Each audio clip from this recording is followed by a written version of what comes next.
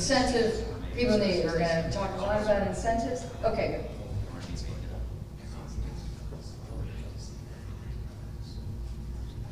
Well, good morning, everyone. I'd like to welcome you to the Climate Freedom Symposium 2021, yes, produced on the occasion of COP26 and presented alongside the British Conservation Alliance Youth Environment Summit.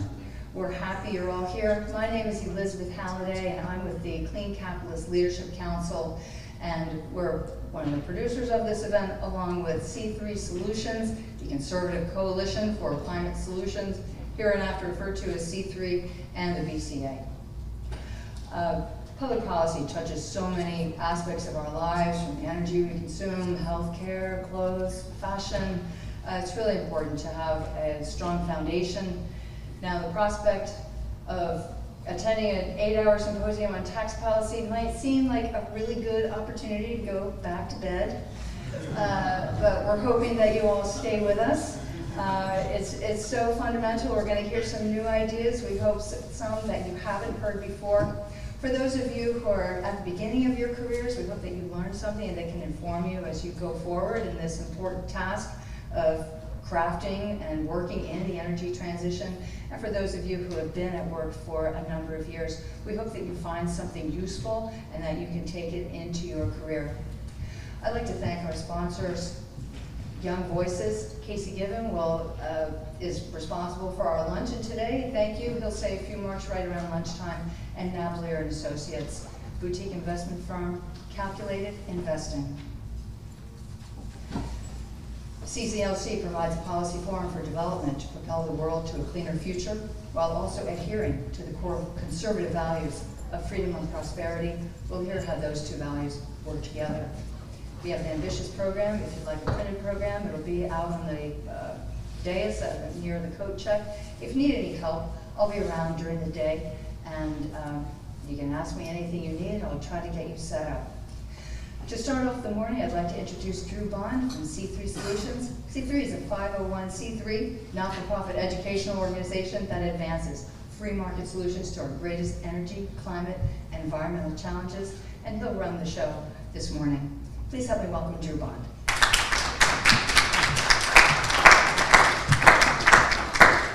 Well, good morning, everybody. Again, my name is Drew Bond. I'm the president and CEO and co-founder of the Conservative Coalition for Climate Solutions, or C3 Solutions. And it's really a delight that we are here today. It's really an honor that each of you would come and join us for this conversation. I'm really grateful that you're here. I'm especially grateful to our special guest, Dr. Fox, for joining us, who's I will introduce here in just one second. Just a little bit about C3 Solutions. As Hallie mentioned, we are a 501c3, which means that we are, in fact, a charity, as you call them here in the UK. And so our focus is actually educating public policymakers on the importance of free markets, in particular related to the climate. And so our view is that if you really care about the climate, if you really care about climate change, and you're serious about serious solutions, that you must look to the free markets and the underpinnings of the free markets that help accelerate innovation. So innovation is the key to this whole climate change discussion, into solving man-made, carbon emissions and reducing our greenhouse gas emission impacts.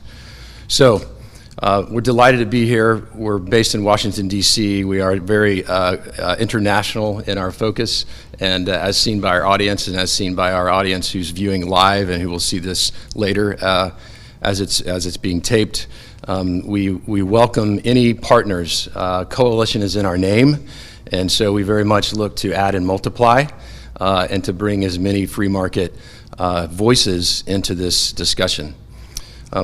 So with that, let me introduce our speaker this morning, Dr. Liam Fox. So Dr. Fox is the Right Honorable Fox. He's actually from a member of Parliament from North Somerset. He, after earning a medical degree from the University of Glasgow, so he's here sort of right at home, and serving as a general practitioner in the civilian army medical general practitioner, he was elected to Parliament in 1992. During his time in public service, Dr. Fox has served in several prestigious roles, including the Shadow Secretary of State for Health, the co-chairman of the Conservative Party, the Shadow Foreign Secretary, the Secretary of Defense for Prime Minister David Cameron, and Secretary of State for International Trade for Prime Minister Theresa May. He's a physical hawk, which we are grateful for. Dr. Fox has been a vocal leader for decades on the need to reduce unnecessary government spending. Dr. Fox has also been a champion for free trade and economic freedom, playing a key role in Brexit. In addition to this, Dr. Fox has been an outspoken proponent on the need to address climate change and to hold countries like China accountable for environmental degradation. Most recently, this can be seen in his advocacy for the Environment Bill that's making its way through the House of Commons. Dr. Fox exemplifies what it means to be a conservative who cares about climate change. Through his tireless efforts and years of public service, he has moved the conservative movement forward on key budget, energy, and environment issues.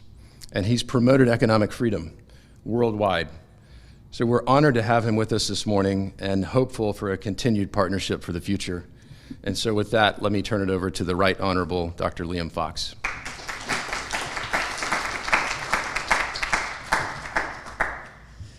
Well, thank you very much, Drew. I sort of feel I should quit while I'm ahead this morning.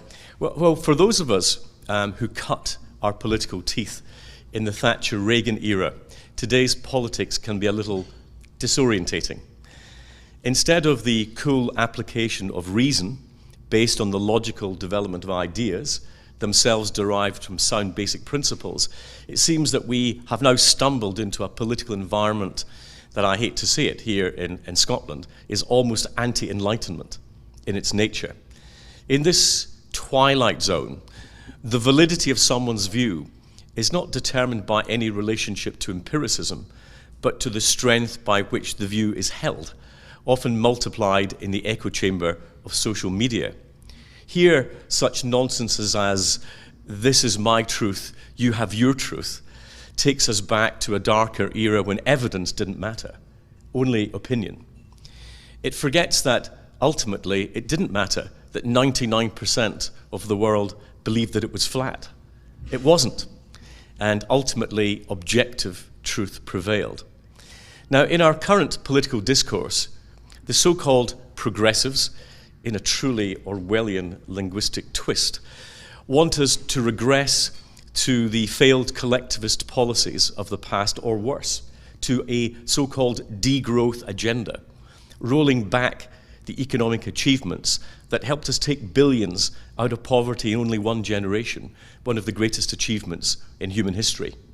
And on the other side of our politics, what's become known as populism has a tendency to simply substitute focus groups for first principles and swap prejudice for evidence-based policy. And it can allow empiricism to become the prisoner of instinct and political coherence to become a victim of short-termism. In a rational world, facts matter, evidence matters, clarity matters. So let me just begin by being clear about where my own starting point is in terms of the climate debate. In his very excellent book, Paleoclimate, I hope some of you have read it, Michael Bender points out that in the history of our planet there have been numerous times when we had big swings in climate. We've had multiple periods when the Earth was glaciated to the equator, lasting millions of years, and others when it was so warm that dinosaurs lived in Antarctica.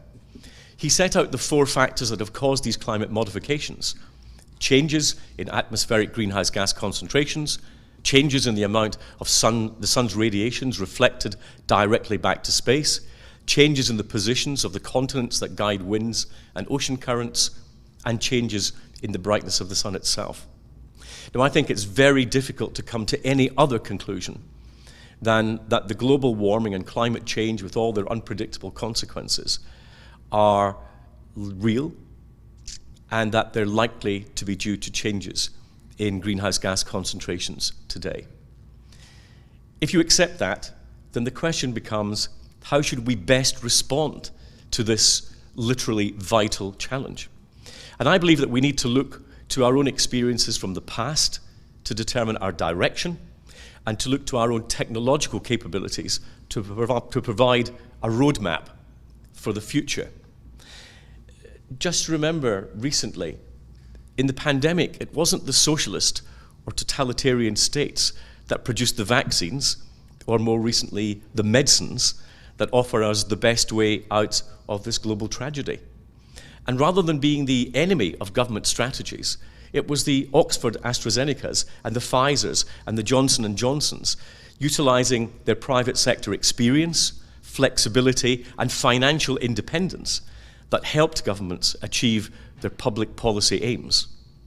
In Britain, a constructive relationship between government academic innovation and the power of the private sector pharmaceutical industry enabled us to take an early lead in global vaccine policy. So our choice will be between the degrowth agenda of the left, constantly telling us what must be forbidden in our private and public lives, or one of innovation, creativity, and technological advance. That is the choice. That advance will enable us not only to have the preservation of those freedoms that we cherish today, but will allow the advancement of the developing economies. It's an agenda that will allow people to share in the prosperity, health, and freedom worldwide that we all too often take for granted. The degrowth agenda threatens to stifle economic development and fails to recognize why we have achieved the public health and environmental objectives of the past. The development of technology that produced cleaner energy sources enabled us to move away from the use of coal, with important consequences for the quality of our air and a huge reduction in respiratory diseases. 100 years ago, cities like London or Glasgow, which was at that time the second city of empire, could hardly have conceived of the lack of smog that we take for granted today. The hospital just around the corner where I trained as a doctor has fundamentally different patient populations as a result of these trends. The clean water that came to Glasgow as a consequence of sublime engineering capabilities, and the development of sanitation which spread through the whole world, did not occur by accident. It is also sadly no coincidence that while the incidence of waterborne diseases have plummeted in countries such as our own, over 500,000 children under the age of 5 died last year as a result of waterborne diseases in developing countries. A true scandal for our time. Degrowth of the richest economies will do nothing to help fund crucial development for some of the world's poorest people. And that is a fact that we need to announce loudly and clearly to those on the left of our politics. Because the instincts of socialists will always be to tell us what we cannot do, and the issue of climate change will be used ruthlessly to set a political agenda in their own image if we allow that to happen. Instead, we need to use the power of the free market to find ways of ensuring that progress continues, including for the world's poorest, in a way that is consistent with the need to deal with what scientific evidence tells us is an existential threat. So let me just give you two practical examples of that. One of the environmental issues that makes me most angry, as my wife will attest, is the way in which we are polluting our oceans in the most disgraceful ways. In the years between 2000 and 2010, human beings made more plastic than all the plastic that had been created up to that point in history. Estimates suggest that there are now between 15 and 50 trillion pieces of plastic in what were once pristine oceans. Now, the knee-jerk reaction is to ban the sale and use of plastics, which, although it is potentially a weapon in our armory, can only ever be a partial solution to the problem. What we need to do is to harness scientific ingenuity to ensure that we can develop environmentally friendly alternatives. Only this can help guarantee that we get buy-in from the public and consumers to achieve the ends that we actually all want to see. It can never simply be achieved by state diktat, but by the encouragement and the innovation and creativity that powers our technological progress and which can be supercharged by the financial incentives for the private sector. It's not a substitute. When it comes to the broader arguments around climate change, it's clear that we need to develop a decarbonization agenda that is affordable, sustainable, and which commands public support, at least in the Western democracies where such things actually matter. And there are tough policy questions that we have to answer that go well beyond the well-meaning aspirations and magically delivered end dates for the process. What is our actual starting point on the journey to decarbonisation? What is our current energy pattern, and how much change will be needed? How realistic is our timescale for net zero? How much capital will the decarbonisation agenda require? Where will it come from? And when? What will the role be for new technologies in this process? How do we avoid creating the risk of energy poverty amongst our people on that journey? What is the wider international geopolitical context of the debate? How do we avoid becoming dependent on potentially hostile states for our energy supplies during our transition to this brave new world? These questions and more need urgent and detailed answers, not vague generalizations. Simply wishing to arrive at a particular destination is no substitute for a detailed roadmap of how to actually get there. We need to use some of our emerging technologies and some of those not yet invented to reach our climate change targets, while at the same time maintaining the necessary political public support. Those who advocate a degrowth alternative fundamentally fail to understand human nature. Now, we've all seen the academic work that looks at how people's attitudes towards environmental issues changes depending on their disposable income. It doesn't come as a surprise to any of us that people with more disposable income will buy more organic foods in the supermarket, or that the political salience of environmental and climate issues diminishes in times of economic hardship or with rising unemployment. It's only natural and it's commendable to want to put food on the family table and to provide basic elements such as clothing and heating. And it's not only irritating, but politically naive at best to hear an often metropolitan elite telling those less wealthy than themselves what they ought to be giving up. Our best way forward is to invest in proven technologies, encourage those in their infancy, and continue to innovate to produce those capabilities that will in the future enable us to ensure that development, prosperity, and sound environmental stewardship can safely coexist. In the nuclear arena, the twin pressures of carbon mitigation and long-term rising global energy demand necessitate broad and significant developments of nuclear energy worldwide. Between the years 2000 and 2050, it's estimated that 3 billion more people will move to cities. In a world nearing 10 billion people, more than 6 billion will live in urban areas, according to the United Nations. It is inconceivable that this massive scale of urbanization, with more and more electric cars and buses, demands for clean water and high-rise apartments and tower blocks, could be met without a significant contribution from nuclear power. And the advances in SMR, small modular reactor technology, should be a green light for governments, regulators, and investors worldwide to rapidly expand the sector. And I think you will hear announcements tomorrow in the United Kingdom in that direction. Emerging technologies, including those under development in this country, to dramatically cut emissions, even from the cleanest fossil fuels, should be given every help and encouragement, because they will help us to transition to a decarbonized world while minimizing social or political dislocation. And finally, the promising trends in areas such as hydrogen power need to forge ahead at full speed alongside the supporting capabilities in transport and safe storage, where again in the UK, research is already well advanced. All these pathways to a secure decarbonised future will need to come from the incubator of the world's most developed nations. They have the skills, the innovation, and the financial capability to produce these results. And as I said, this is no accident of history.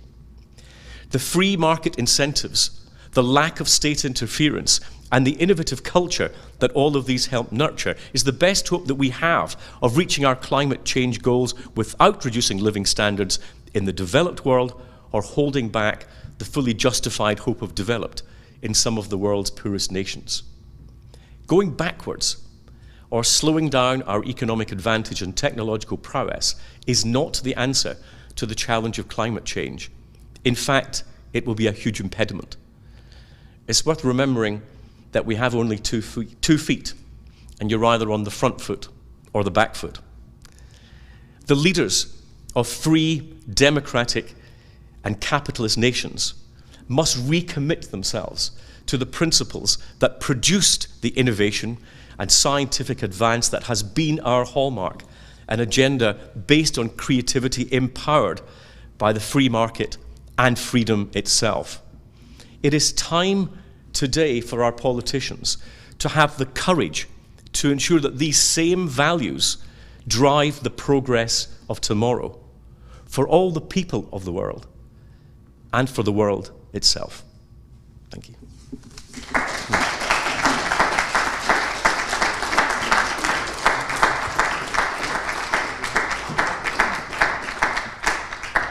Well, so I'm standing here to first say thank you, but consider this a standing ovation. That was just perfect. So thank you so much.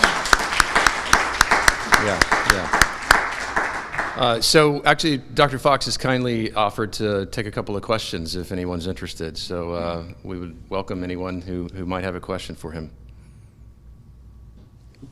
And if you would please identify yourself. Perhaps could we get her a microphone? That's okay. My voice is fine now. Yeah. Yeah, and I offer to take questions, not answer them. Oh, okay, sorry. I agree with so much with what you've said. I'm just interested in your perspective of where Indigenous voices play a role in this decarbonisation agenda. I think that this sort of segmentation of our society is extremely unhelpful. We should all be wanting to get to the same destination, and to allow the debate to be about the process of left versus right, or one group against other in society, seeing our society as a fragmentation, a coalition of minorities, is not right. I want people from every background and every walk of life to recognize not that this is an ideological crusade, but in practical terms, this is how you get to the results.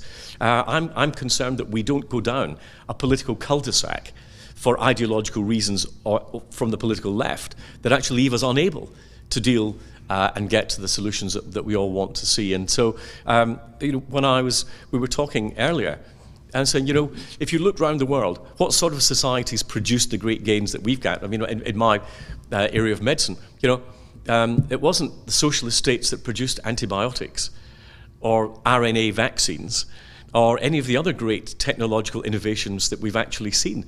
They came from the innovative culture that is created in free and free market societies. So for me, it's a practical argument, not an ideological one. So I don't really mind where people come from in this argument. It's where they're going to that actually matters to me. And I think we should be reaching out to people and saying, we can point to a track record that this sort of political culture creates. Let's replicate it. And let's not be diverted by those who would use the climate debate to further a political agenda that will take us to a very different place from those innovations that we've had in the past. That's great. Thank you. William Young, Council on Geostrategy. Dr. Fox's fantastic speech. The question that I wanted to ask you was really around carbon leakage and the balkanization of the international trading environment. There is a lot of move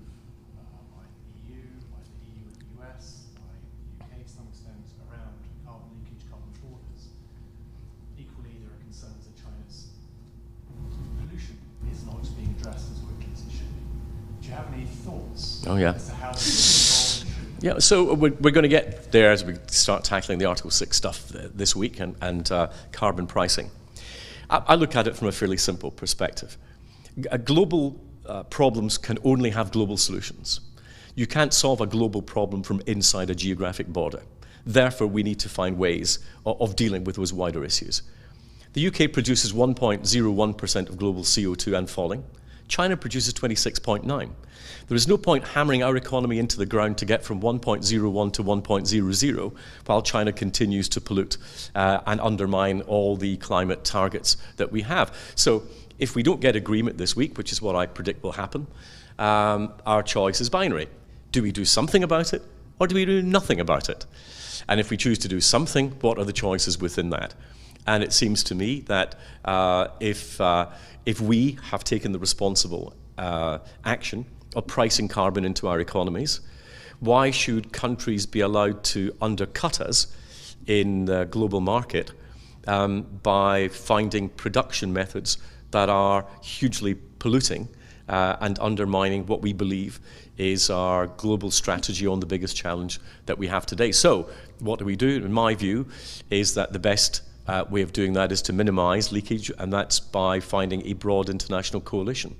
If we want to introduce a carbon border tax, or actually a carbon border tariff, as it's much better described, then I think to make it effective, you're going to have the United States, the European Union, the United Kingdom, and Japan, all as part of that, because that makes a big enough proportion of China's export market to make a carbon border tariff actually work. A breakup in that coalition will lead not only to leakage, but will lead to a failure to achieve our carbon targets. It's going to be a real test of political will, and that test is probably 4 or 5 days away. Yeah, thank you for your question. I would just encourage you also, we have a panel this afternoon also discussing this, so would love to have some further discussion on that topic. Yes, thank you very much, Dr. Fox. Appreciate you.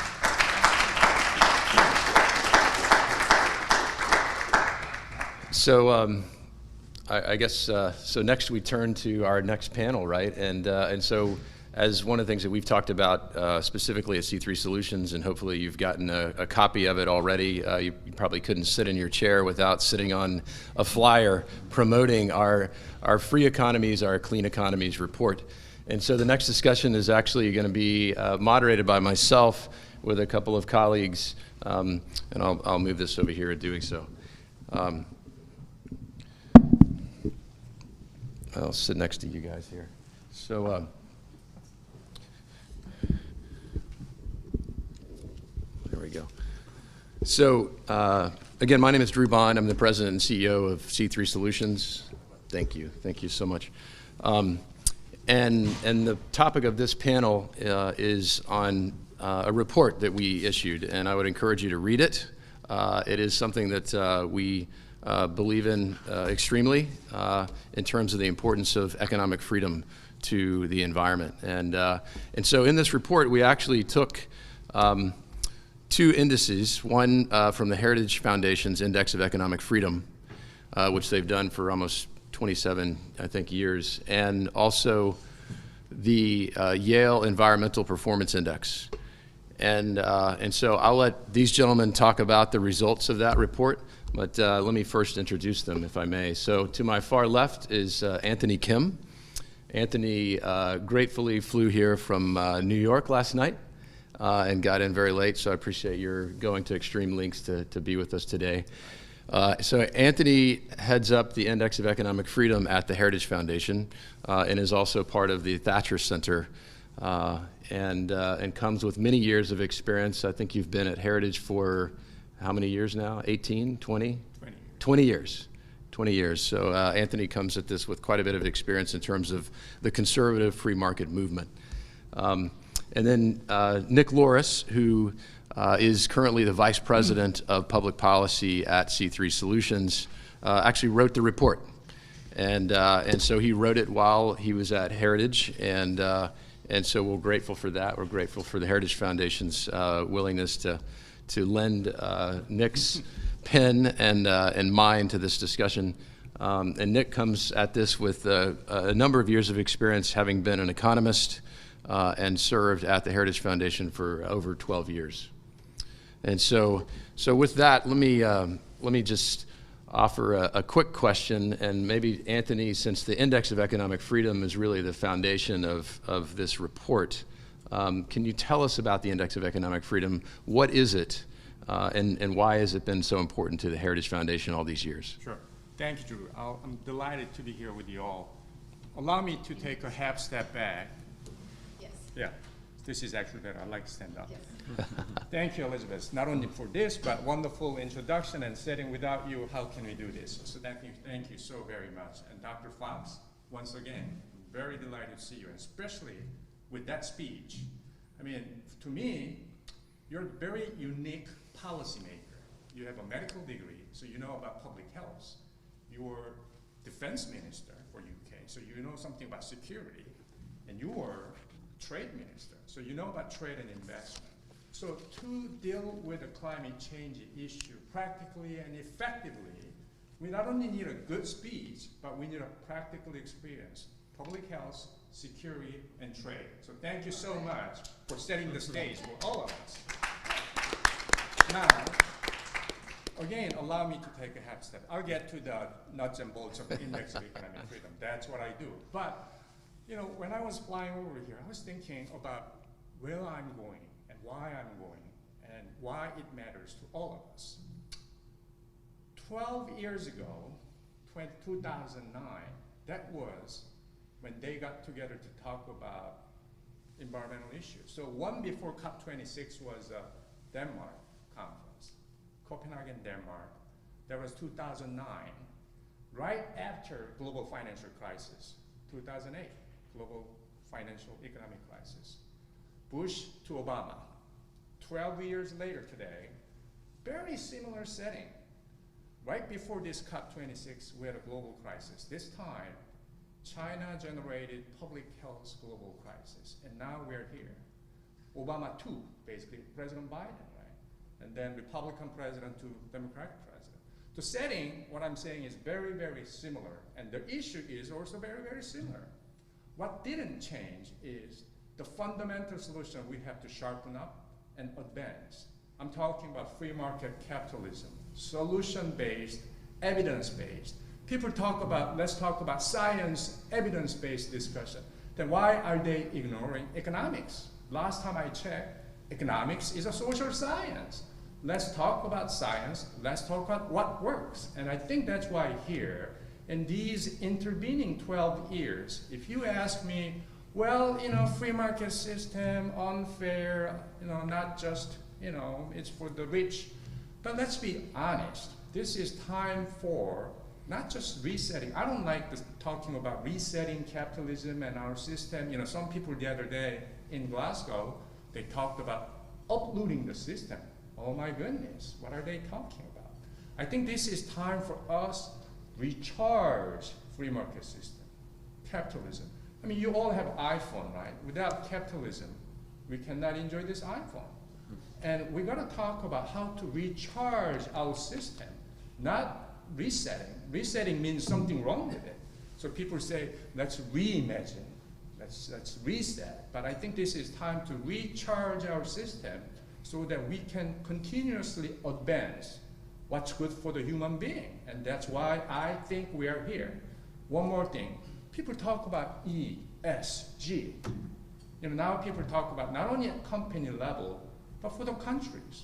Well, if you look at environmental issue, social issue, governance issue, key words to those issues is freedom. If you care about ESG, why are you investing in China? Tell me. You know, why? You know, environmental problem, social problem, governance problem. This morning I checked, China is still run by CCP. Am I wrong? My simple problem with China is very simple. Its official name is People's Republic of China. China is neither republic nor peoples. Anyways, my point is, when we talk about climate change, I think this is really an opportunity to talk about climate for freedom. climate for economic freedom, climate for political freedom, and climate for greater prosperity all together. G20 meeting right before COP26, they said PPP, people, planet, prosperity. Without freedom, how can we get there? How can we come up with the policies that can work for people, planet, prosperity without freedom? So, the Heritage Foundation, now I'm getting into a bit of details. Back in 1995, we kind of knew the importance of what works, right? So without any agenda, political agenda as a think tank, we put together a few policy variables to see why this country is doing better than the other. So we put together an index. Back in those days, people were thinking, what's index? What are you doing with this? What are you trying to say? But it's plain and simple. If you have a rule of law, open market, regulatory efficiency, and limited government, good things can come through. Good things can happen continuously. So what we are advocating is a transparency, openness, accountability in terms of making economic policies. And we've been doing this index since 1995. And I'm delighted now, without any sort of the prejudice, people are talking about the importance of openness and transparency and accountability. So this is one tool we like to continuously advance in terms of many different discussions, environment, social, and governance once again. So I did a quick correlation between ESG variables and economic freedom, our index basically. Very high correlation. So I think something's there, just in case you didn't realize. Freedom matters, and really without freedom, we cannot get anywhere. That's perfect. Thank you. Thank you, Anthony. So Nick, give us a little bit of background in terms of your thinking on putting these two indices together. Why did you choose the Yale Environmental Performance Index, for instance, and the little overview in terms of what you thought you would find before you started, and what did you find after you started, after you finished? And unlike Anthony, I'll actually just answer your question. It's a good question. There's a lot of indices out there. The Fraser Institute in Canada has a very good economic freedom index. There's the International Property Rights Index. Notre Dame, the University of Notre Dame, has a climate resiliency index. And honestly, I'd like to use them all. I think there's a lot of interesting data out there to look at these correlations that exist out there. I chose Heritage's Index of Economic Freedom, one, because I'm familiar with it, having worked there for about 12 years. But I really appreciated the sub-indices within the index. So talking about private property rights, talking about open markets, trade freedom, regulatory certainty, the rule of law, all of these things, when I studied economics, were critically important to me. And I came to learn about the Index of Economic Freedom at grad school, actually, when I was at George Mason University. And unsurprisingly, there's a strong correlation between economic freedom and all of the metrics that we like as people, whether it's life expectancy, whether it's food security, economic well-being, and prosperity. And so if you look at the correlation between the Yale Environmental Performance Index, there's 32 metrics of environmental performance that Yale does, everything from waste management to CO2 emissions to water resources. And so it's a very comprehensive data set. And when we take statistics, we all know that correlation is not causality. And so this is a very simple rudimentary analysis, but I do think it provides the right framework and the right metrics by which we should be judging policy, because these metrics, whether does something increase or decrease energy freedom, does it increase or decrease private property rights, they tend to yield higher scores when those scores of private property rights or tax freedom go up. And so what I would hope is when members of Congress or members of Parliament are thinking about environmental policies, they're looking at these underlying metrics of economic freedom and gauging whether or not it's going to yield higher results in terms of economic progress, but also environmental performance. Because I think people care increasingly about climate change, but what we've seen is that people are not willing to pay all that much for climate change. Polls in the United States show that people, most people are not willing to pay an additional $10 US per month on their electricity bill to fight climate change. And to Dr. Fox's point, that's why we need to lower the cost of alternatives, not increase the cost of conventional fuels. And I think the principles rooted in free enterprise and economic freedom get us there. Yeah, thank you. If I may, just quick footnote, Sure. Technical footnotes. Obviously, you know, this is not a political exercise, right? This is really economic exercise when we do correlation between Heritage Index and Yale Index. To be precise, Yale's environmental index is called Environmental Performance Index. And we correlate economic freedom with the environmental performance. So not surprisingly, open, free economies, they perform better. You know, Luxembourg's performing far better than China. Germany is better than China, so you know why. So my point is that this is not a political, intellectual exercise. This is really a science-based intellectual exercise.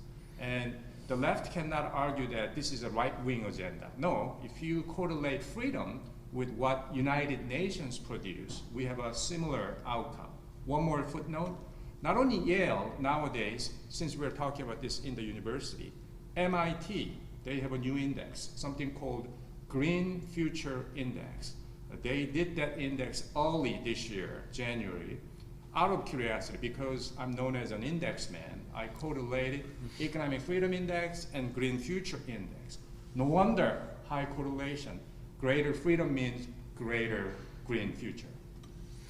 Yeah, so that actually leads me to my next question, Anthony, which is, you know, in terms of economic freedom, I mean, we talk about it a lot, certainly among friends, but I noticed that when I talk to friends on the left, or you know, folks that just simply haven't, frankly, heard free markets in good context lately, there seems to be confusion in terms of what I mean by economic freedom and perhaps what they mean or think they mean by economic freedom. In other words, there seems to be this idea that free markets means no government, or that economic freedom means no government. And I know that's not what you're saying. I know that's not what the index indicates. So I'm just kind of curious, help us understand, what do you mean by limited government, and what are some good examples of those countries that rise to the top? That's actually a very good fitting question, because obviously when we talk about freedom, we are not talking about the absence of government. I mean, that'll be completely low risk in anarchy. We need a government, but government, they can deliver service. You know, the best service sector is actually, should be the government, public. They are there to serve the people, but nowadays we see the other way around. They want to be served by people, and they want to activate a few people, and ultimately they want to use as their proxies. I think that's the fundamental problem we are getting into. But in our index, we do recognize the important role of the government. And we hope it can be smart, fat-free in terms of spending, not greedy. So any social contract, let's talk about European nation, let's say France. Fine if they want to spend more than half of their GDP in terms of very generous social benefit here and there. I respect that, because that's the social contract between the public sector and the citizens of France and in France. But we cannot say that model is really great. We cannot really say Singapore is great because it has less than 20% of public spending. But it's a small city economies, and then they do have their own social contract in terms of their cultural and other societal issue.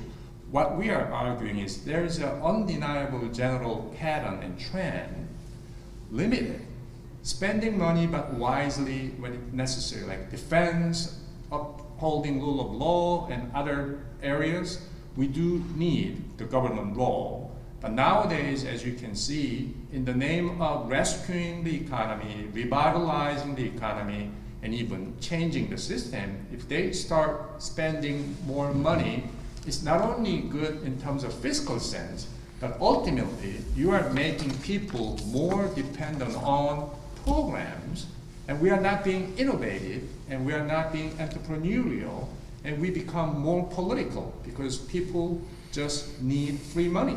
So, coming back to our index, what we are arguing is really kind of smart, and again, responsible government. That's what we are talking about when we say limited. Yeah, that's great. Responsible government. I like that. Yeah, Yeah, go if I ahead, could Nick. just, in the context of the environment, I think it's important to think through a few things. One is that private property rights, which again are essential to environmental performance, are only as good as the institutions that protect them. And so you need strong institutions to protect private property rights. And secondly, we know that private markets produce externalities and social costs. There's environmental pollution, and we should look to internalize those externalities, and that can be through a government policy. I think what gets lost in that conversation sometimes is, one, what's the best government policy? You can think through regulations or a cap and trade permitting system or a tax of some sort, but the existence of an externality itself doesn't necessarily mean it needs to be internalized either, that there's diminishing marginal returns as you ratchet down environmental pollutions too, where costs may significantly outweigh the benefits. And so government certainly has a proper place in helping to internalize these externalities that the private market produces, and they may not be socially captured in a price or a regulation, but there needs to be a transparent cost-benefit analysis proceeding through these regulations. Yeah, so without losing track of time too much, I want to make sure we get to, so what's the punchline?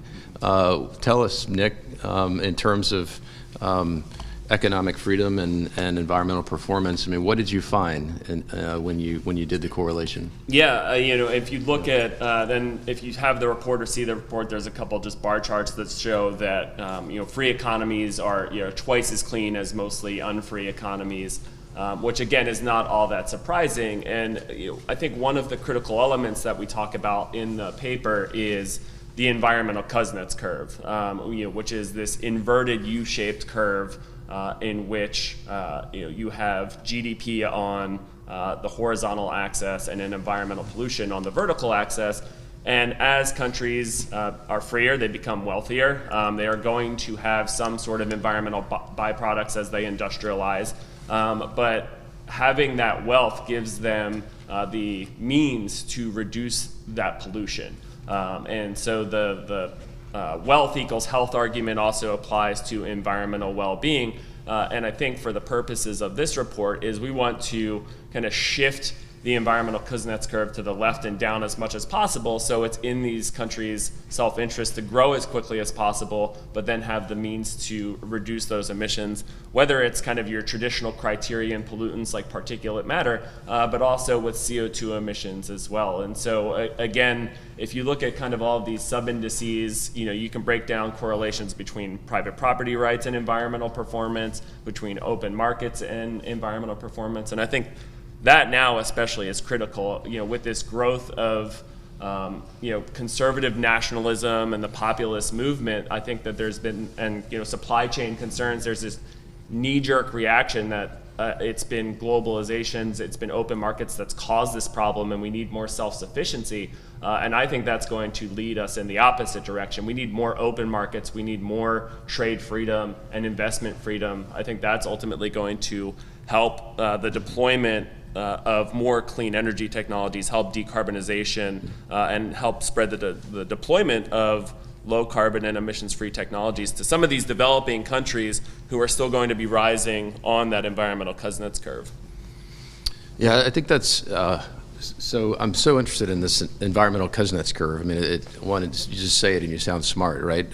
Because it's made for and by economists, but as I understand it, again, it's basically, as you point out in your report, this curve that as countries, and I'll say people, right? But so people make up countries. As countries become more economically prosperous, they eventually, so there will be some increase in carbon emissions, for instance, right? Because people want they want air conditioning, they want cars, they want all the things that come with modern conveniences in terms of prosperity. So to Dr. Fox's point, it's not a degrowth argument, but it's the argument that people clearly want to rise up the economic ladder and become more prosperous, and in doing so, they have the opportunity then to, in fact, reduce their impact on the environment as they get more prosperous.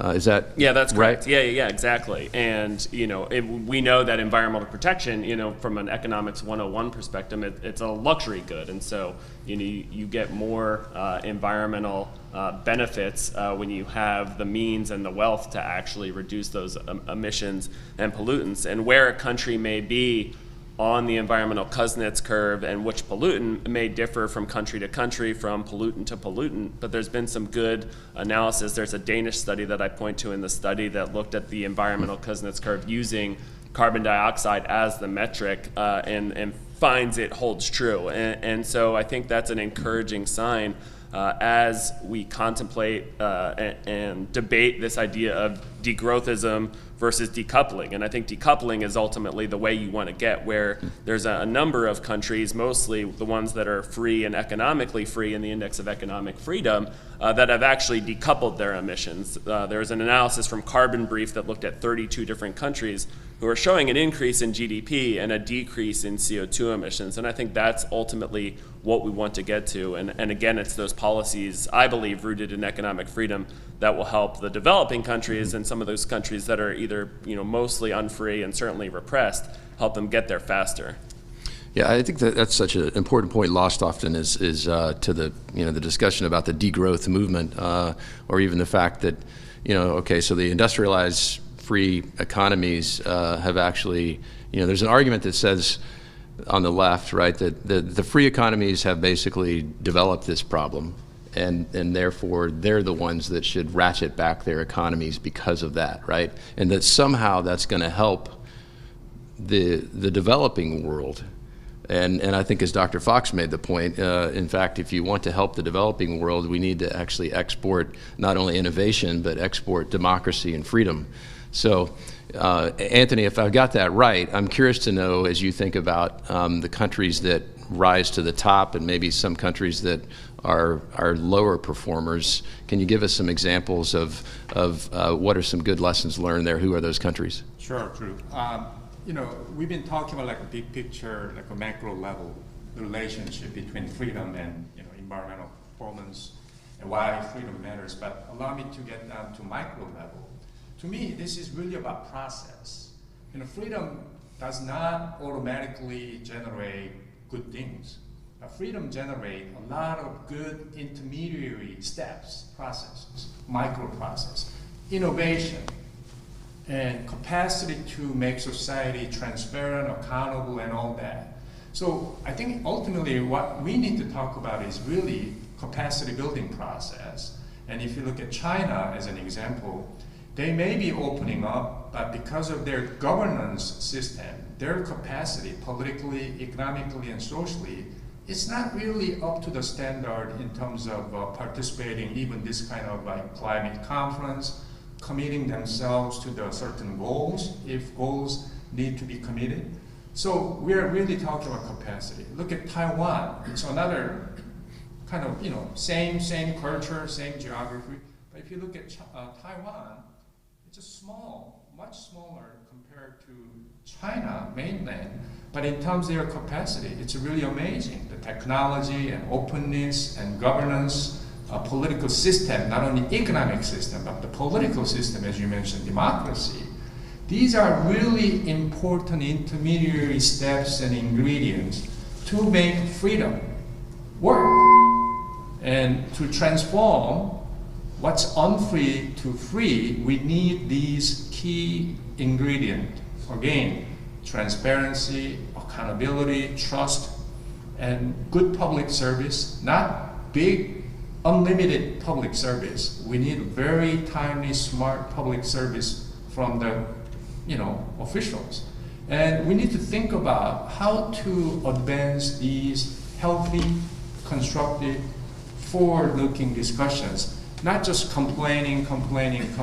We have too many activists in my mind. We need doers who can really advance ideas. One last point on this issue.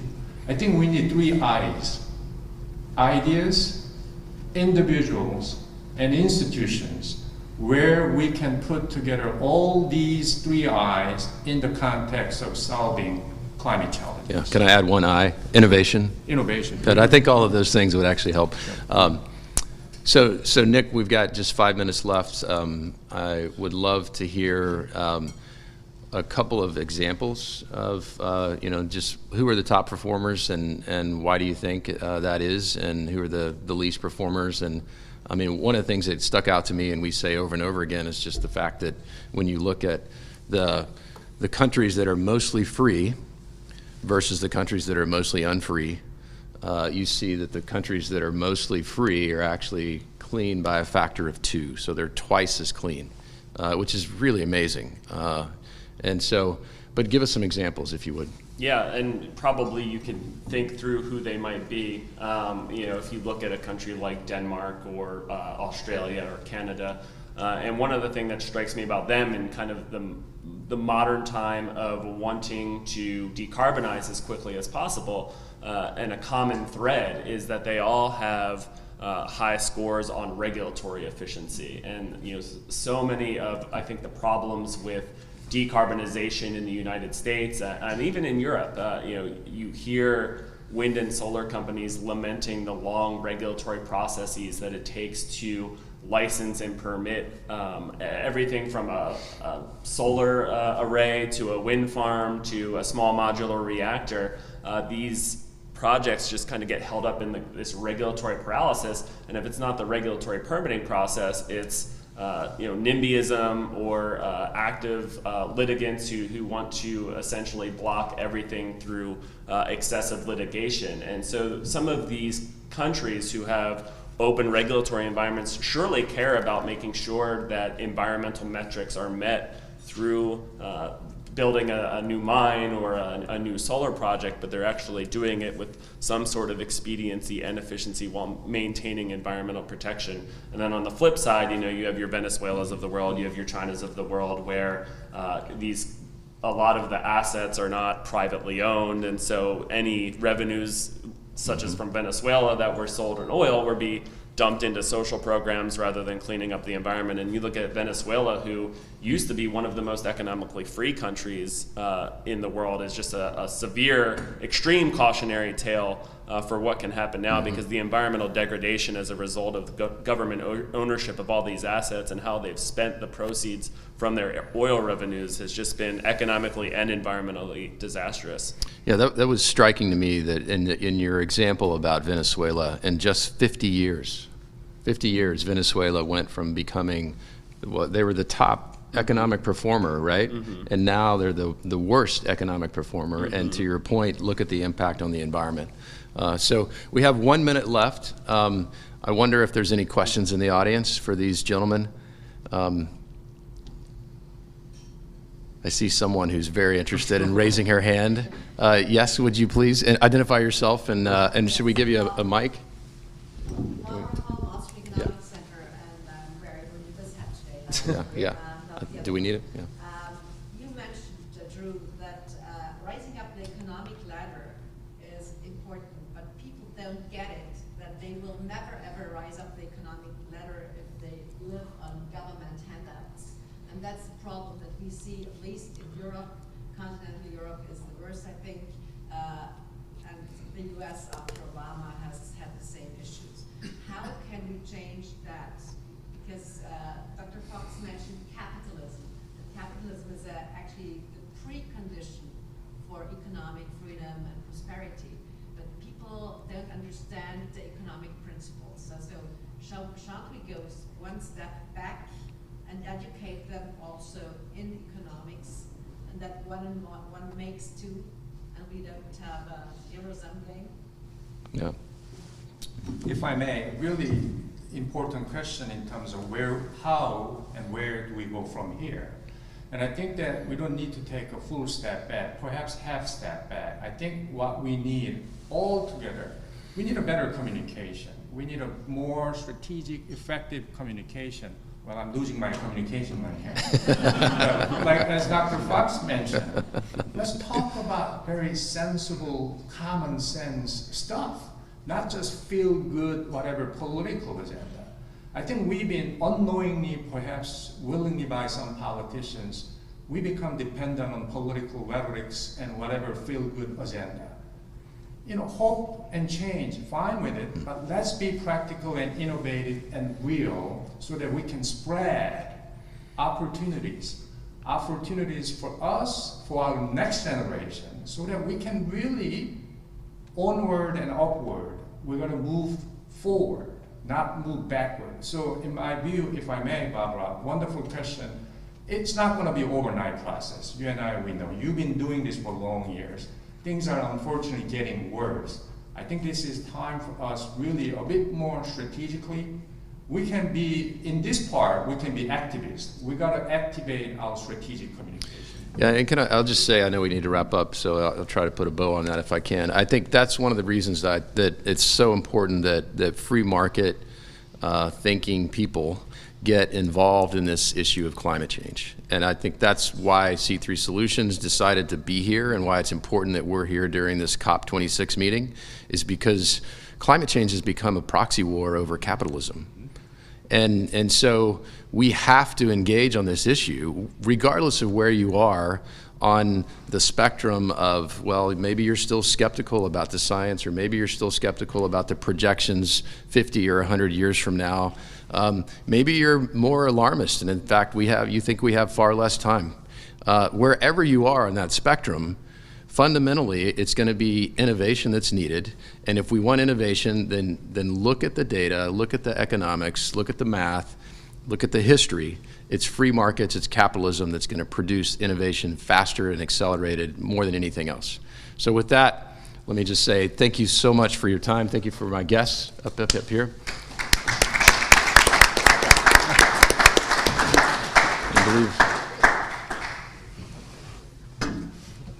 Great job, guys. Thank you very much.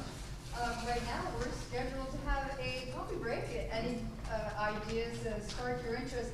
I just know anecdotally that as I was riding down on Saturday going to the COP proceedings, the streets were empty. The only people who were there were protesters and police. And I came to COP to have a happy experience.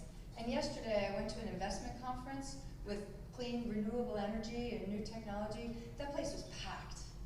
It was packed, it was exciting, the energy was really vibrant. I think let's try to focus on that and try to less on confrontation.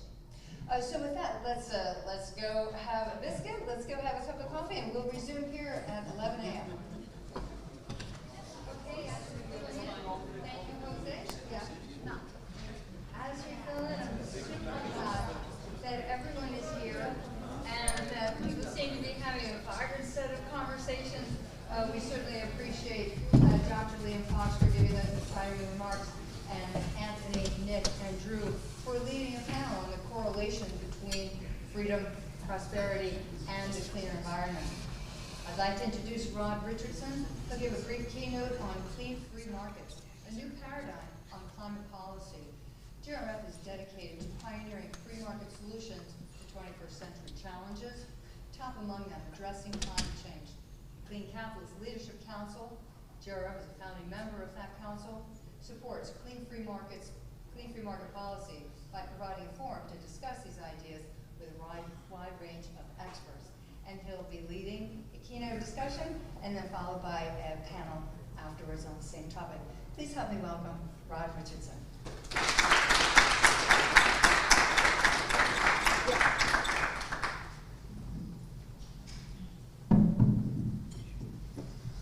Thank you, all of you, for being here, and I really want to thank the previous panel. Anthony, Kim, you were fantastic.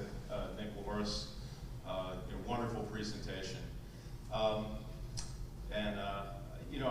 want to really thank all of you for coming here, because if you are really interested in solving climate change, you're going to be doing something very difficult and challenging, which is figuring out how to pioneer new solutions to that problem, because we must do so. We must do so because the paradigms of policy in climate are really quite out of date, and this is we're facing a very, very new kind of challenge here. I think what we've seen in the last decade is we've seen clean energy technologies, renewables, go from being basically unprofitable to profitable. And when that happens, it means that the policy that supports them must change. And it also means that a lot of the policy that's was being used and is continuing to be used is out of date and not quite on point. So the previous panel asked the question, raised the point that free market policies in general are good for the environment. What I'm going to ask now is the question of, can free market policies be targeted and refined in a particular way to address the problem of negative externalities? Can they be targeted in such a way that you are allowing more freedom for the problem solvers, for those technologies that are solving the problem, so that you are expanding and accelerating the transition that we need? Now, when you see that shift from profitable to unprofitable, and from unprofitable to profitable, as I said, it means that the policy has to change. You're no longer, pricing is no longer really necessarily the key point, because these technologies are, the price is at the right point where they can be competitive. When something is competitive, the most important thing you can do is let it compete, right? So competition becomes the first best policy option. Secondly, when you see the shift from unprofitability to profitability, you suddenly have new policy levers that you can pull. You have the profits, and the taxes on those profits are key levers that you can pull. So if you want to accelerate capital flows, taxes on investments are a barrier to capital. They are a hump that you have to get over, more or less.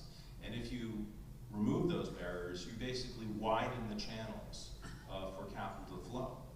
So I'm the president of something called the Grace Richardson Fund. And in 2016, we came public with this observation that there was a fundamental shift going on in the economics of clean technologies, and there was a need for people to start innovating new policy because the old policy was really going to be becoming increasingly out of date.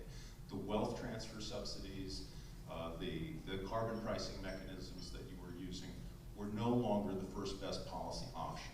They were no longer, you now had a new set of policy options that would probably be even better for this challenge at hand. So with that in mind, we challenged a bunch of anyone we could, all the think tanks and scholars and industry experts, to come help us think about these problems. Think about the new paradigms that might come out of this, such as clean tax cuts, the idea of using marginal tax rate cuts to accelerate clean technologies, the idea of using clean free trade, clean open markets, how you would use these things together. Usually when most people think about taxes, competition, innovation, trade, they think about them separately. But as we developed these ideas, we realized that you really needed to think about these things together. And we'll be talking about that linkage between these different areas and how they link together. But we started at Grace Richardson Fund by pulling together expert level working groups to try to start figuring out the idea of clean tax cuts, because that seemed like a very good place to start with this. So we pulled together a meeting at Columbia University with people from the right, people from the left, from industry, to think about, okay, if you're going to do this, if you're going to design this policy, where will it work, where won't it work? And I'll give you a couple of ideas that were thrown out immediately, and some ideas that were said, well, this will work. For instance, one of the things you really can't do is give rewards based on sustainability accounting, because sustainability accounting doesn't actually exist yet. they'd be talking about it for years and years and years, but there's all kinds of disagreements about what it should be, and there's nobody trained to do it. So you couldn't actually make it work at this point. But what would work, we found out, was, and in fact this was a suggestion by the fellow who arrived from the Sustainability Accounting Standards Board, David Parham, said, look, if this is going to work anywhere, it's going to work in areas where you have well understood metrics of sustainability and profitable entities that you can incentivize with a tax cut.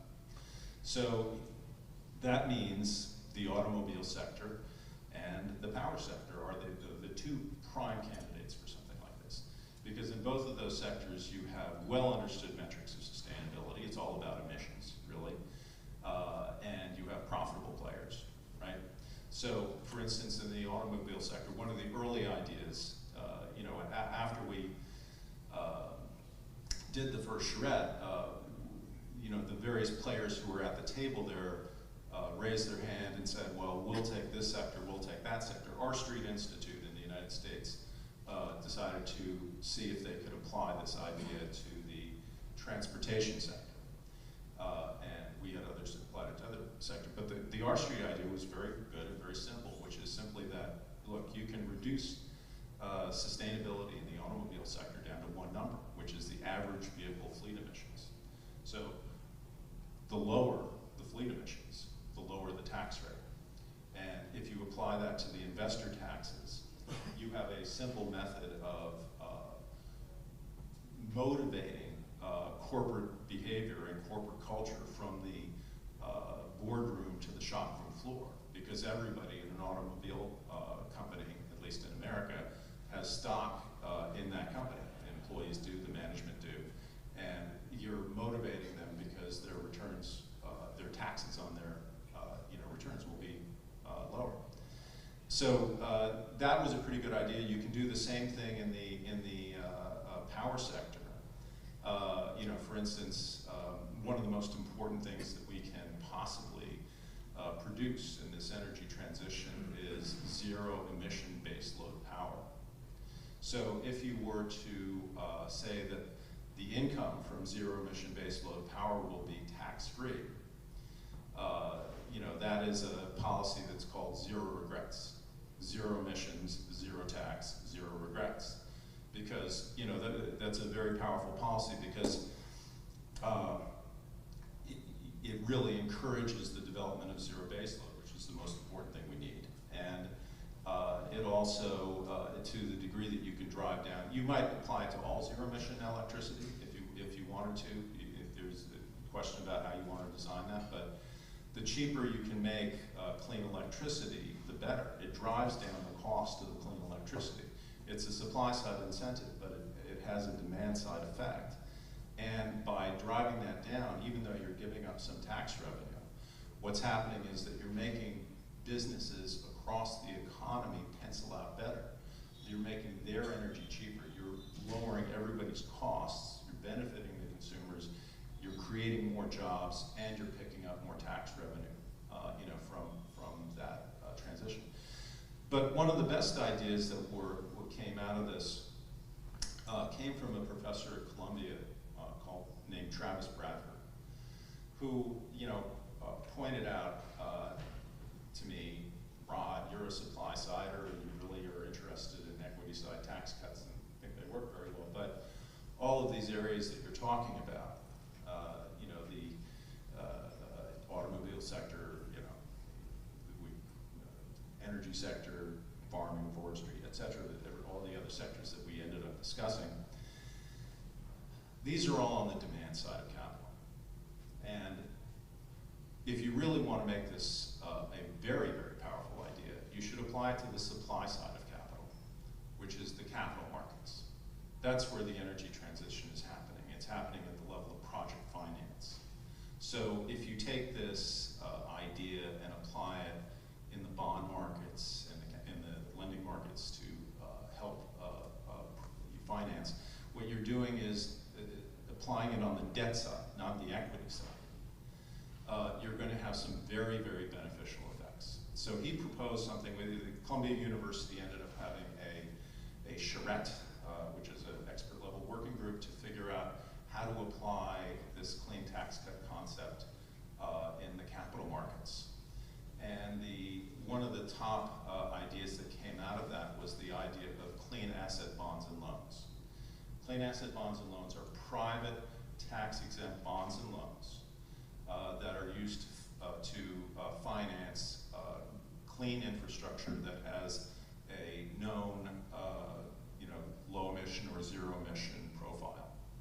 And they can be used for all kinds of things. They can be used in real estate. They can actually be used in other areas like how to clean up plastics in the ocean, plastic waste. There are different ways that these can be applied to clean technologies and other than just climate change. But the reason why these are really, really powerful tools is not only the fact that they can be used across the economy in different ways, targeted at clean solutions, but that you're really applying a supply-side tax cut to leverage. I mean, a lot of people talk about policy leverage. This is actually applying, a concept to the point of financial leverage, right? So what you're doing is you're driving down the cost of capital and leveraging up the return on equity. You're driving down the cost of debt so that you're making clean electricity, clean cars, et cetera, all these clean products cheaper, and you're raising the return on equity. So you're attracting investment to both the debt and the equity at the same time, right? So and it's a very, very cost-effective way of doing it, and very on point for energy, because most of these, clean infrastructure projects, wind, solar farms, they raise debt and equity at the same time. So if you're doing this on a 50-50 capital stack, clean asset bonds and loans versus equity, it's incredibly cost effective. The governments are giving up the tax revenue where the returns are low, and they're taking in revenue where the returns are high. So US average return on debt for the last 10 years, about 4%. Average return on equity, about 13.6. So for these new projects, you're taking in about 350% more tax revenue on the equity side than you're giving up on the debt side. And beyond that, you're also having these dynamic bang-on effects where you're lowering the cost of electricity, cars, et cetera.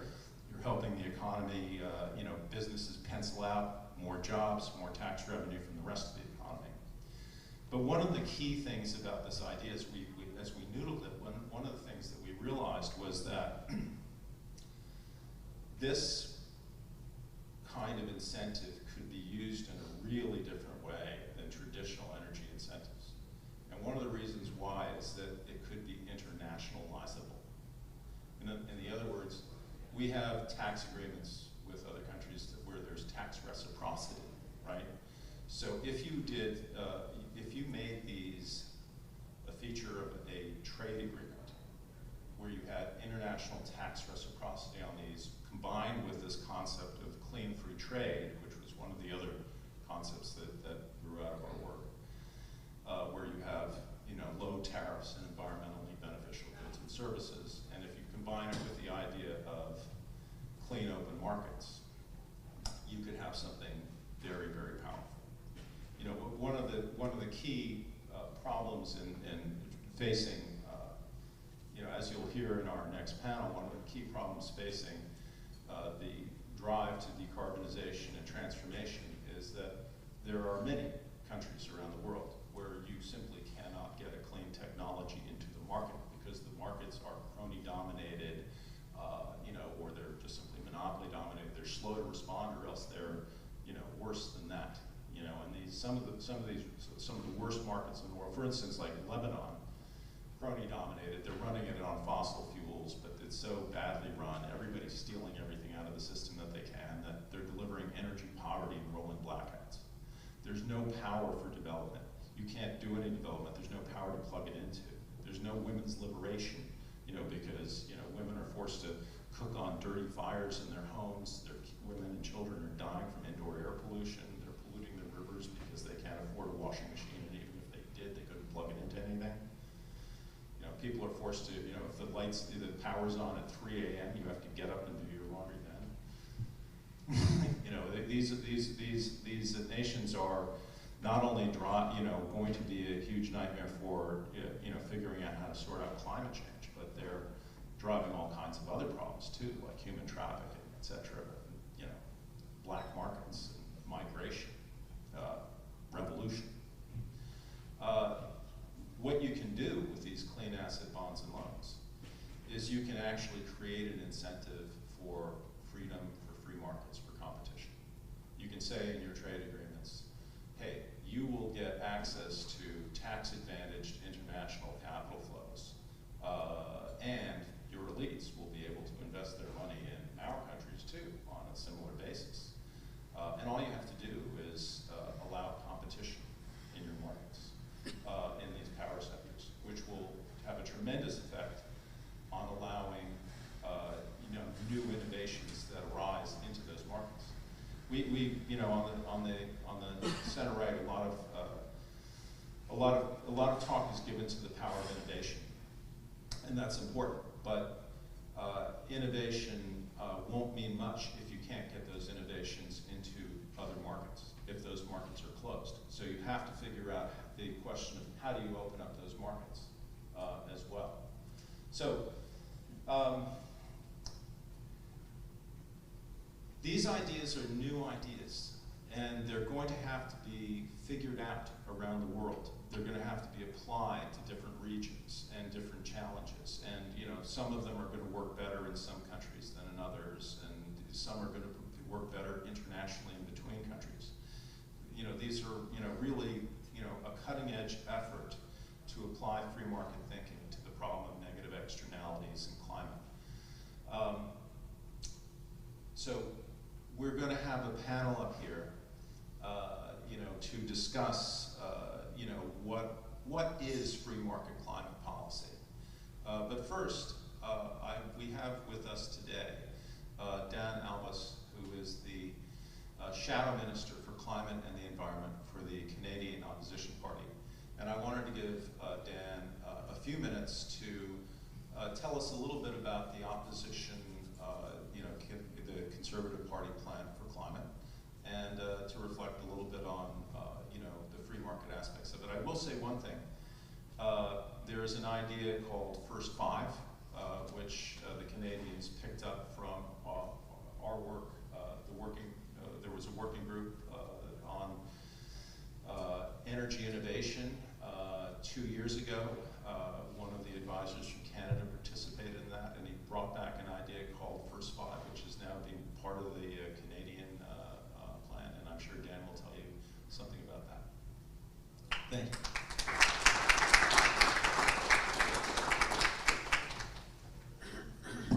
Well, thank you, Rod, and I certainly, first of all, want to say how excited I am to be on the same stage with you, and how excited I am to be here at COP26 in Glasgow.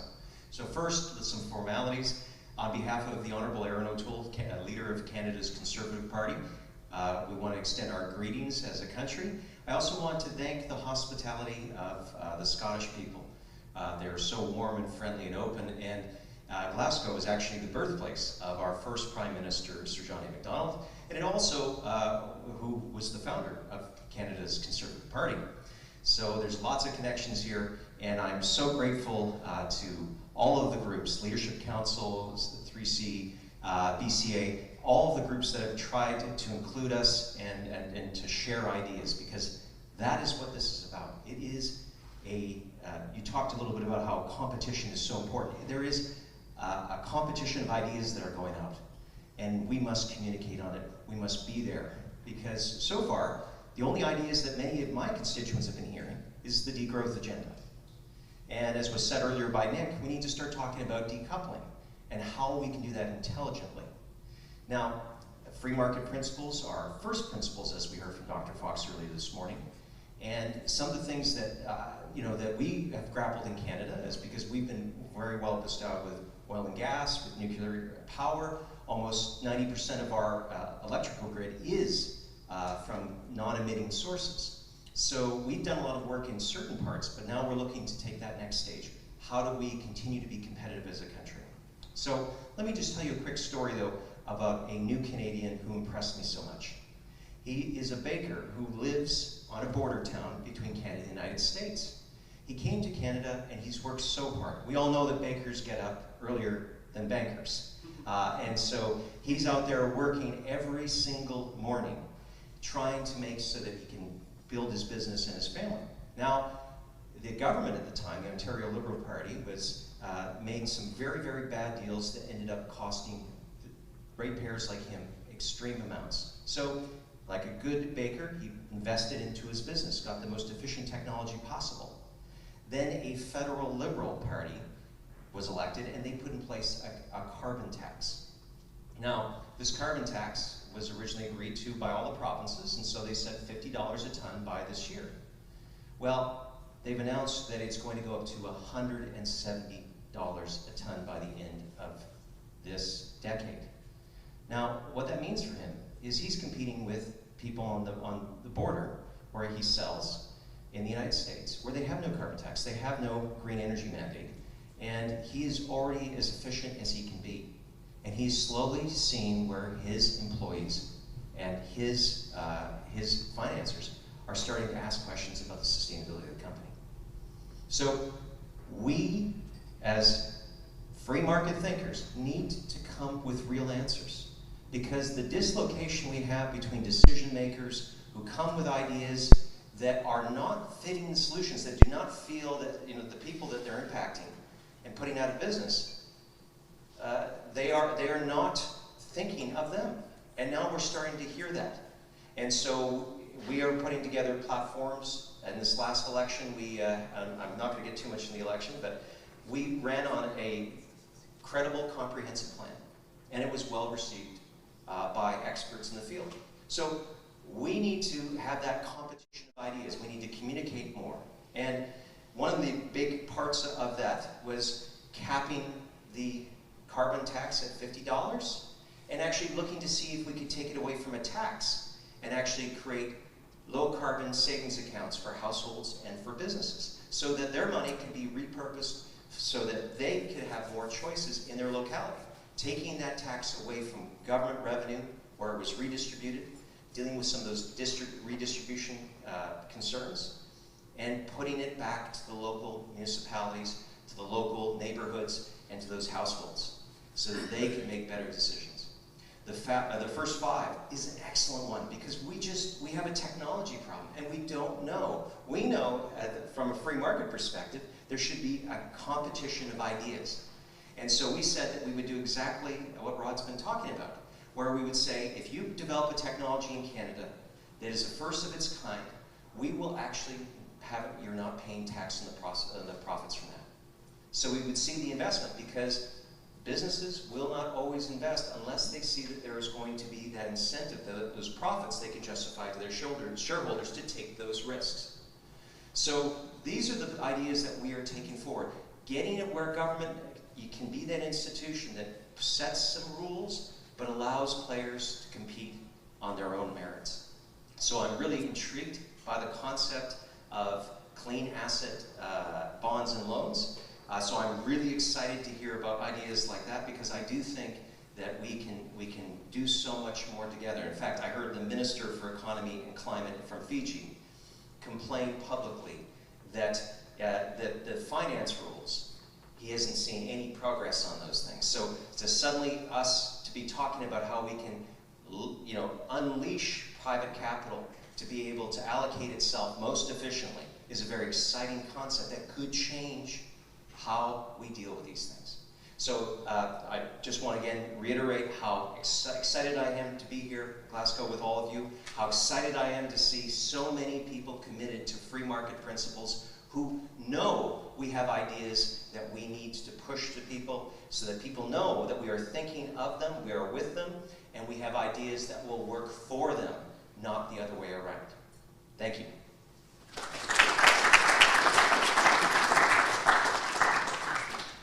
Thank you very much. I believe we're going to go to our panel, and if you would sit on the end so we don't get the backlit from the screen. We'd like to welcome the other panelists up here. Nick, Rod, you want to take your place over here? ask you about that carbon report. Yeah, so I'll get you there. Yeah. Great.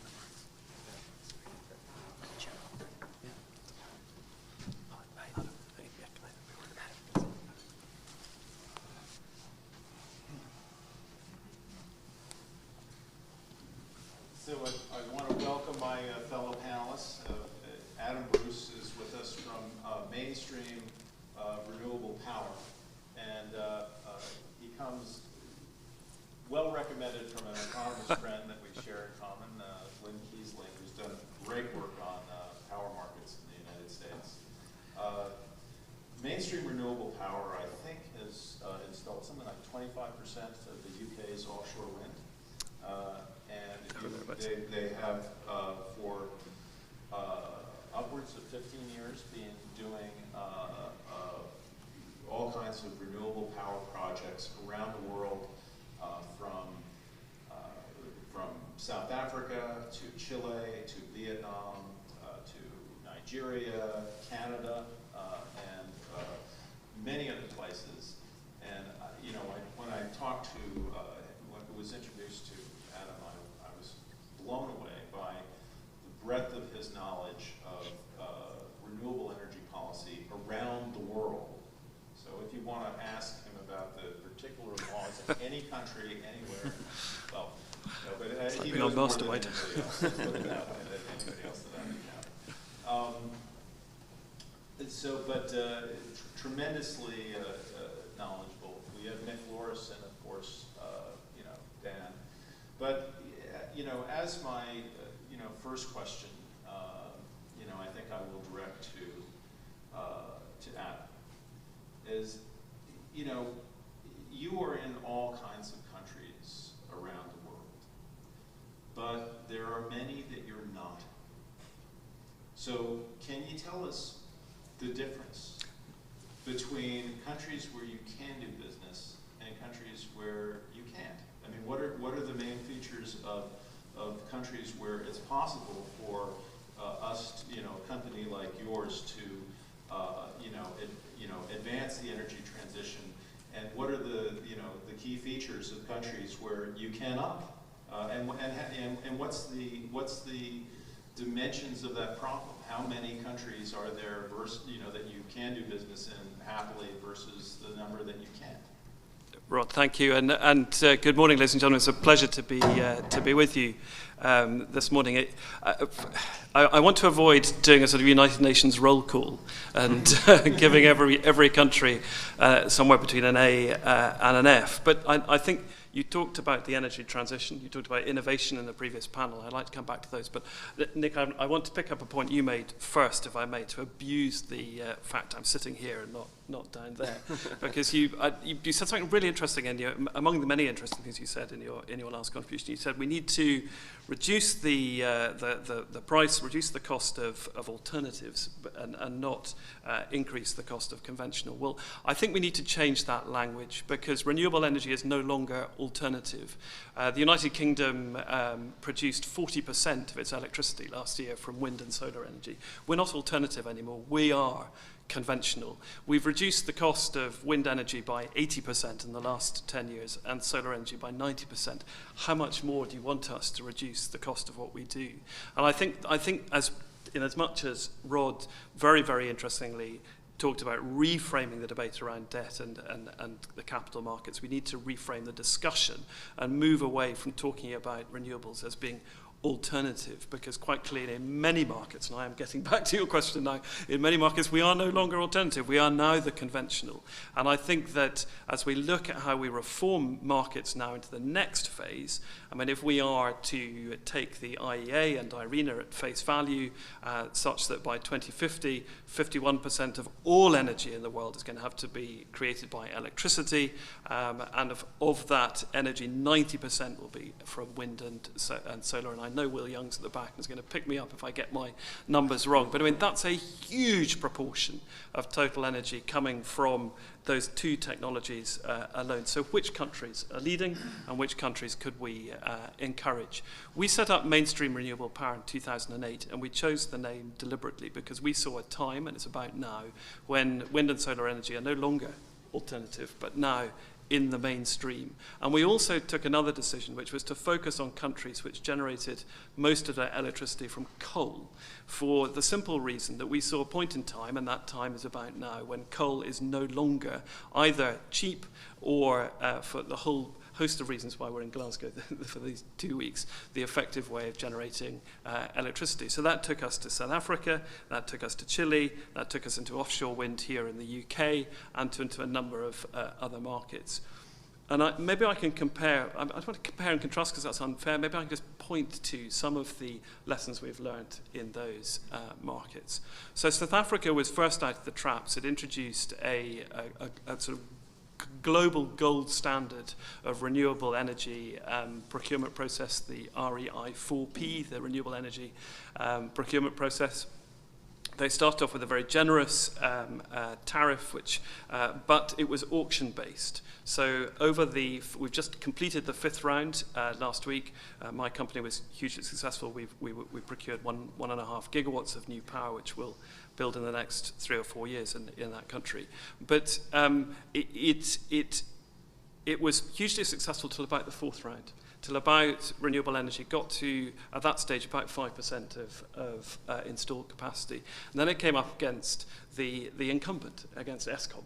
And you know, you get to a point in every market, it could be Ireland, it could be South Africa, where there's a dominant single, often but not always state-owned utility, and quite clearly they want to protect their incumbency.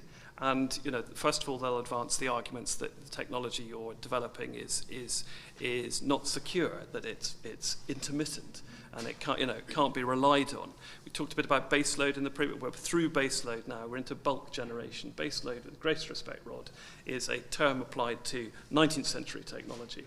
We're in the 21st century now. But we'll get to, you get to about 5% grid penetration when the incumbent starts getting worried. And in South Africa, the REAP process paused. I'm not going to get political. Let me just say it paused for 18 months. And then we've restarted again. But if you take, and we'll get to a point where the lowest cost energy solution for South Africa is a mix of very large-scale wind and solar, which the country is blessed with, and gas for balancing, again, which it has its own sources or it can import from Mozambique.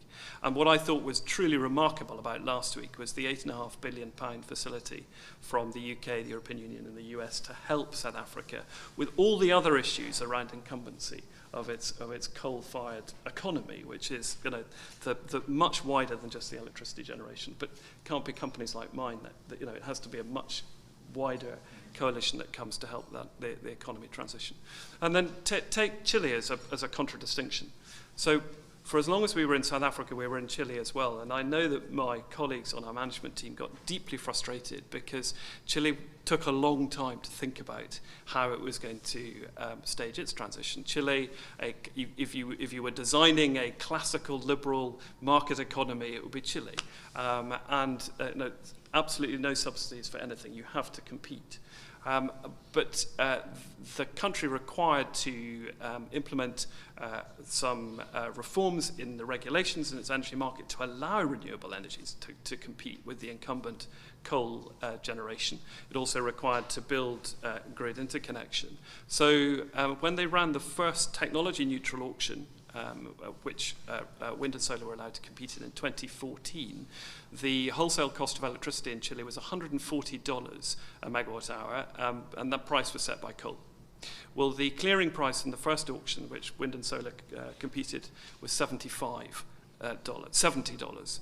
The following year, clearly the executives and the incumbent coal generators got their pencils out and sharpened them, and they bid 75, or the clearing price was 45. And it's declined in every auction since then to around $25 now, to the point at which Chile as a country has advanced their date for coming off coal completely from 2050 to 2035 to now, the end of this decade.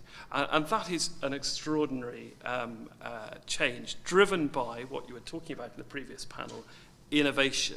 And what frustrates me slightly, the reason I'm so delighted to see you all in this room today, what frustrates me most about the transition is is sometimes conservative audiences can overlook the huge amount of innovation and entrepreneurial activity in my sector. And I'll be back in Glasgow, not done that far away, I live in Edinburgh, but the next conference I'll be back in Glasgow for is in May next year for the All Energy Conference. And you go into the SEC, into the blue zone. What is the blue zone this week? What would have been the blue zone? And there are 15,000 entrepreneurs in that who have started companies to involve themselves in some point of the renewable energy supply chain. Companies like mine, founded out of nothing in 2008. Companies, the Smartest Grid are here.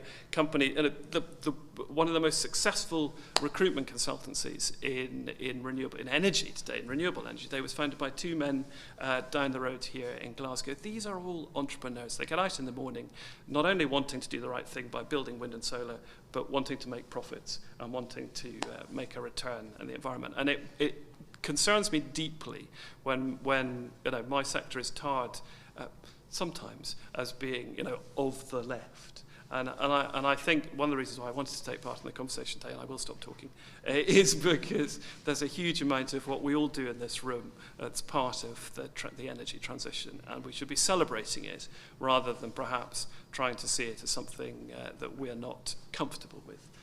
So, Rod, I've not answered your question, but I have talked for a long time. And I think that's well, I know everything you've said has been brilliant and wonderful, but I'm going to still ask you, just give us a quick sketch of what are the countries like where you can't do business. You don't have to name names, but just like what are the problems that you see, and very quickly, what proportion of the global population do you think are living in those countries?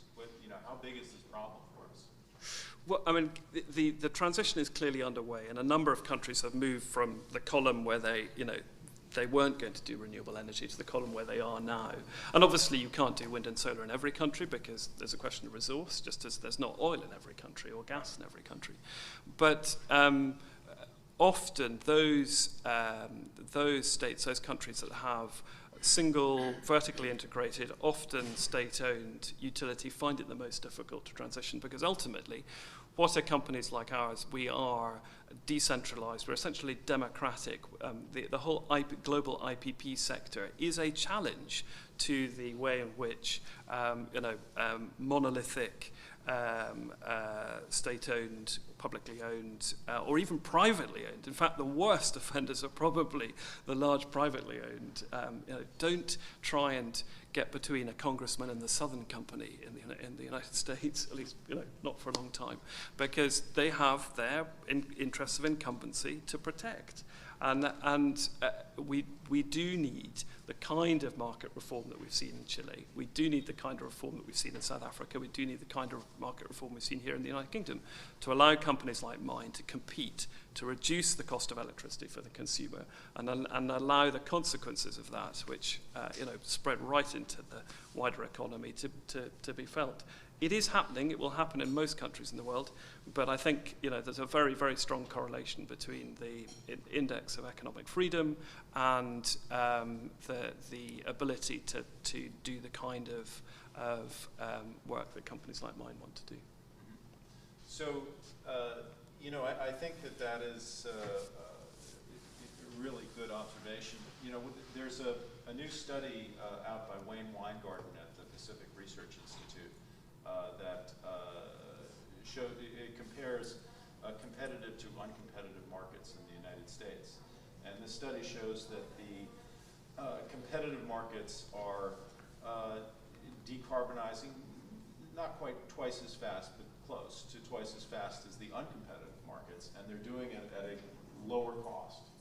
So, to you, Nick, you looked at the index of economic freedom. What is the scope of the problem of how many uncompetitive countries are there? Where how big is this problem of breaking open these markets? Do you think? Yeah, I think in the context of global climate change, it's a huge challenge, especially if you look at where future emissions are going to come from. Obviously, Dr. Fox mentioned that more than a quarter of global emissions come from one country alone, China, but the future emissions growth is going to come from non-OECD countries. Over 90% of future emissions growth is going to come from non-OECD countries, and many of them are not very high on the index of economic freedom. And so that represents a huge, huge challenge. And I think one of the things I think we're trying to do here, to your point about getting away from this stigmatization of certain low carbon and carbon-free technologies, that's always perplexed me as well, as somehow, conservatives are pro-fossil fuels and nuclear, but are anti-renewables and battery storage. And I get the critique of subsidies, but there's subsidies all around, and we should be eliminating subsidies altogether. And so that in and of itself is a challenge, removing the subsidies from incumbent sources, from state-owned enterprises. How do you do that is a very, very challenging problem. I think the first place we should start is how can we remove some of the government-imposed barriers that are inhibiting or slowing the transition that we want to see. And there's a lot of examples even from countries who are economically free. There's a lot of frustrations in the United States where the Northeast United States, the state of Maine, just rejected a hydro transmission line coming down from Canada, clean energy. They've rejected natural gas pipelines that would replace dirtier home heating oil. There are foreign ownership caps on nuclear power plants in the United States, so it makes it difficult for Korean companies and for French companies to own and operate nuclear power plants in the United States. So there are all of these problems that we need to be tackling simultaneously to allow for more competition and choice in the marketplace, because I think when that happens, and when businesses are empowered, when consumers are empowered, that's only going to accelerate this transition in a way that makes economic sense for consumers and households and businesses, but it will make environmental sense as well. But the scope of that challenge, again, I think you need to make it in these developing countries' self-interest to pursue these technologies. And I think that does exist because the cost of renewable energy has come down so much that it is in their economic interest to do so. But the challenge of deployment still remains noticeably large.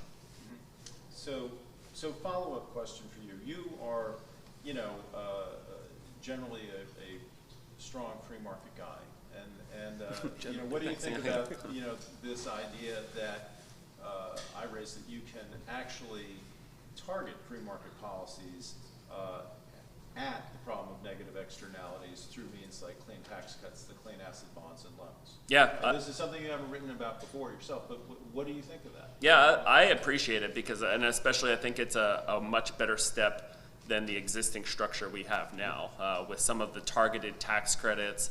I've been frustrated by some of the loan guarantee programs. I think the financing mechanisms and the tax policies that have been used have benefited certain technologies potentially at the expense of others, and there's an opportunity cost as to how public and private dollars are allocated. Then this, to me, seems like a much more technology neutral approach. And one of the things I've been a champion of as well is immediate expensing in the tax code too, which allows businesses to deduct their expenses in the year that they were incurred rather than depreciating them over time. That is something that incentivizes investment in new technologies, not just renewable power, but also more energy efficient HVACs and things like that. And so I think there can be good changes in the tax code, the ones you mentioned, and ones that will hopefully be as technology neutral as possible, is a much better alternative than what we're doing right now. So the immediate expensing in the tax code, which was introduced in the most recent round of tax reform under Trump, does it not go far enough for you? It doesn't, and it expires, I believe, in 2022.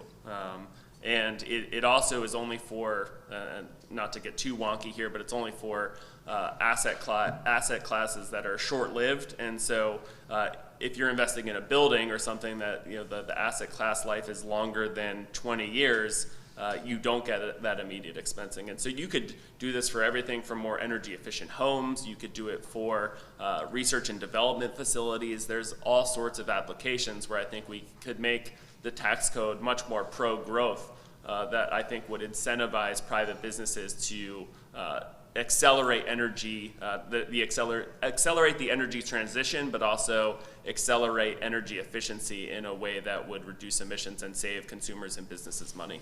Yeah. So let me turn back to you, Adam, and then I'll go to you, Dan. But Adam, so Into the mic, how? please. Oh, gotta listen to my boss. So. Adam, can you please, tell me how would these, clean asset bonds, work for your company versus, some traditional, kinds of subsidy arrangements that, our American audience here will be familiar with the investment tax credit and the production tax credit. How would you compare these, and what would work better for you? Yeah, thanks very much. I mean, obviously, as a developer of wind and solar projects primarily, not exclusively, most of that construction finance is project finance, it's non-recourse finance. So the product that you were describing in your presentation that you've written about is really interesting because the global project finance market, sorry, let me start again. The project finance market is global in reach. So the most recent projects that we brought to financial close in Chile, the debt was provided by an international consortia of US, Japanese, Korean, and Spanish banks. So this is, I mean, they are technology neutral. They're country neutral in that sense. They have a mandate to invest in OECD markets or non-OECD markets. They like wind, they like solar because the product is the same whether it's in Chile or South Africa or wherever it may be. So I think you're, as you might say, you're onto a runner here with the idea. And if it, what is the greatest single impediment to the rapid escalation in the deployment of low carbon electricity? It's the cost of capital.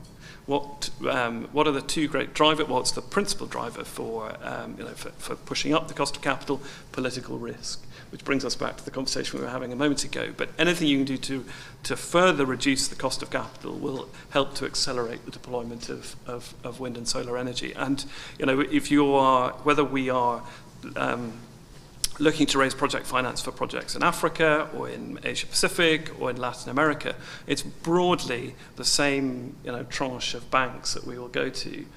So if you can persuade them and persuade the regulator and persuade the capital markets that this is a product of interest, then I think you find an accelerated route into financing projects at scale. And I go back to what I was saying earlier about the sheer scale of what we have to achieve by mid-century in terms of deployment of wind and solar electricity, and it's massive. So we need every single dollar we can lay our hands on to finance this. And then the other end of the spectrum, which is worth investigation as well, and not, I don't think it's part of what you were describing earlier, but if you take a country like South Africa, where revenues are generated in rand, not in many countries the revenues are US dollar denominated. The power purchase agreement is US dollar denominated, but in South Africa they're rand denominated. But South Africa has a very large, very significant, very well established pension sector. And so if you're an old mutual or if you're another provider of pensions in country and rand denominated pensions, you're looking for long-term cash flows that you can turn into pensions for your investors. And what are wind and solar power plant but the creators of long-term cash flows? So I think there's a product at the beginning in terms of low cost clean energy debt, as you were describing, and there's possibly a product at the other end as well to reduce the cost to the consumer on both sides of the equilibrium. But I like what you were describing, and I think as a developer of projects globally, we're operating in a global market. The rules may be national, but the finance is international. Right. You mentioned pensions, and I should mention that one of the proposals for clean asset bonds and loans was to make the tax exemption flow through the pension to the pensioner, so that even though most pensions in many countries are tax exempt, and so you would think they wouldn't respond to this, that they would respond to it if they could, increase the returns for their pensioner by flowing through that tax exemption to them. But in any event, just a quick follow-up. You have the most experience of any of us up here in terms of operating in international markets and playing them. Do you think something like this, the clean asset bond and loan, as a carrot in a trade agreement, combining it maybe with some other things like this concept of demonopolization, tax cuts, where you're encouraging the monopolies in those countries to break up by giving them a favored tax treatment on their gains from selling up and breaking up the monopoly, either in their country themselves, or in terms of their investment in the other nations. That, for instance, their investment in the U.S. or the UK, you can take your gains and invest them tax-free with us, to encourage this kind of opening up these markets. Do you think that this would successfully do that? Would it accomplish what it's trying to do, or is the incumbency so powerful that they're not even going to react to it? No, I think it would. I think it would have an impact. I mean, if you think about those markets where, I mean, I go back to the point I was making earlier about global finance being available globally. Obviously, it's very competitive. We will look to a syndicate of banks to arrange the finance, but that won't just happen overnight. There'll be a lot of conversations to see which provider is the most competitive. But then I think if you look at the next set of markets, principally non-OECD, then there probably is a need for something else and a bit of additionality to reduce the cost of capital, to make the transition easier. And we've seen a lot of, I think, very welcome news out of Glasgow last week. I referred to the $8.5 billion fund for South Africa's transition. There are discussions underway with the Asia Development Bank for Indonesia and Vietnam and others. But that investment, I think, is better rooted, both in terms of repurposing the incumbent utilities, but also in building the grid that's needed in many markets. The high voltage grid is designed to bring coal-fired power to where the customer is. Where you're generating wind or solar electricity tends not to be the same place you've been generating your coal from. So there's grid upgrades are needed, and it's on the sort of the heavy duty infrastructure is probably the best place for the DFIs and the multilaterals to finance, and let the private markets, private capital markets, take care of financing the new generation facilities.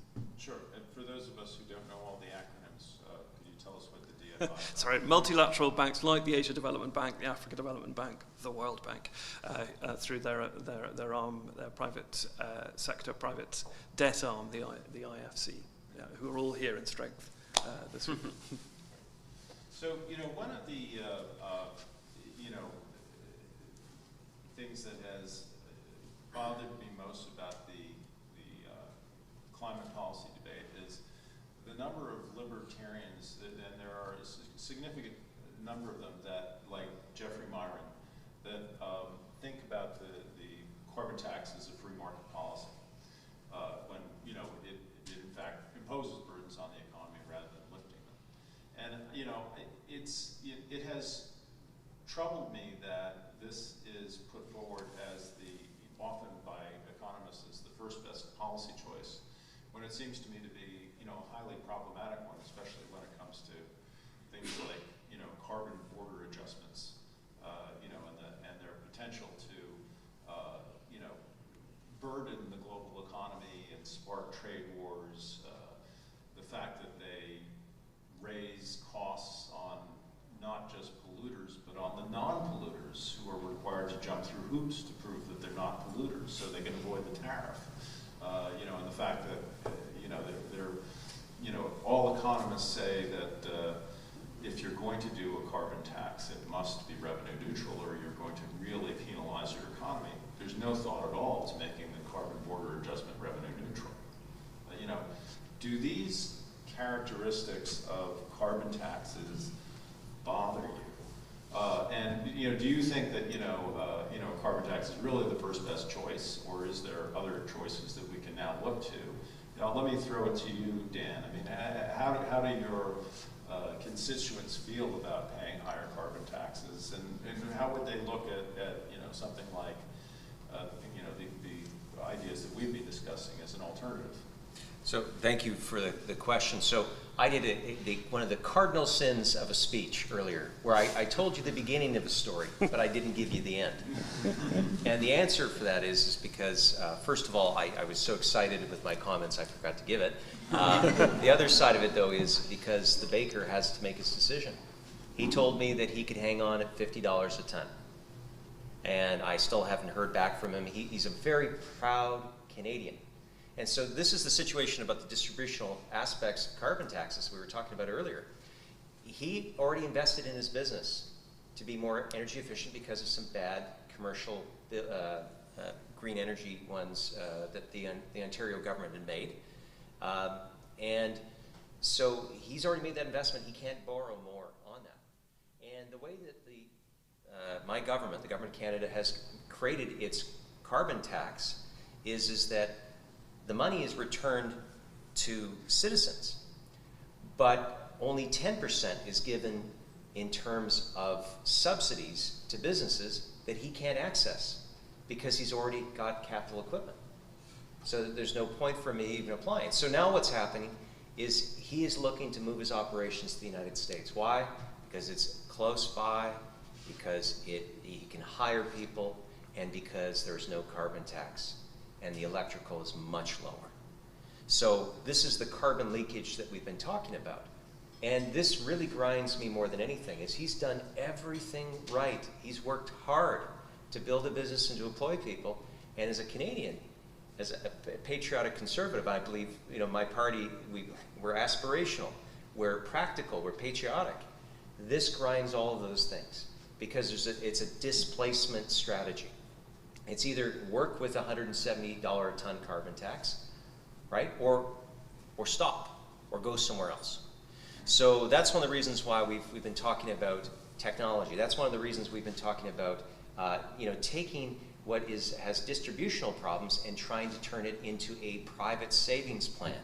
So again, if someone, like a senior in my riding, they live in farm homes that have been around since the 1920s. They pay more on their carbon tax on their bill than they do natural gas. And so how do you say to a senior who has no ability to raise their income that this carbon tax is benefiting them? They don't have the money to insulate their home. That's why a low carbon savings account would put that money back into their pocket so that if they insulated their home, it would be done where they are the decision makers, the closest. As conservatives, I just want to speak to one little element that was raised earlier. Why there's sometimes opposition to new players coming to markets is because conservatives we are the defenders of our homes, our localities. We believe in decentralized government. But at the end of the day, we need to have that competition where the people are best served by choice.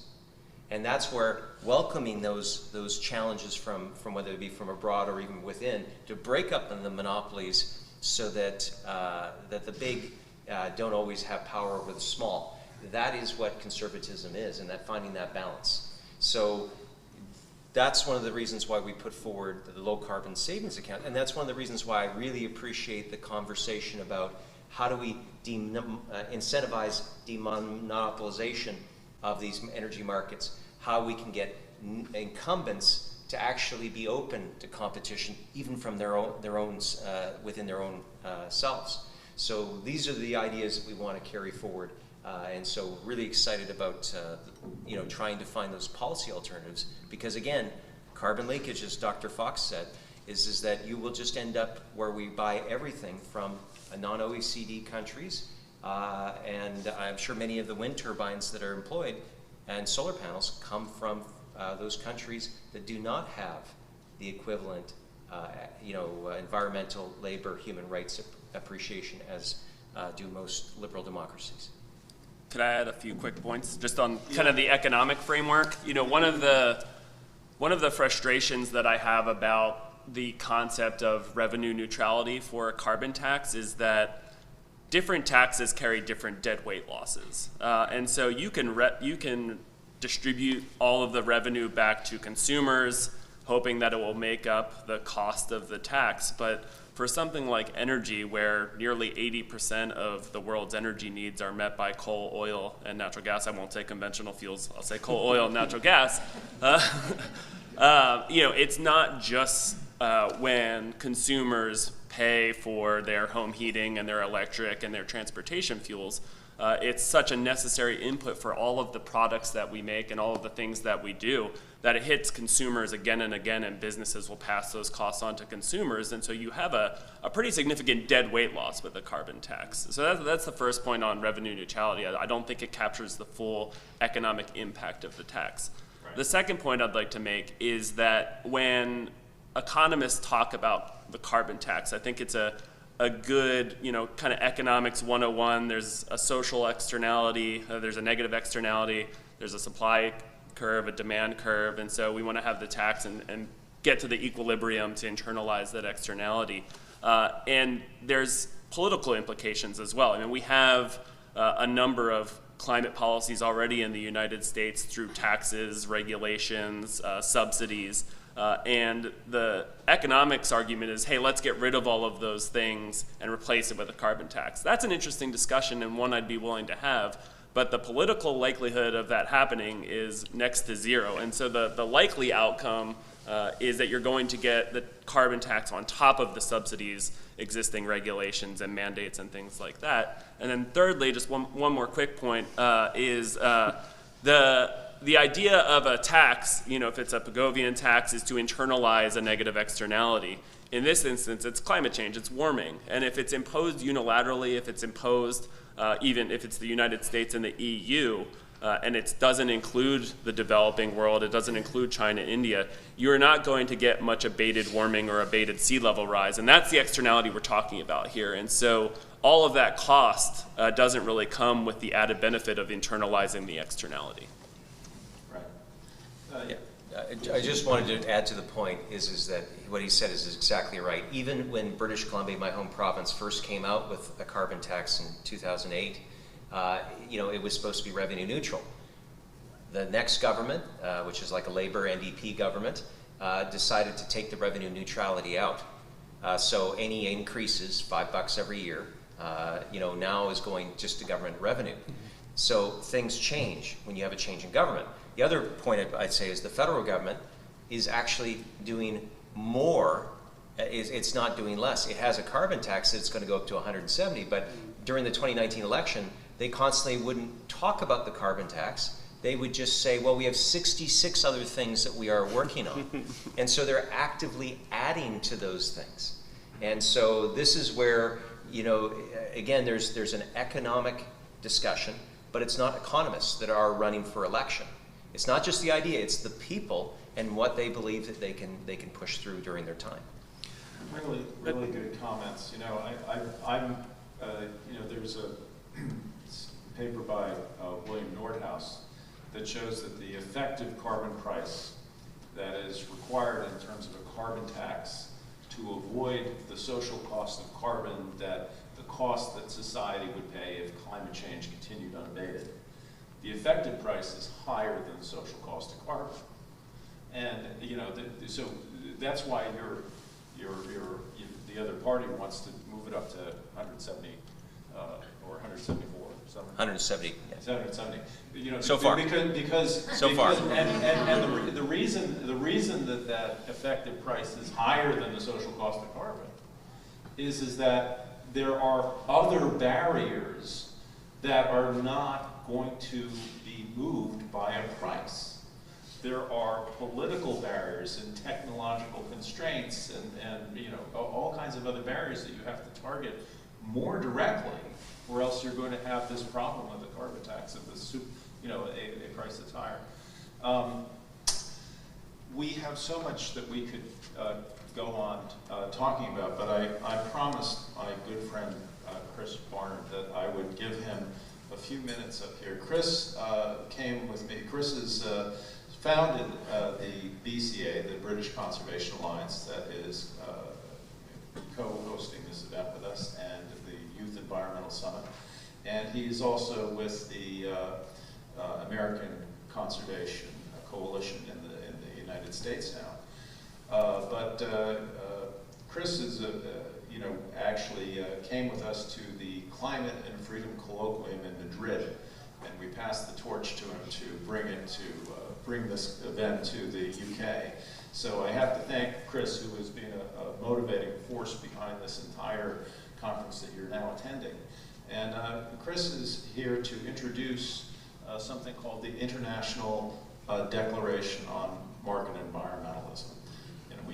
We participated together in writing a volume called The Green Market Revolution, and this encompasses some of the principles. But, if you could give us just a few minutes to talk about this declaration of yours and tell us what it is. And I think that at lunch, anyone can come up and take a look at it and talk to Chris, ask him some questions, and take it away, Chris.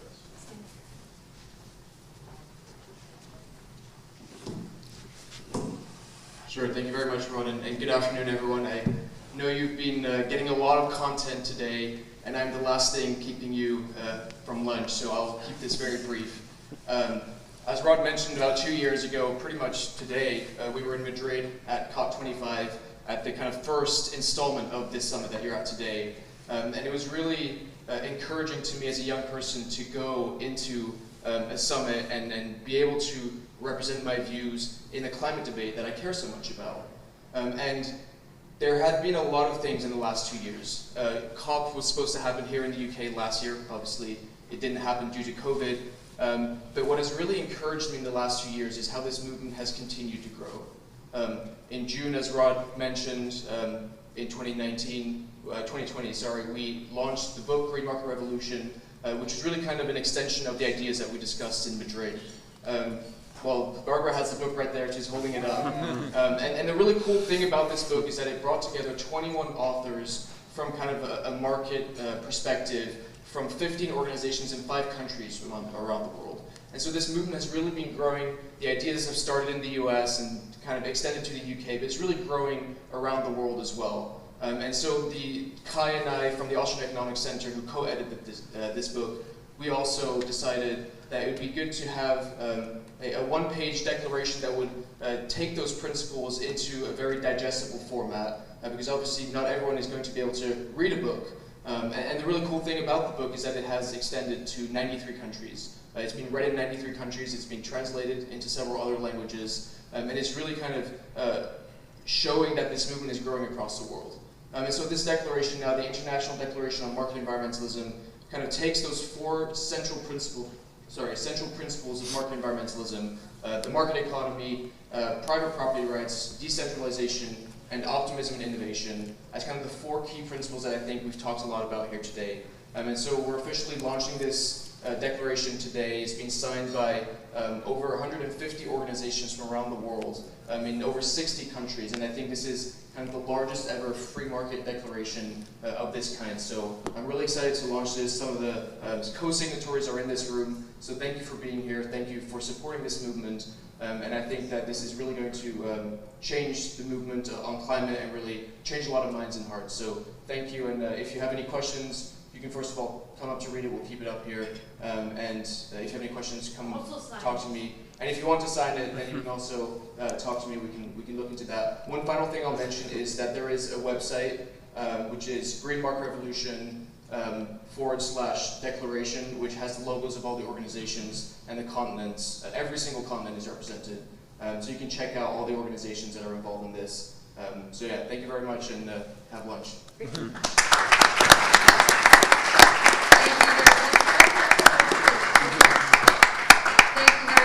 And now John Hart, the other partner at C3 Solutions, will say a few words. Well, this will be very quick, so we're almost ready for lunch, and you'll hear more from me later, but I want to bring Casey Gibbon up front just for a minute, who is the sponsor of our lunch. He's with Young Voices, and Casey, why don't you just take a minute and share a little bit about what you're up to.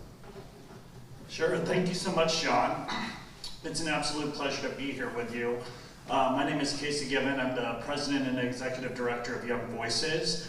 Young Voices, we are a nonprofit that helps get classical liberal students and young professionals in the media. We operate in the United States, United Kingdom, and Australia, and looking to add more countries in the future. Canada. And yeah, Canada we need to add very quickly. But yeah, it's been an honor to be here with you on Glasgow and to help sponsor this event. For those of you students and young professionals, if you're interested in getting into the media, I highly recommend checking out our program. Our URL is young-voices.com, and I'll be around all day today. But yeah, essentially we act as a talent agency and public relations firm, so we can help you get your op-eds published, as well as get you onto radio and TV. And when it comes to market environmentalism, that's something that I believe is just going to become a hotter and hotter and more defining conversation of the 21st century. And that's something that we're really trying to invest in and getting more global voices for liberty, for market solutions, for this, the big challenges of our days, and especially for market environmentalism. So please check us out. Our deadline is at the end of this month, and I'll be around all day to network. Thanks so much. Thank you so much, Casey. And I'll note that it's for aspiring pundits under 30. So if you're over 30, talk to me. So it's like Logan, the Logans run the Conservative. Exactly. I don't know what made it's timeless. We're timeless. So with lunch, Rod, did you want to say one other thing before we break for lunch? I just wanted to say thank you to my panel here, Adam, Nick. Thank you very much. I appreciate that. And special, explain that. Thanks so much. I believe we have some lunch selections out there. Feel free to partake. You come in here, network all over the place, check your email. Definitely tell the world about what we're doing in here on social media, and we'll see you back here right at 1 o'clock. Thank you so much. Great. Thank you very much. Yes, it's fun. Great. Pleasure. 15 minutes, 5 minutes. Yeah. Stuff like that. I can do that. Okay, good. Hi, is Jose back there? How you doing? Hola, ¿cómo está? Ok, bien. Y bienvenido. Y bienvenue. Sí. Okay. Looks like we're going to get started. I hope everyone has enjoyed the session so far. The morning's been terrific with Dr. Liam Fox and our other panelists, and we're looking for the lineup for the afternoon.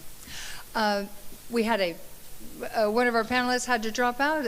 George David Banks is with the GOP congressional delegation now, and he's at various negotiating tables.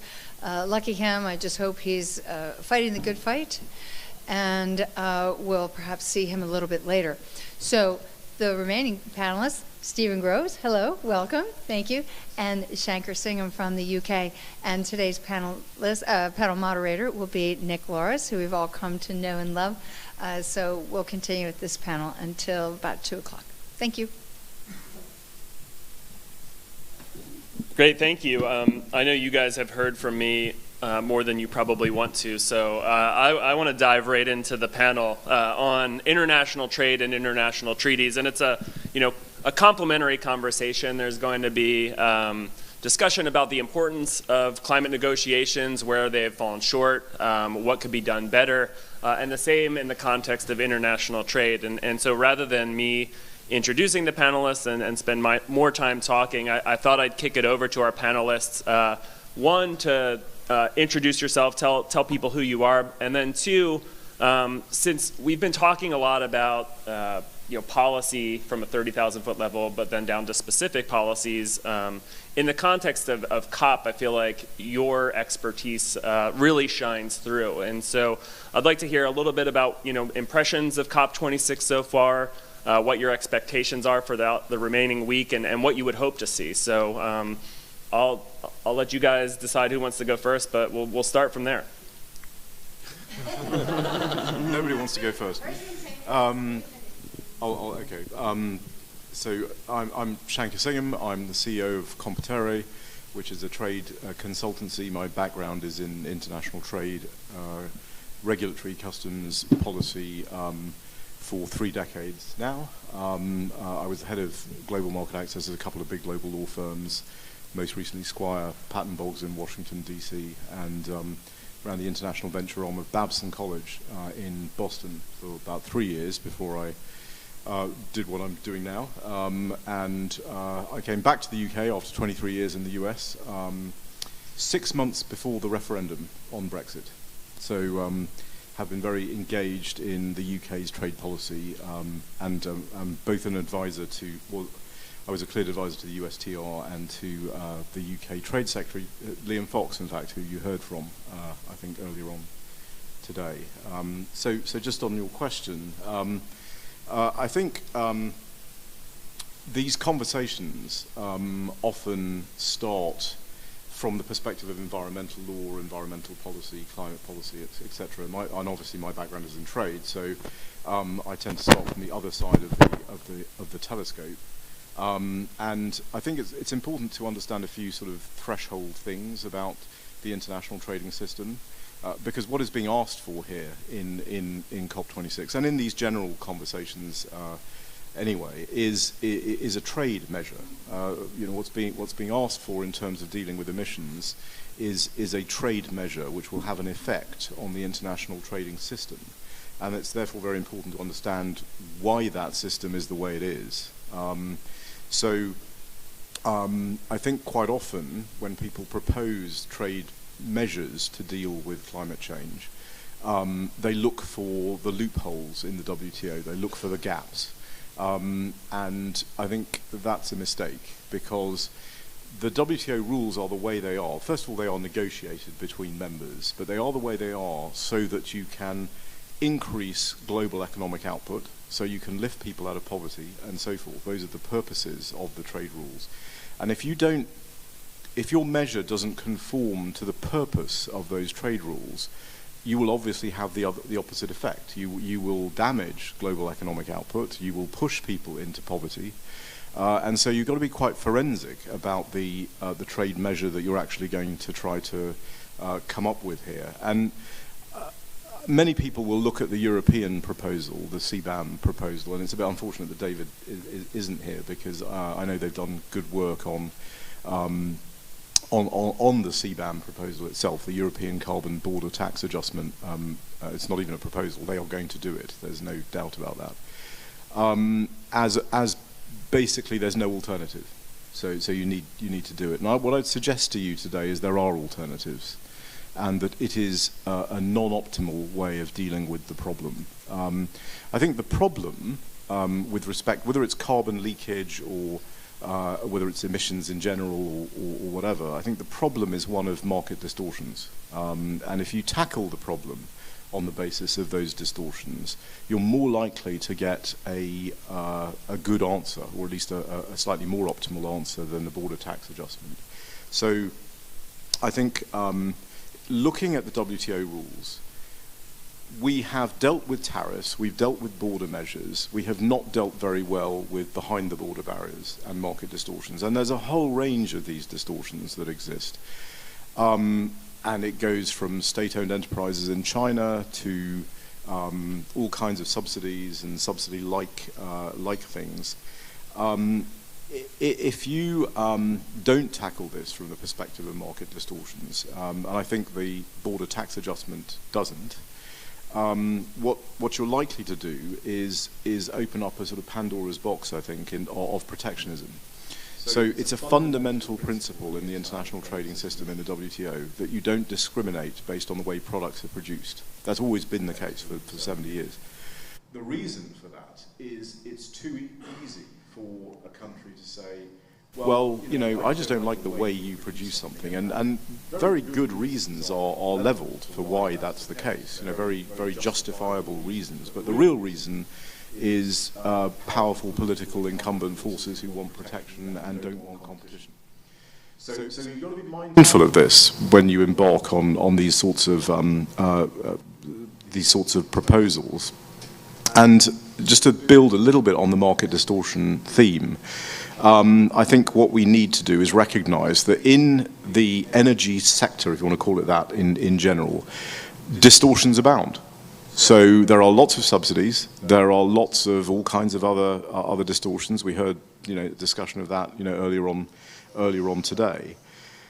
We need to tackle those in the round, in a holistic manner. And that requires both an offensive strategy in terms of trade agreements, trying to reduce distortions.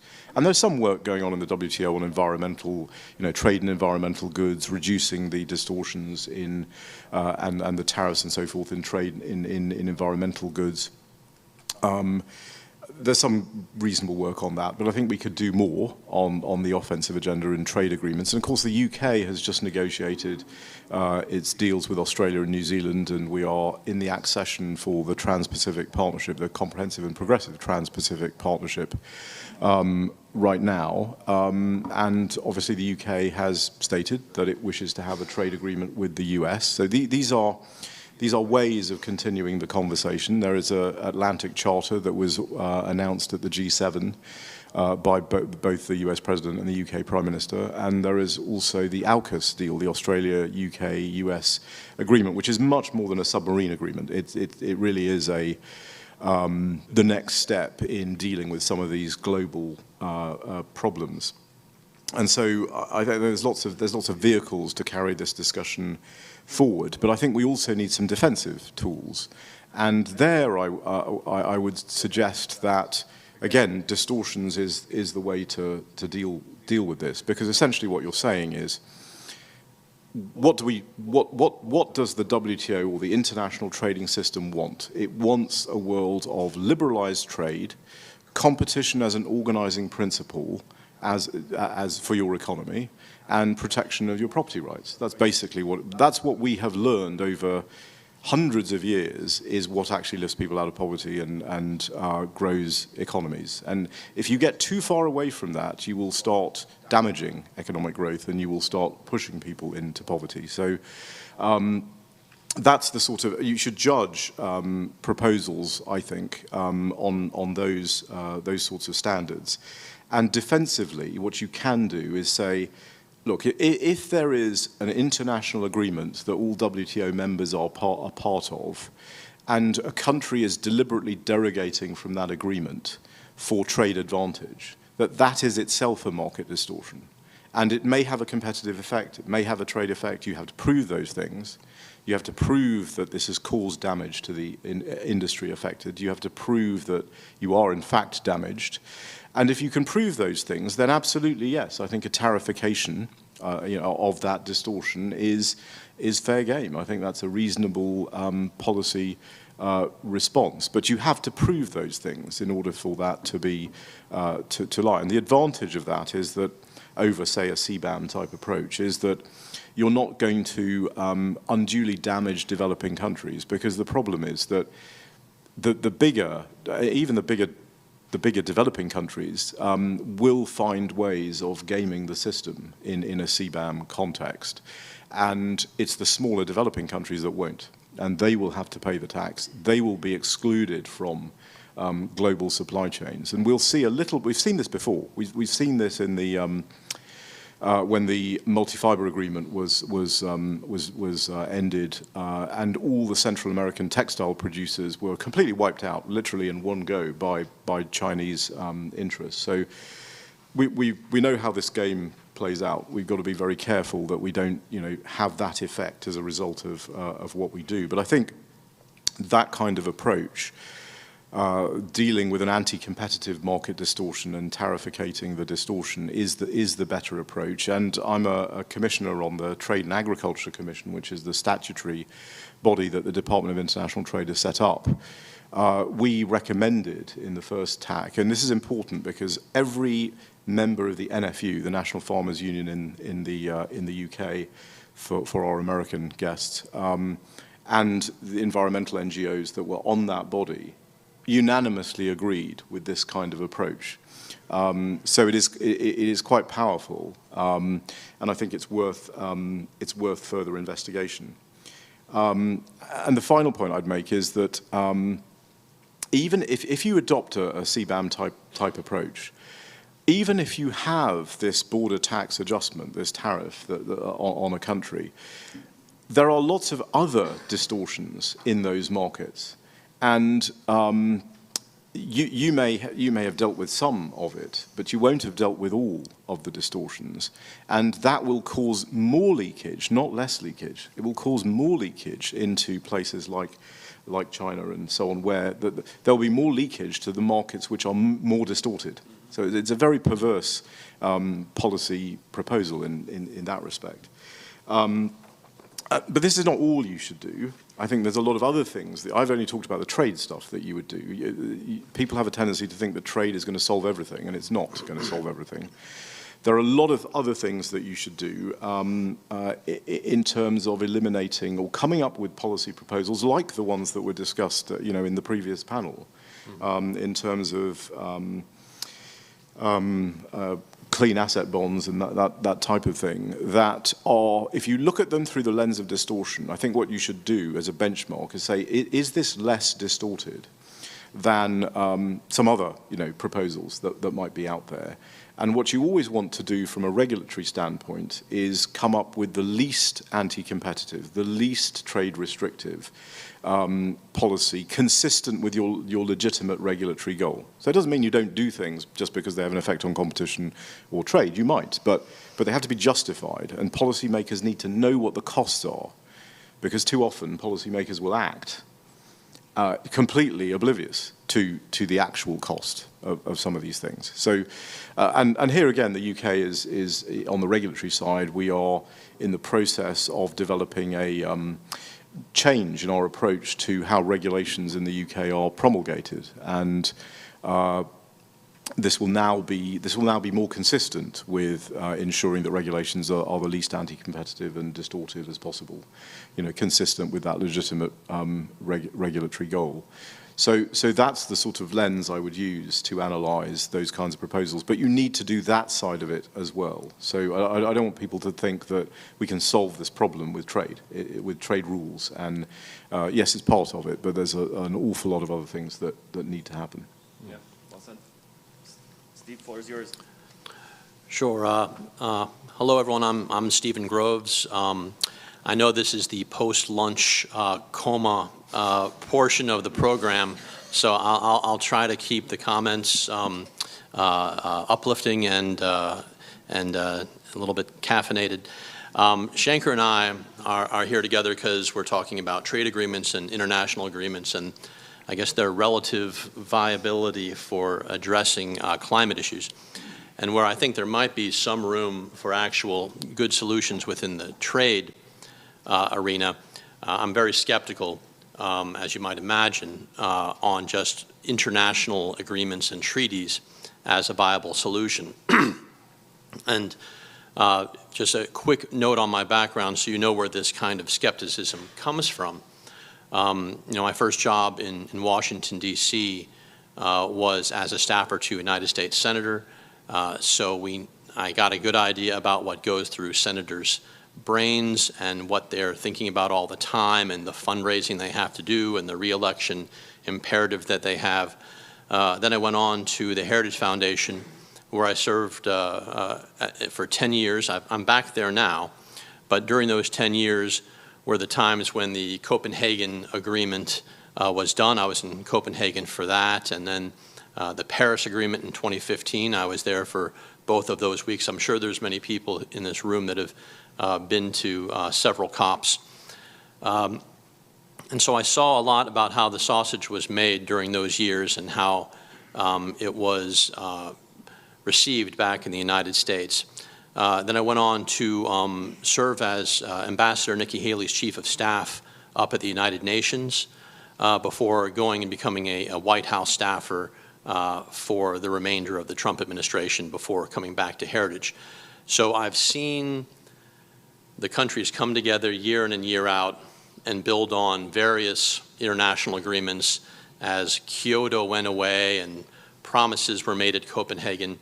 So I think I'm on very good ground by saying that I'm highly, highly skeptical that international agreements that are of a multilateral nature, meaning 195 countries, as opposed to, let's say, a bilateral trade agreement or even a multilateral trade agreement, has little or no actual chance of addressing climate solutions to the extent that there are good solutions out there. I mean, many of the panels that you're hearing from today are coming up with actual solutions for dealing with climate change in a realistic way.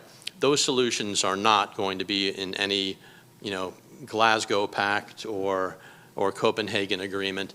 And, I think my facts on that are pretty strong, because at least from the American perspective, and I think we can all agree, the United States, its funding and its carbon, output is a major player in these agreements.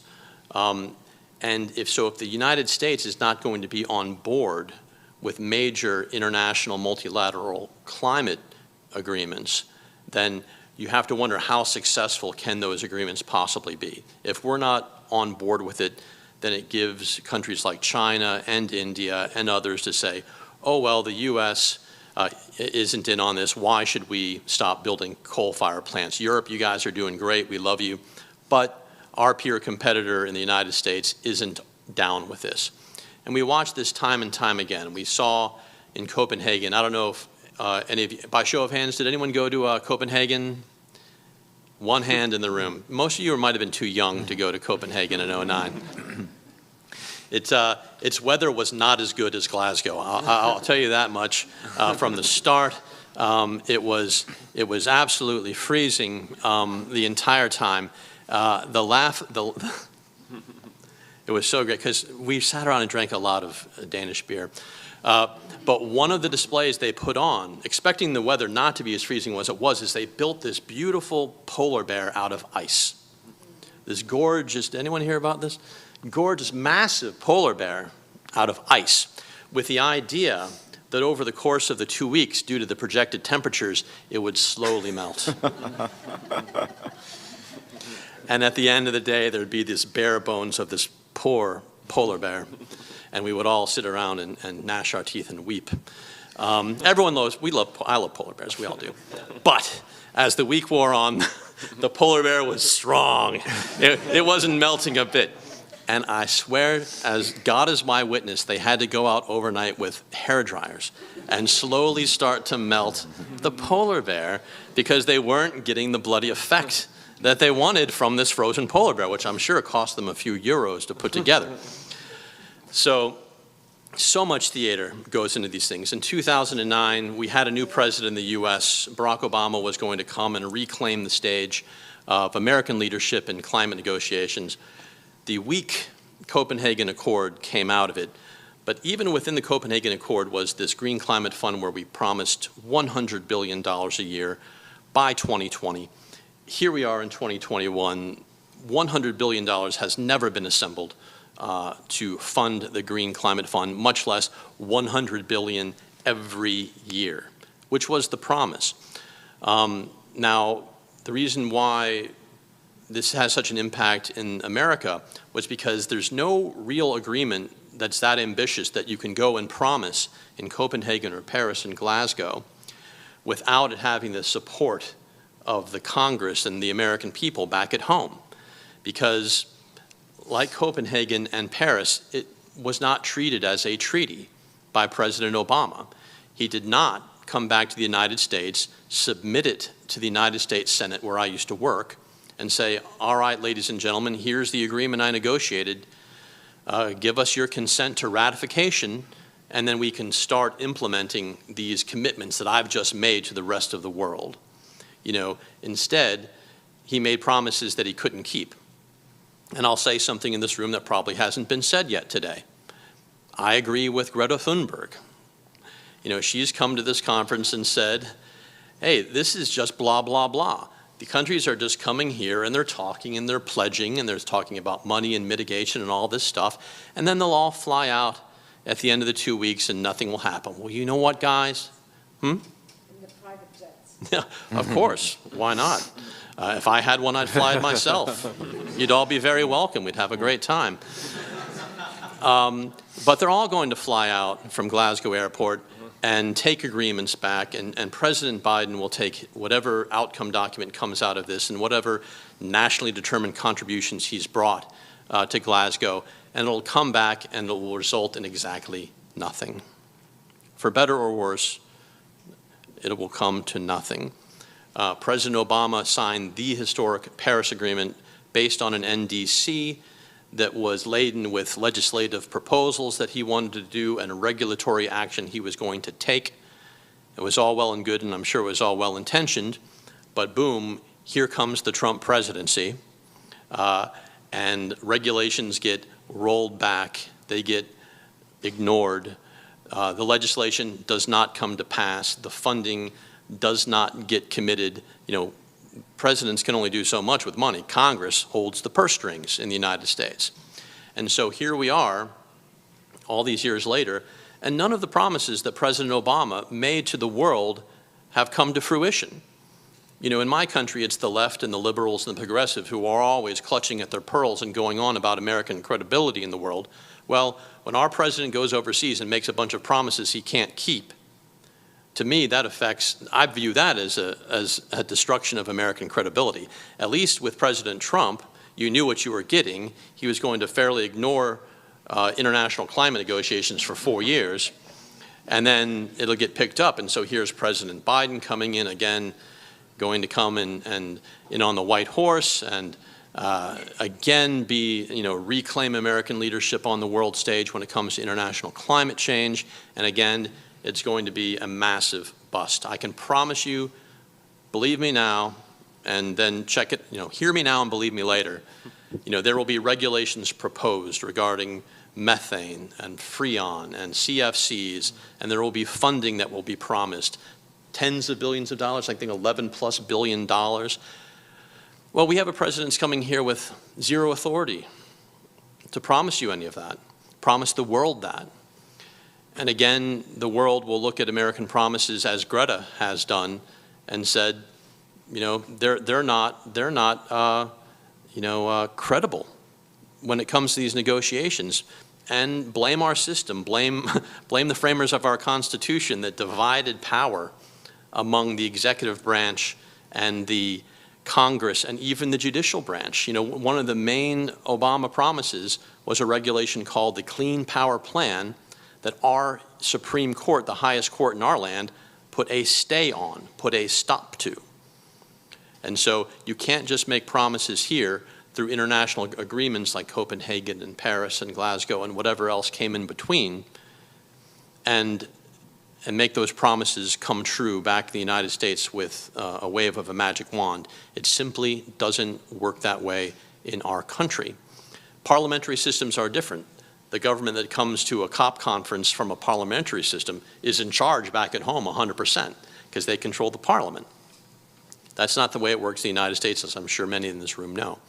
So all of which to say, from my perspective in the think tank on Capitol Hill in the White House, that international multilateral vehicles, 195 countries signing on to something, is not, and I venture to say, will never be the be-all, end-all solution to facing climate change and the problems that are caused by climate change around the world.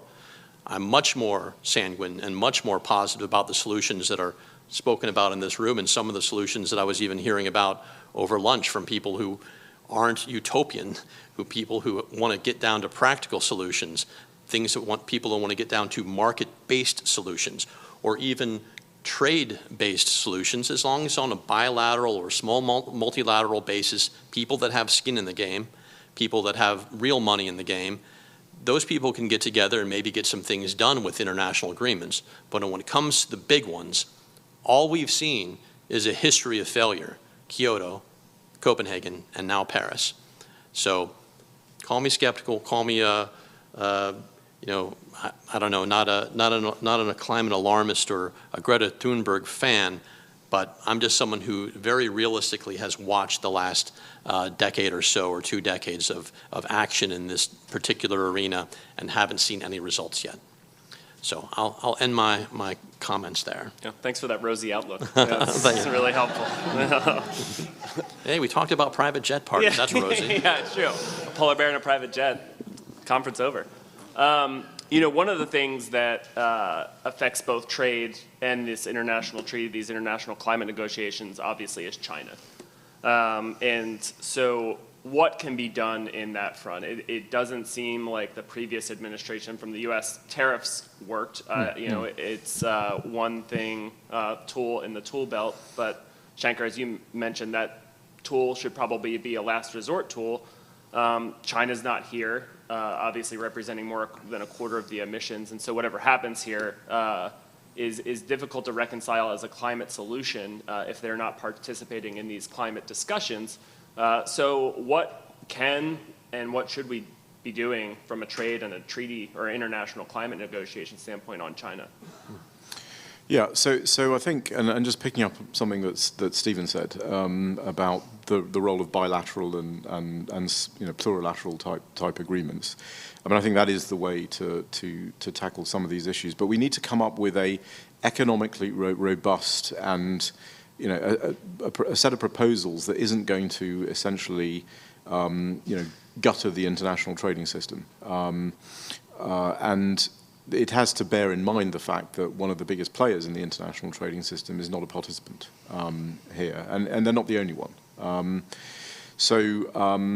The Europeans are going to go ahead. I think there's some differences now, you know, as we stand now in 2021 and in the past. In the past, there weren't these policy proposals that were at the stage of not only development, but the Europeans are going to do the CBAM. I mean, it is going to happen.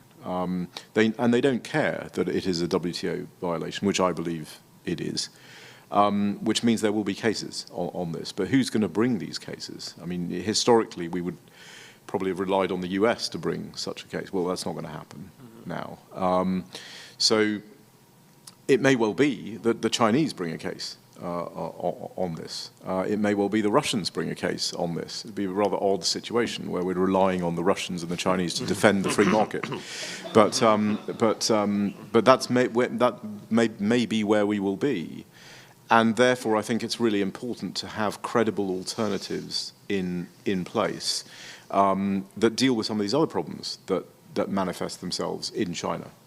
So what are the other problems that manifest themselves in China? Well, massive distortion of their market, massive reduction in the costs of their firms. I'm not talking about climate change, I'm talking about everything. The systemic distortion of the Chinese market for trade advantage is at a scale that is far different from even 10 years ago. And, you know, I think there are sort of pure libertarian free traders who might say, well, that's okay, you know, that's fine, you know, our steel is cheaper, that's great, you know. Well, not really, because even Richard Cobden, you know, said, you know, I'm not looking for a lower price of bread, I am looking for the market price for bread. And the steel price now is not a market price. It is an artificially reduced price. The sugar price is an artificially reduced price. There are all kinds of things that are artificially reduced. The problem with this is that publics, and we're seeing this now, publics will respond to this by saying, well, protectionism is the only way that you're going to protect my job. I'm going to elect people who are going to deliver protection to me. And frankly, you know, will make, you know, recent supposedly protectionist leaders look like absolute free marketeers in comparison. So that's what we're dealing with. We have to come up with a mechanism that deals with those distortions in China. And I think if you can wrap this issue into that as well, so that if and I totally agree with what Stephen said about the likelihood of a commitment with enough specificity that all these countries agree to right now here in Glasgow. But whenever that might happen, in the WTO system, you can legitimately handle this through a tarification of that distortion. In the meantime, we can introduce such mechanisms into our own bilateral agreements, our own plurilateral agreements. But we are going to have to do a lot more with respect to China than trade, than just trade remedies. We are going to have to do, because there's a lot of trade that's not just goods, there's services as well. So what do you do about services? A tariff's not going to help you with services. You're going to have to think about, you know, some pretty robust things in terms of withdrawal of licenses, withdrawal of companies from government procurement programs. There's a whole set of things that we'll have to do.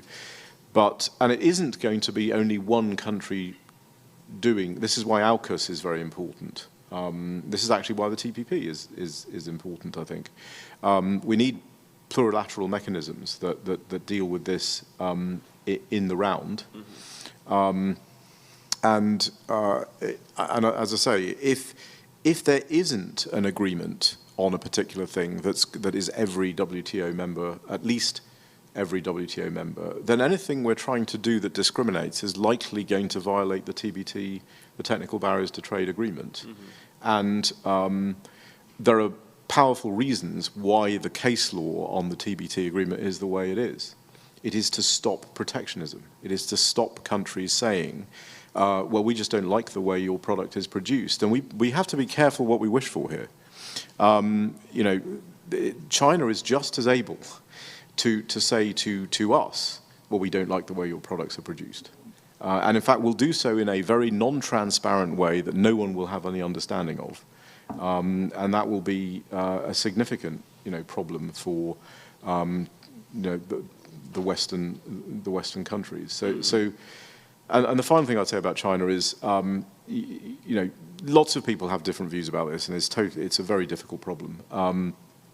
But I think that if you look at the history of China from 2001, from the WTO accession to now, they essentially were moving in a pro-market direction from about 2001 to about 2006.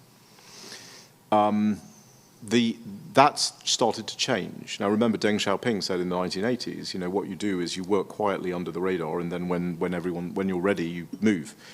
So this is quite a long game. In the financial crisis of 2008 was catastrophic for our advocacy of competition and capitalism, really. The planners in China, you know, said, well, we told you. You know, we told you this reform was bad. We told you this market was bad. And they started to assert ascendancy, which they now have almost complete control in China. And the regime of Xi is very different from previous Chinese regimes.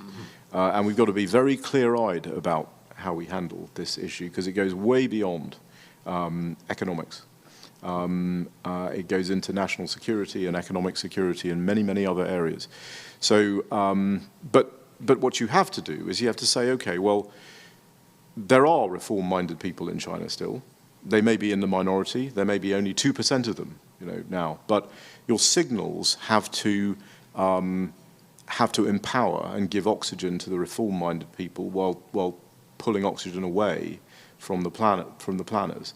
If your signals actually do the opposite, all you're going to do is strengthen the planners, strengthen the current Chinese administration. So we have got to start playing a long game with China. You know, they always have. We have like a 2-year horizon, and that's why we keep losing.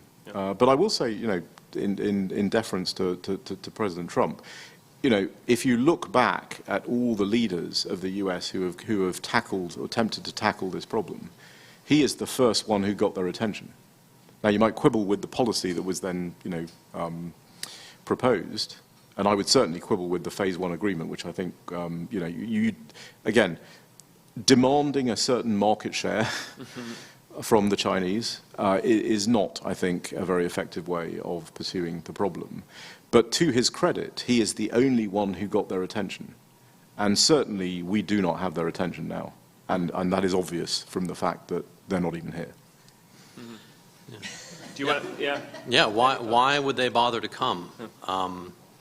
You know, they're not afraid of Joe Biden. They're not afraid of Kamala Harris. They were afraid of Donald Trump, and he did get their attention.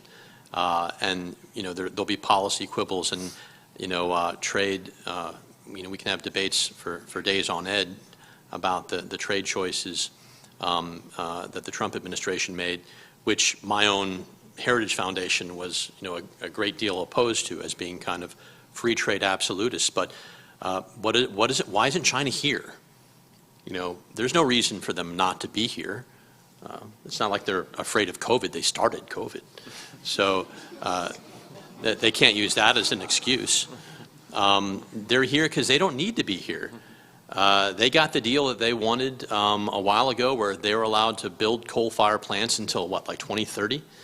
And only then start to peak their emissions. There's no need. They've won. When it comes to the Paris Agreement and what's going on here, you know, after you win the Super Bowl, you don't come back the next year and visit the stadium and be like, boy, remember when we won here? Or whatever what's the EU version of the Super Bowl? You know, and so why be here? They've voted with their feet. There's no reason for them to be here. There's no reasons for the Russians not to be, you know, to be here as well. You know, but where credit is due to Obama was at least he got away from the Kyoto Protocol and its different treatment of developing countries, and then including China and India within that.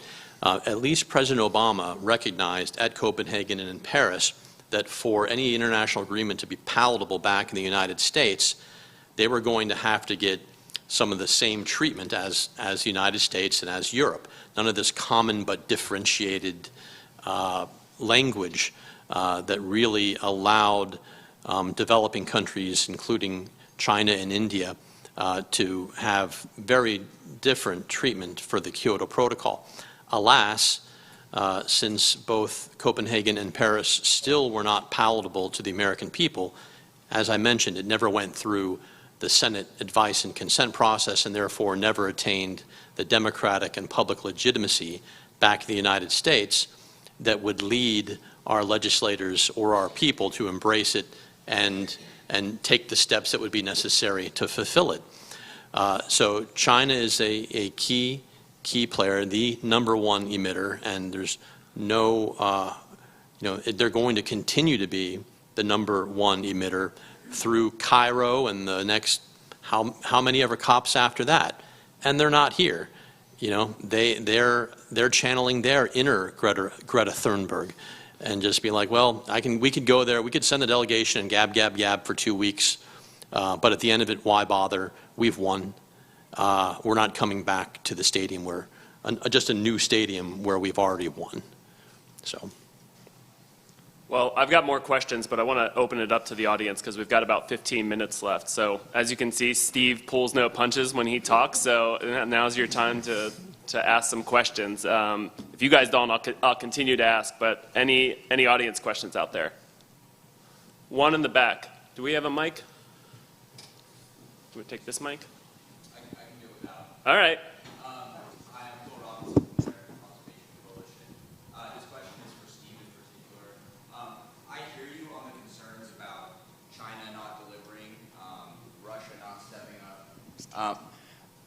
I'm also a young Republican, and I want to see leadership from my government. And I guess my question is, what should we be doing here that's proactive and not just poking holes or criticizing? What can we be doing, based on the things that we've been discussing around policy today? What posture should the next Republican administration take at COP?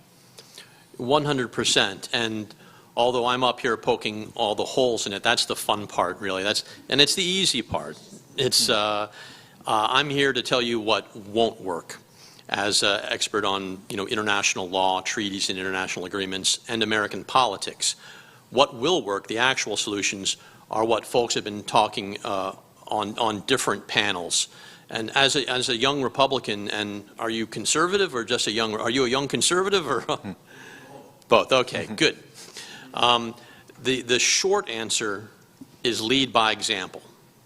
For those of you in the room, there are such things as Republicans who are not conservative.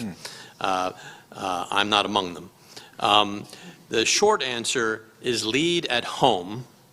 Come with real solutions for the climate that have democratic legitimacy at home, at the state level, at the federal level, that are organic. The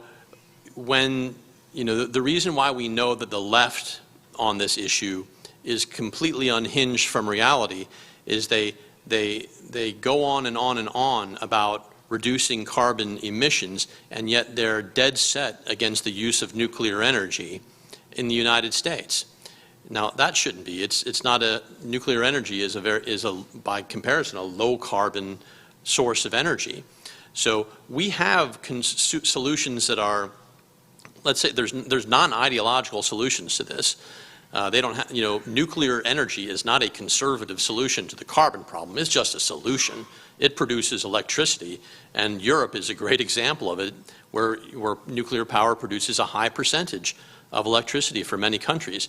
So let the market bear itself out. You can't throw a rock in Washington, D.C. without hitting a Tesla. That's a car that's not producing carbon emissions. So market-based solutions, not top-down from the government, but market-up. I mean, the entire discussion that we've been having in this room, and we'll have for the rest of the day, is debating what level of government top-down solutions are necessary or even helpful versus market-based solutions from the ground up and from the actual people on the ground, the innovators, the business people, and the organizations at the state level, and even state legislatures for getting energy solutions within their own states, correct on these issues. So there are solutions abound for young Republican conservatives back in the States. Just you know at your root what these are. They're market-based. They're things that make sense when it comes to environmental standards, but they're not top-down federal regulatory solutions. I think it rarely works out that way from the top. Because there's always going to be litigation, there's always going to be the next administration that will roll back a regulation that they don't like. So those are not long-term solutions. The Chinese, as Shanker said, they have 5-year plans and they're looking 20 years down the road.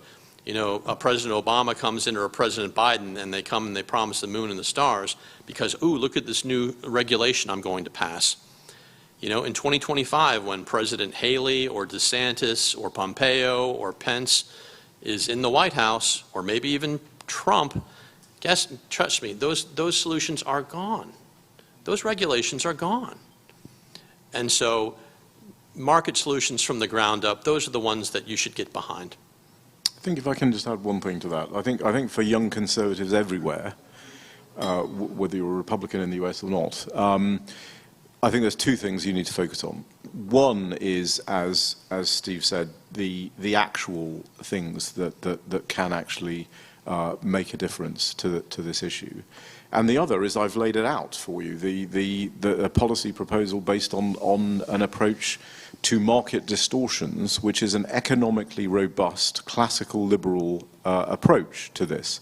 And I would counsel that you should read the Trade and Agriculture Commission report from the UK.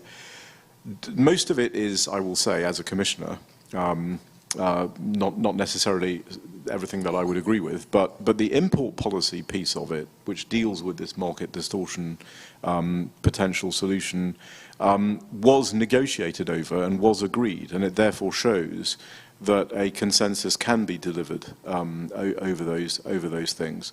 So I would say you're right to worry about, am I in a space where I'm just constantly criticizing, constantly saying this doesn't work, this doesn't work? You do need to be in a space where you're offering an alternative, because we are in a very different world now. The CBAM European proposal is happening. Nothing is going to get in the way of that. The push in the US for a CBAM-like thing, for a border tax adjustment-like thing, is very high. And you don't have a Republican in the White House to stand against that now. So, we are rushing headlong towards a destination. You do, I think, need to get in the cab of the locomotive and divert it to a better destination. But if you're not in the cab of the locomotive, we are heading for that destination right now. Can I ask a quick follow-up question? How do you build political momentum for removing those distortions? Because a lot of times with protectionist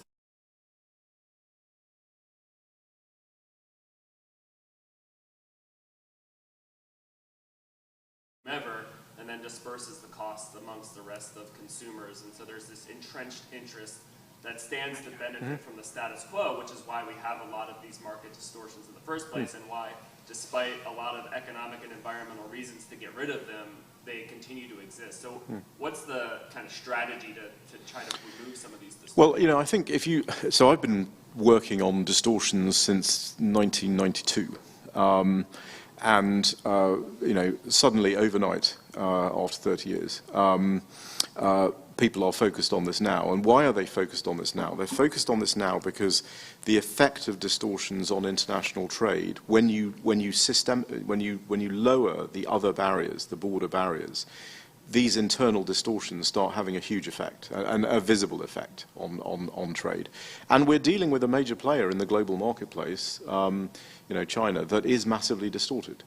And the historic approach of trade, which is we only care about what happens at the border, doesn't work. You know, it does not work anymore. So, I mean, I think that's where actually there's a lot of consensus. Probably the only trade policy that the Biden administration is interested in, frankly, is how do you deal with China? How do you deal with China distortions? They're not interested in trade agreements. They're not interested in any of these other things. But they are interested in that. And I think it's a coalition of countries that have similar approaches to free market economics, basically, can come together to develop support for this. And I think you have to start introducing it into your trade agreements. That's why I've always said that, you know, to external audiences, I've always said that the UK leaving the EU is a massive global event. You know, you don't often get a G7 country leaving the EU and adopting a totally different trade policy. That is, and the world should take advantage of that. Because if it doesn't, you know, we're right now in a sort of unfrozen moment where those incumbent powers haven't yet fully established themselves in the new UK framework. So take advantage of the UK. I mean, use the UK to deliver on some of these things, because they're willing to do it. They want to do it, and it's fundamental to them having a success out of leaving the European Union, Customs Union and single market. The only way to have a success is to maximize your external trade policy and maximize your domestic regulatory policy to deliver competitive advantage. If you don't do that, all you're left with is the disruptions. So they have to help, they have to be involved, and I think that's why I think the Atlantic Charter is very important. Now, the Biden administration, having agreed it, I don't think necessarily have a vision of what to put into it. But that's okay. I mean, I think the UK can make those suggestions. One question here? Yeah. A quick observation in addition to what Shanker just said. We're talking about free trade, but we don't have free trade, we have managed trade. Mm-hmm. And that's, thank you very much. And that's a huge difference. And arguing for bilateral agreements constantly, I think, would be much more towards our ideas of free markets and free enterprise and free movement of and the 4 European freedoms than what we see these days. Could you maybe elaborate a little bit for especially the young conservatives about the difference between managed and real free trade? Yeah, so it's not a case of simply doing trade agreements. You know, you need to look at what's in the trade agreement to determine whether it's actually having a net positive effect on in terms of liberalisation. That's why your posture has to be your what we call domestic settings. What your domestic regulatory environment looks like has to be pro liberalisation in order for those bilateral agreements to lower the barriers between countries. So, you know, the challenge to you know, for example, the EU single market and customs union is it lowering the barriers between the members and increasing the barriers to others? Because that is not a that is more of your managed trade as opposed to liberalisation. You need to lower the barriers to each other, and you know, that's why the WTO is the best option. It is the optimal outcome. We all want the WTO to succeed. We all want multilateral free trade, but the world, you know, in the real world, The problem is that the WTO, if you want to look at it in terms of most liberalizing arrangements, we are increasingly getting into a world where AUKUS type arrangements amongst members, the US, UK, Australia, hopefully we can bring Japan into that and so on, that sort of arrangement amongst people who genuinely believe in liberalized trade, competition on the merits as an organizing economic principle, and property rights protection, and not very many countries do, I will have to say, that we can push on those things and then build more. So AUKUS is more like a ceiling. I would say the CPTPP is rapidly becoming a floor. You know, it's by far a more liberalizing arrangement than most things you will find, but it's rapidly becoming a floor, and the WTO is in the basement.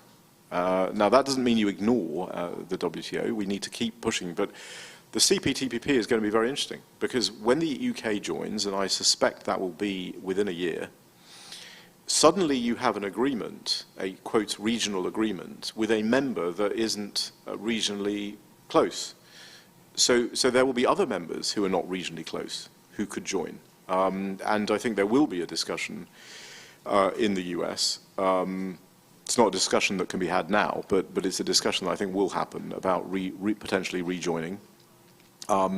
It might have to be renamed, it might have to be changed in material ways, but if you've got the possibility of the US joining it, I think the members will move. And there is some urgency on this because the Chinese have said they want to join the CPTPP, which I think has a zero chance of success. They would have to fundamentally change their entire economy in order to do so.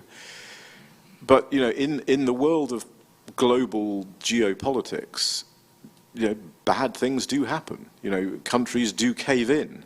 You know, and if the US remains on the outside, you know, the pressure on some members of the TPP to admit China, then it'll become a very different agreement. Then it will be much more of a managed trade type arrangement, like RCEP or some of these other arrangements. So I would say you have to focus on what's in the agreement. Don't just say, oh well, the UK's done all these trade agreements, that's good. Well, it may be good, it may not be good. It depends what they say. But it also has to be part of a global trade strategy. You know, why are we joining the CPTPP?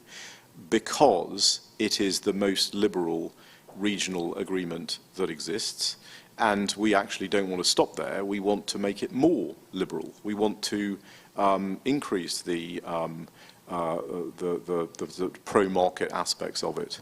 And you know, as a result of that ambition to join the CPTPP, what's happened in the UK? Pretty unprecedented thing, which is we've agreed with the Australians and the New Zealanders to go to completely free trade in agriculture within 10 years, but we have agreed this. You know, this is a country that was a European member state not very long ago, and the Europeans will never do that. They will never go to free trade in agriculture. So that's how you use these agreements to generate a pro-market sort of perspective. Good timing, we're up against the hour. Please join me in thanking these two gentlemen for their remarks.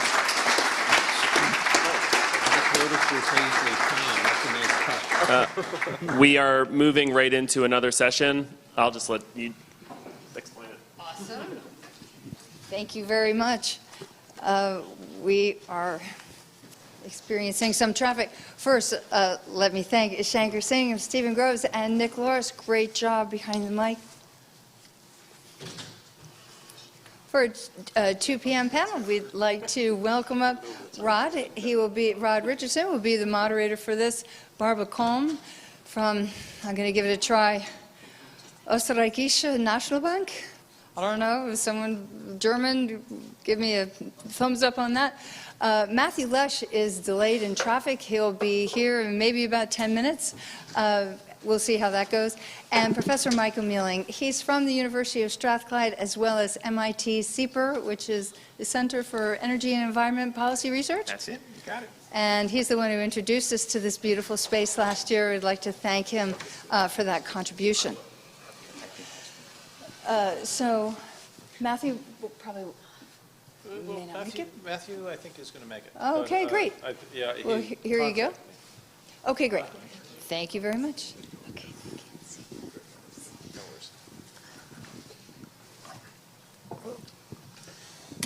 So I heard from Matthew. He's on the way from the airport. He had a flight delay. Matthew's from the Adam Smith Institute in London. But we'll hear more from Matthew when he arrives, hopefully. But I have with me Barbara Kolm from the Austrian Economics Center.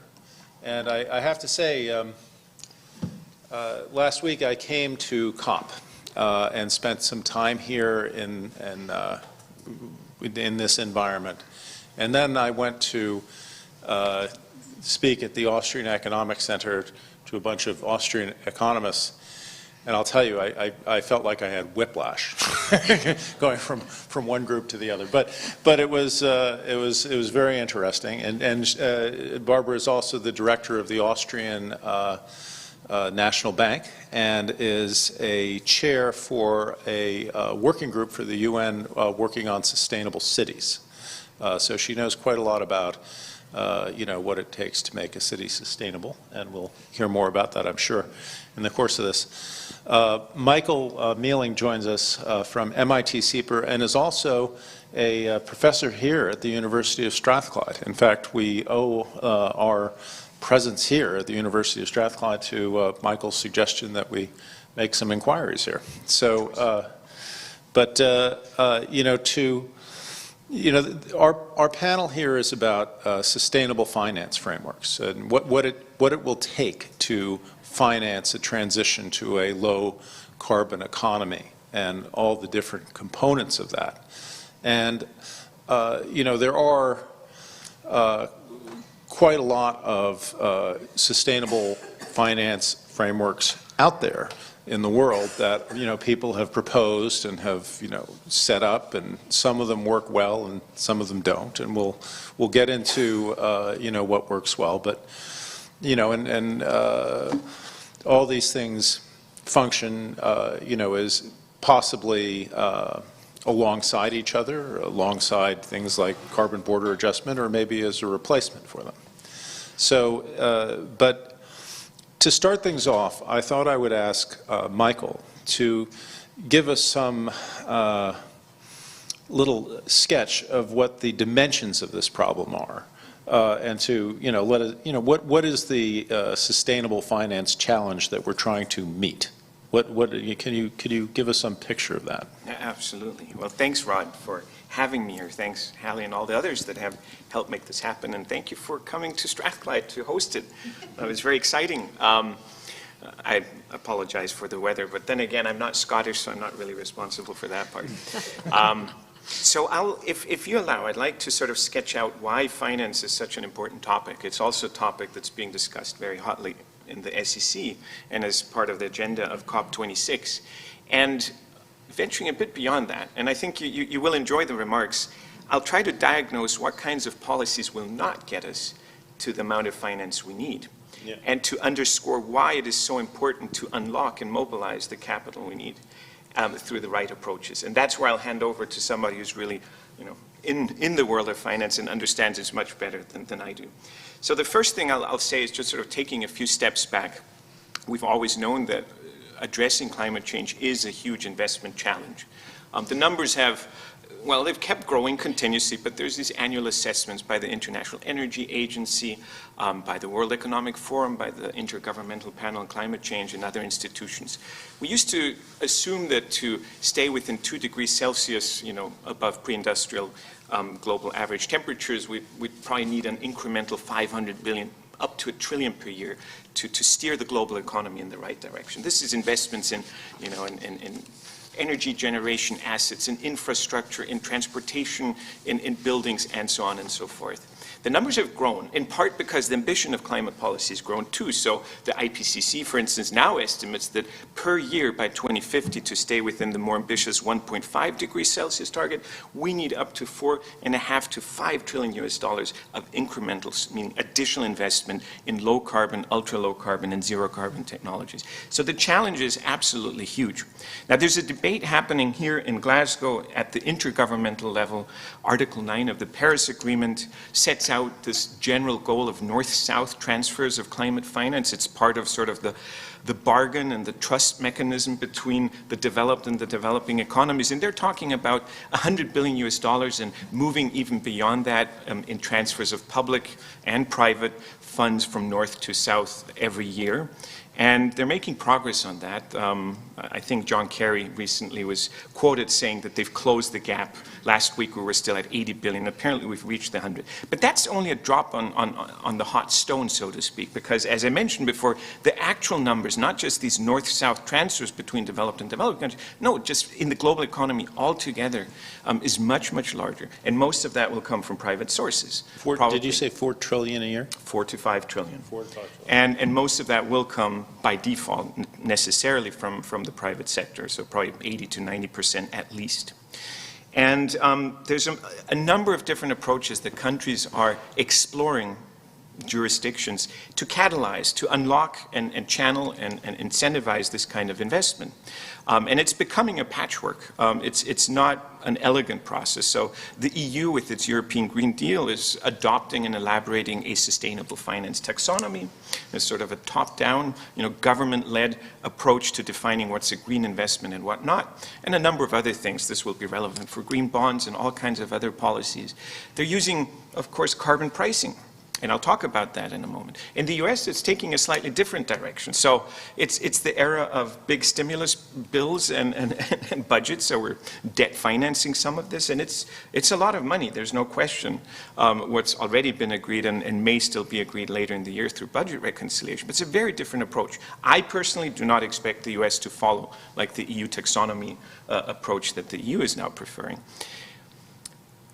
Nonetheless, a lot of the hard work will come down to hard policies, and most economies, most countries are placing their bets on demand-side constraining policies. So mandates, performance standards, and increasingly the debate has shifted to carbon pricing also. We thought that maybe that kind of had been abandoned 10 years ago because of so many political setbacks in some important countries like the US.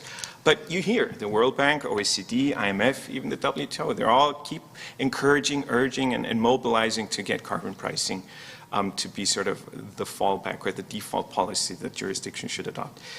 Any carbon constraining policy, and this is kind of the argument I want to make, will ultimately, I won't say it'll fail, but it's a intractable 2 steps forward, 1.5 steps back, 2 steps forward. It's a whack-a-mole game of epic proportions, and I'll explain why.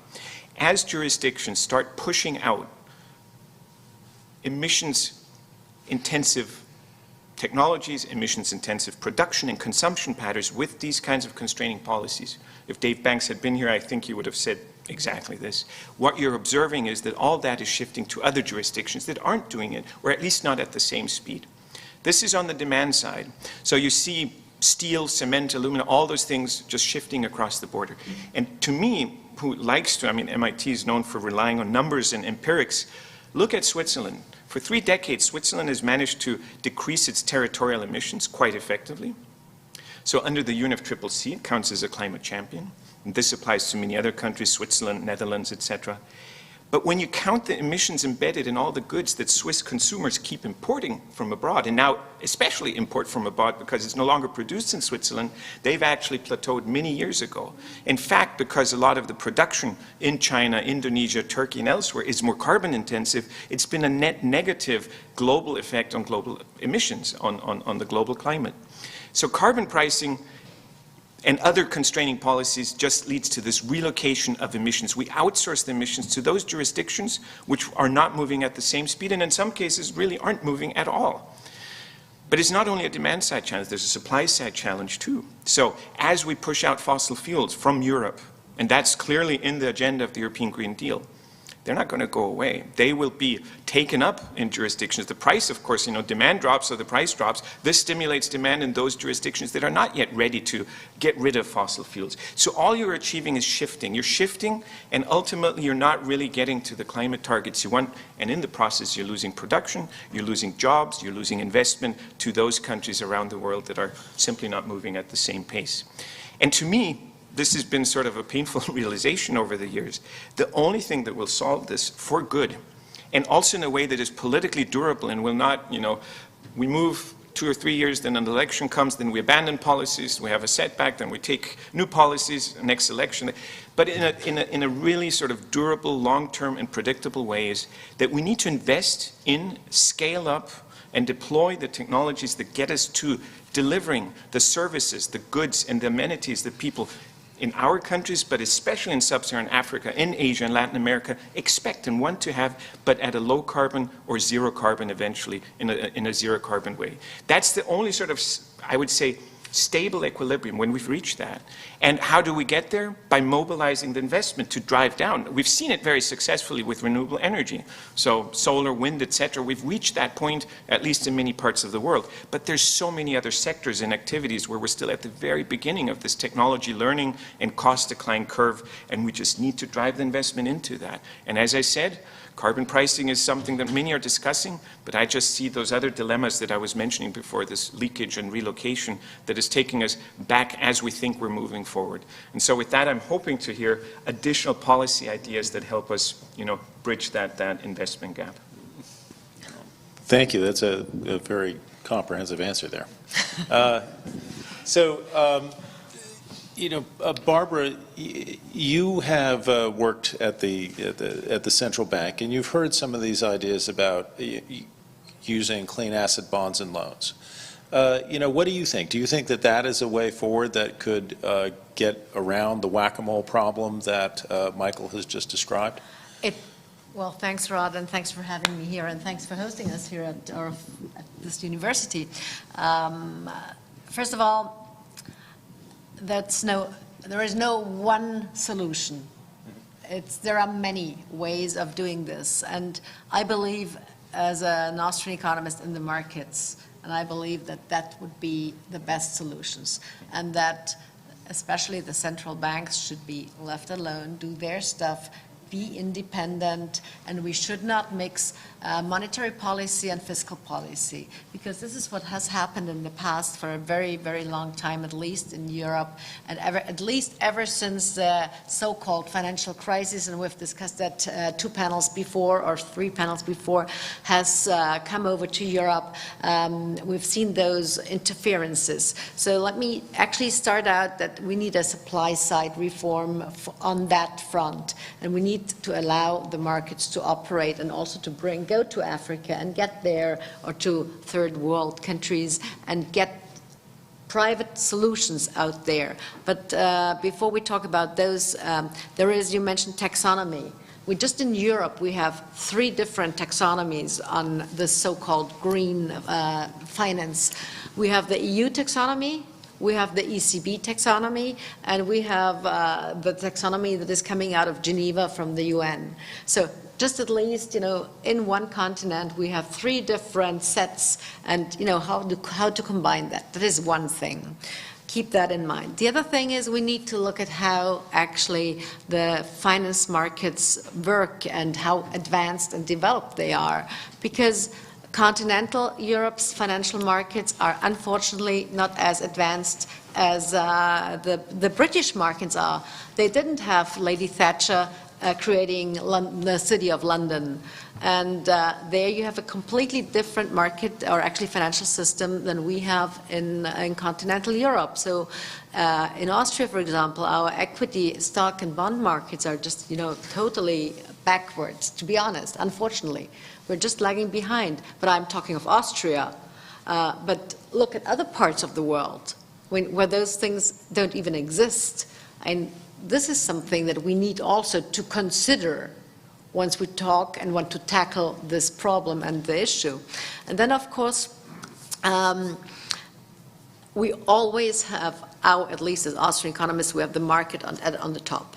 And then we have the politics on the other side. And so we need to cooperate and coordinate somehow and explain. But tell them to provide us the right framework, which is the reasonable framework and the rule of law. And then don't over-regulate us. Because banks who play a very important role, whether it's merchant banks, whether it's investment banks, those will play a very important role in this entire game to solve the issues. But if they are over-regulated, They will not, because then there is no money left to be earned. And we want everybody to be better off and well off and to earn money. So the system needs to be question marked or put into question. And this is what we currently do at the central bank. We have modeled a couple of things. Here I have a very nice tool on, it's not publicly yet, but it's on the sectoral carbon price models. And we have gone through various sectors and regions in Europe and have looked at the turnover losses. If we just put the carbon price at 130 euros per ton, and you know, the sky is the limit if they go through with this solution. And trust me, there will be regions and there will be sectors in Europe that lose totally out. And it's not only agriculture, it's transport and many others. And you will pay the price, because there will be somebody coming in and say, you have to pay that. And it's your taxpayers' money in the future. Thank you. Let me welcome Matthew Lesh. Apologies. Matthew is had a challenge getting here, but he's from the Adam Smith Institute in London, which is very fitting because, as you may know, Glasgow was a place where Adam Smith lived and learned and taught at the University of Glasgow. So we're here talking about free market approaches to climate.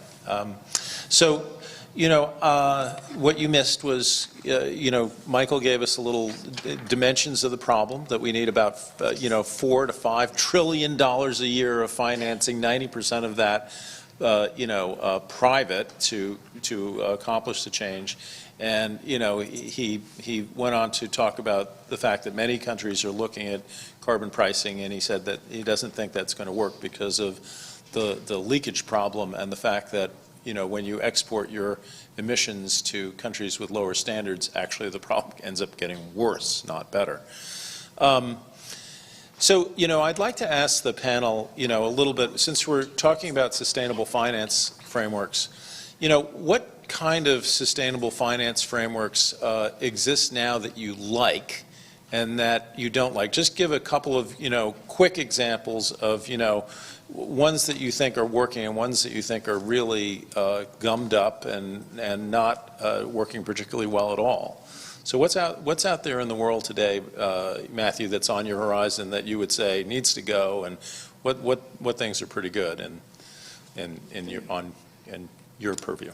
Well, thank you very much. Apologies for my tardiness.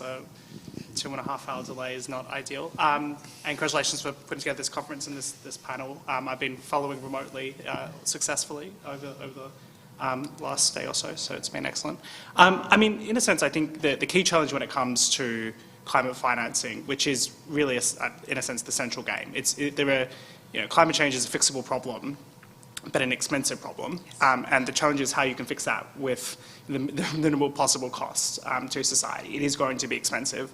A billion here, a billion there, eventually talking about, sorry, I should say $1 trillion here or $1 trillion there, eventually talking about real money. And in a sense, it then comes down to two things, which is upgrading infrastructure and innovation.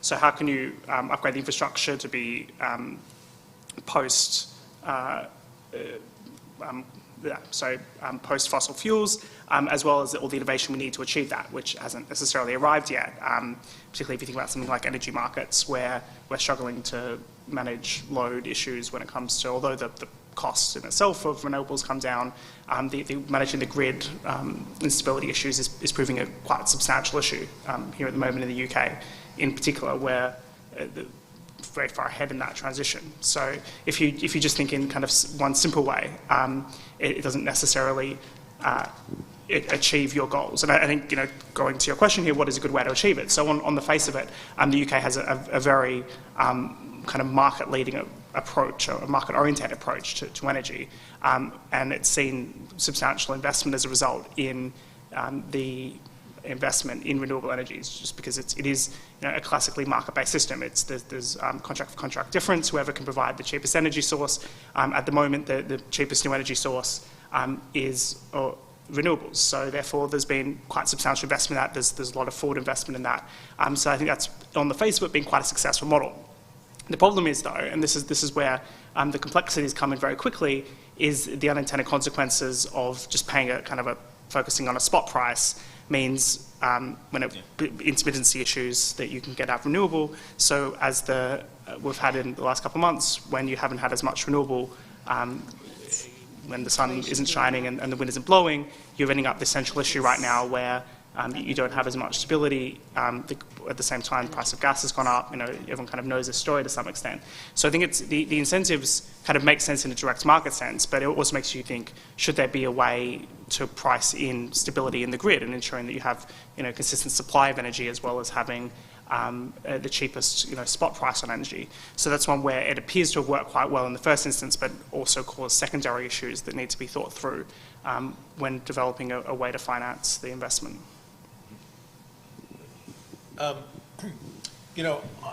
One of my least favorite kinds of finance frameworks is the American ITC and the PTC. These kinds of income transfer subsidies seem to me to be very constricting to the market. In the sense that we have a situation where only the Berkshire Hathaways of the world can take advantage of these kinds of tax credits. If you're an entrepreneur as Drew likes to point out, guys like him who are doing $5 or $10 million projects, good luck finding an off-taker for your tax credits. They only want to talk to you if you're doing $50 million or more. So the subsidies, some of the frameworks that are being provided, in fact, become barriers to the market rather than actually, really helping the market to fly. Do you see finance frameworks like that in Europe and around the world that are troubling to you? Who wants to take that on? Well, if I may, I would just simply start right away. We don't have such a thing as tax competition anymore. And we need a supply-side tax cut that is really clear, and also for our climate issues. We need to incentivize those who provide new technology, who are willing to invest in new technology. And when I talk about Europe, it's not just the big players. Just in Germany, 80% of the enterprises are small and medium-sized enterprises. Mm-hmm. It's the small families family groups with maximum 200 people that operate and that run and that pay the taxes.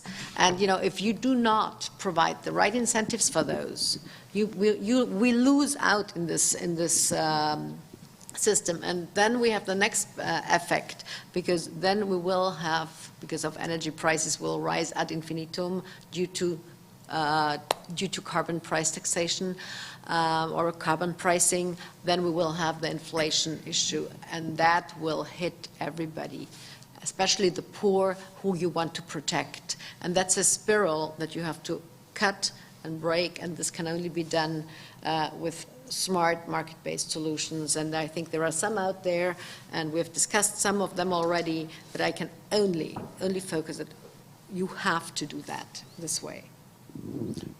I sometimes wonder at the term market-based solutions, because it covers a huge range of different kinds of ideas, some of which are much better than others.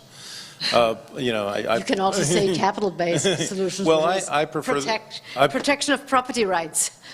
Personally, I prefer the term free market solutions, because the operative idea is expanding freedom and removing barriers. It seems to describe it best when you think about what's needed in sustainable finance. We need to remove the barriers to investment to enable it to flow. So the free market solutions are those that remove the tax, trade, and anti-competitive barriers. Market-based solutions sometimes are solutions that raise barriers, and the market-based solutions that are good are the ones that remove the barriers, and that's why I call it free market solutions, to avoid confusing people. But my question, for you, I guess we'll go first to Michael, is, I've made this argument that the new first best policy choice should be a free market approach where you're removing barriers. And that this is actually going to be more satisfying than things like a carbon price or regulation or direct investment by the government. And we've talked about clean asset bonds and the other kinds of clean tax cuts, demonopolization tax cuts, things like that. Do you think that that is a way forward? Do you think it could be, a new first best solution?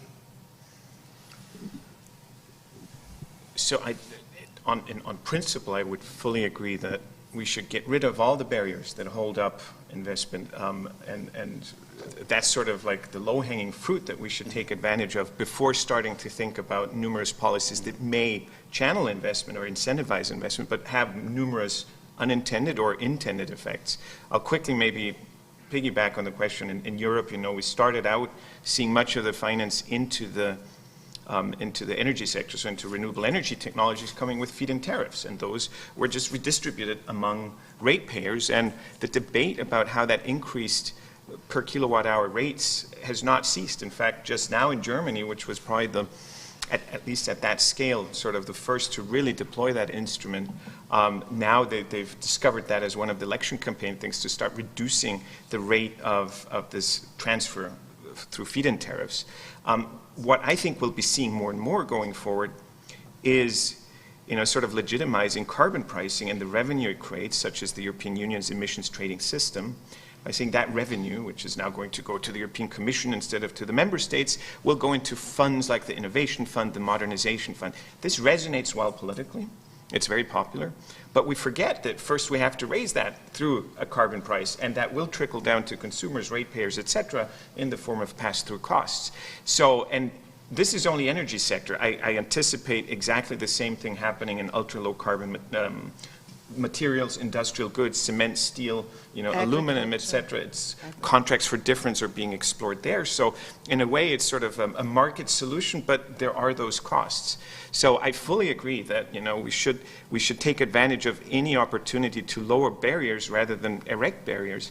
My concern is that sometimes these barriers are there for reasons that are not necessarily the most honorable or defensible, but there's political constituencies. And even though this actually relates to the previous panel, but on Monday I was at a discussion on trade and climate that Liebreich and some others were hosting, and people were explaining, why are industries opposed to, for instance, the Environmental Goods Agreement and reducing tariffs? And unfortunately, even clean industries have certain protectionist motivations sometimes. So it's those kinds of politics that I think are holding up what should be the logical first step to take.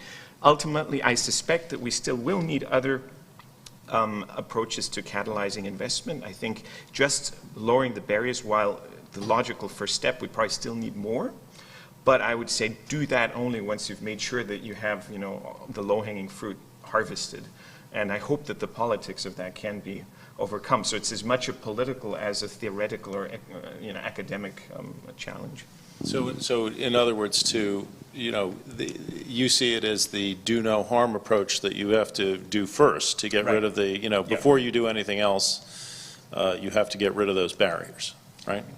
What's your point of view on that question, Matthew? Yeah, so just kind of going back to, I guess, first principle in a sense, which is you can kind of have a form of environmentalism that is command and control, which is a lot of what we see, which is using, nitpicky regulations, forcing things onto people directly, or using subsidies, the government picking certain climate winners and throwing huge money at hydrogen, for example, because we think that's going to be the technology of the future. But the reality is, in addressing climate change, we suffer from the same kind of problem that Hayek identified with respect to the knowledge problem. We actually don't really know the most efficient, cost-efficient way to solve all these multitude of issues. But using a price mechanism, the kind of knowledge that contains, you can get some quite powerful outcomes if you create the right incentives for people. So I think what you're trying to get at here in terms of removing barriers to allow that innovation and the effective use of the price mechanism, be it through, and you can to some extent do it through a carbon tax. You have to design it very carefully, of course, because you don't want carbon leakage, so you've got to have a border adjustment, you've got to make sure it's kind of fair, you've got, in the sense of distributional purposes, I think it is actually very hard practically to design a good carbon tax, and it comes along with all the issues that you've been talking about. you can do that in a more positive sense through the kind of clean financing that you spend your life focused on, Rod, in terms of clean financing that kind of creates a positive incentive. You could do it through, I think someone earlier when I was listening remotely was talking about full expensing as a kind of key if you want to get people to invest huge amounts in infrastructure or in whatever else. Full expensing is hugely beneficial because they can write off the cost straight away. So it's about allowing, in my view, it's about broadly allowing market actors to figure out this problem for us rather than the state thinking that has the solution to this problem. May I add something? Sure, go ahead, please. When you said, yeah, well, free market, for me, a market-based solution, I'm talking in the sense of Ludwig Erhard and General Clay, when they removed the price controls back then and created the German economic miracle. So this was back then a market-based solution in Europe. And I was referring to those solutions. I'm the least person to avoid the term freedom and liberty and free market. So, but just to make sure that that is having said that. And the second point is, and you touched upon energy, and energy for the consumer has risen, and the inflation rate that we've seen in Germany is almost now 6%. And this is mostly due to the rise of the energy costs. Mm-hmm. And this is when you see when a top-down regime comes and when markets are not allowed to operate, when there is a huge group that has been subsidized for a very long time and another group that has been protected by regulation and by laws. And this is what we have to break up. Mm-hmm. Right. So, to move on to just another area, which is a little different from the clean tax cuts framework, but a sort of a, how would you say, a precursor of that, maybe a precedent. In the United States, we have one policy which was never intended to be a climate policy, but may arguably be the most successful climate policy we've ever undertaken. And that is the use of the conservation easement tax deduction. The conservation easement tax deduction basically allows a charitable tax deduction, a generous charitable tax deduction, for people who put their land into conservation. This idea was introduced in the governorship of Ronald Reagan in the early 60s, and then passed into law federally under Gerald Ford, and then expanded again when Reagan became president. And since the 1980s, we've seen about 33 million acres of U.S. forests regrown, on private lands using the conservation easement tax deduction. And we've seen about 60 million acres of land go into private conservation as a result of this. So compare that situation to that in rainforest countries, where we're seeing massive deforestation because there are no private property rights. And anyone can go in there and just, despoil the public lands.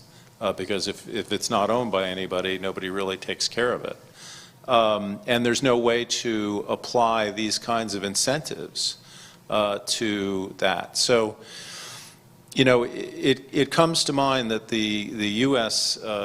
Charitable tax deduction system, which is one of the most generous in the world, really funds quite a lot of very good activities, including a lot of climate action.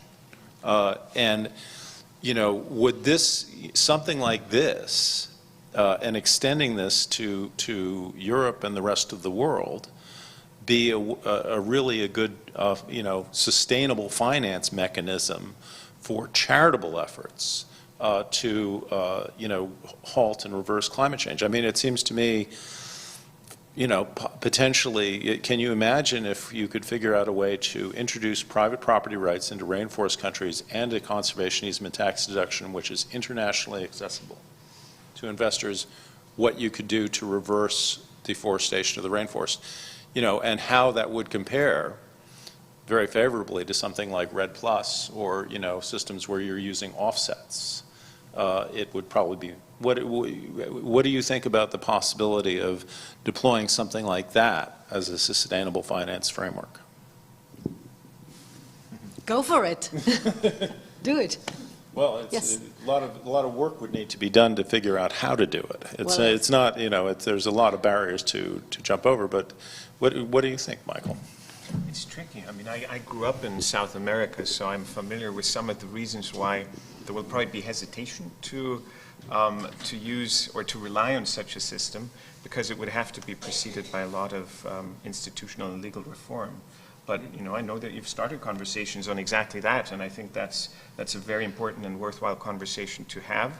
The only drawback is that those processes tend to be slow to reform the tax code and potentially even amend the Constitution and other legislative frameworks. And so it may be something that we have to push while we rely on other instruments.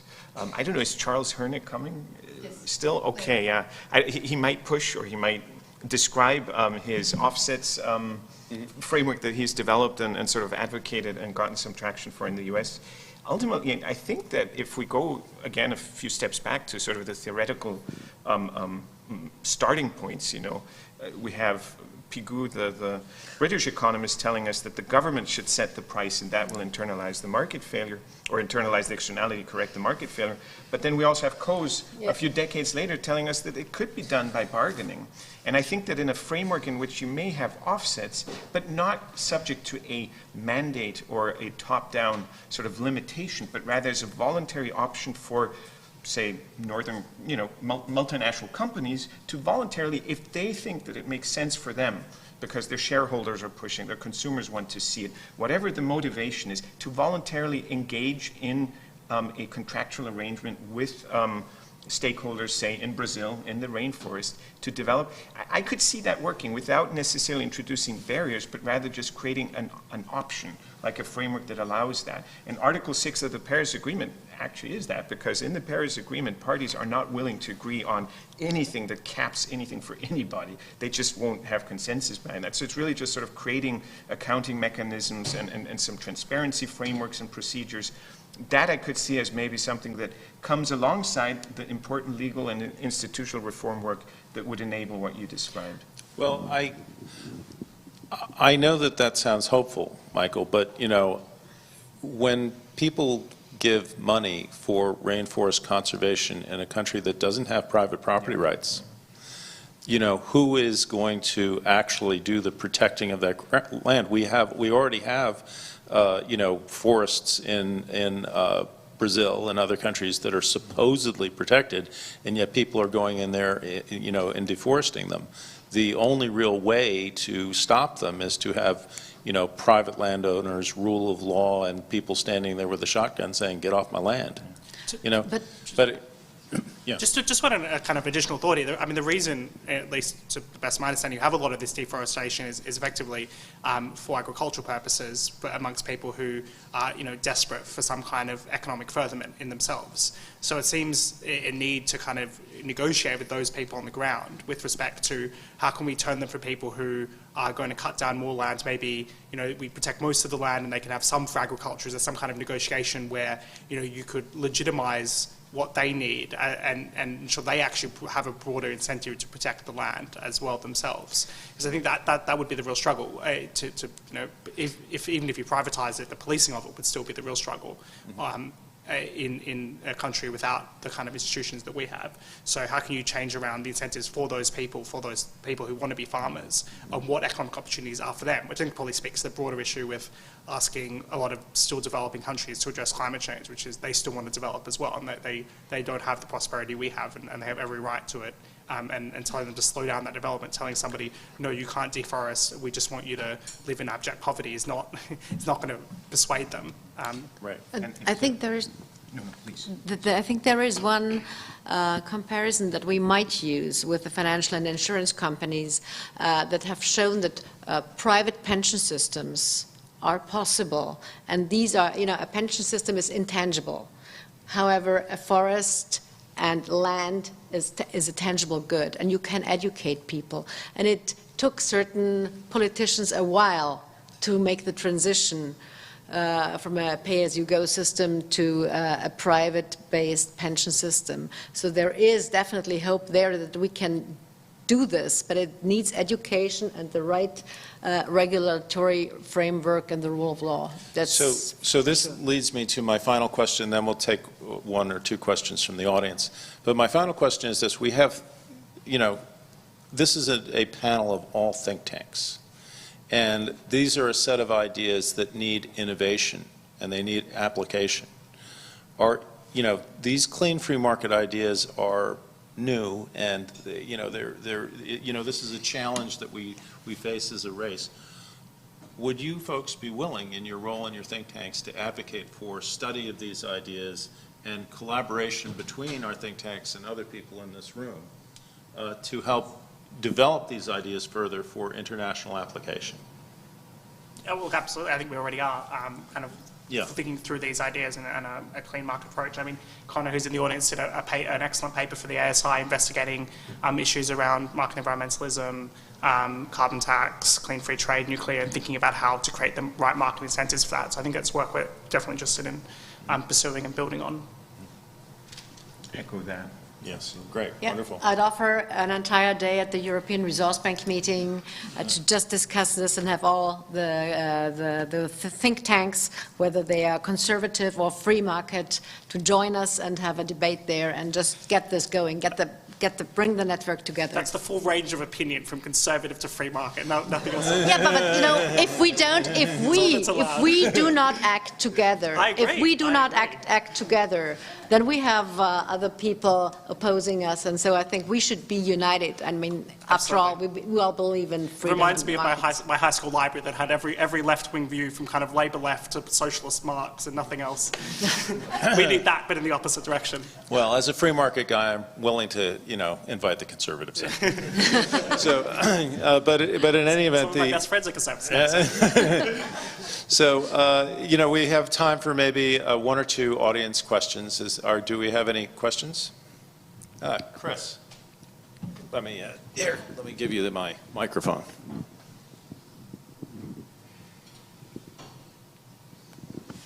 Thank you for a great panel, and my question is for Michael, and good to see you again, Michael. You mentioned Coase and Coase's theorem. He mentions, as far as I understand it, that kind of bargaining can only really happen under ideal economic conditions. And I'm just wondering if you think those conditions exist currently, and if they do not, how should we create those kinds of conditions for these kinds of bargains to be able to be created in a marketplace from the bottom up? All right. So, first I should say that Coase himself, towards the end of his life, admitted that it was entirely theoretical, that those conditions exist nowhere, and we just are variously far away from achieving them. But in that context that I was mentioning, say, for instance, Brazil, which I fully, I love Brazil. I've spent probably half a year or more if I add up all my trips and stays there.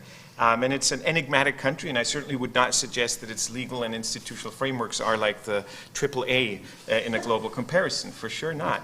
And that's why I was suggesting really more of a bottom-up approach. So instead of having Norway invest $1 billion euros or 10 billion crowns or whatever the exchange rate is in a massive avoided deforestation project, REDD+ initiative, to instead have the kind of more Coasean idea of bargaining between those stakeholders on both sides that have an overlapping interest and have an incentive, an interest also to ensure that this actually works out, so that the next time, they'll come together again and have the same transfer that's a win-win for both parties.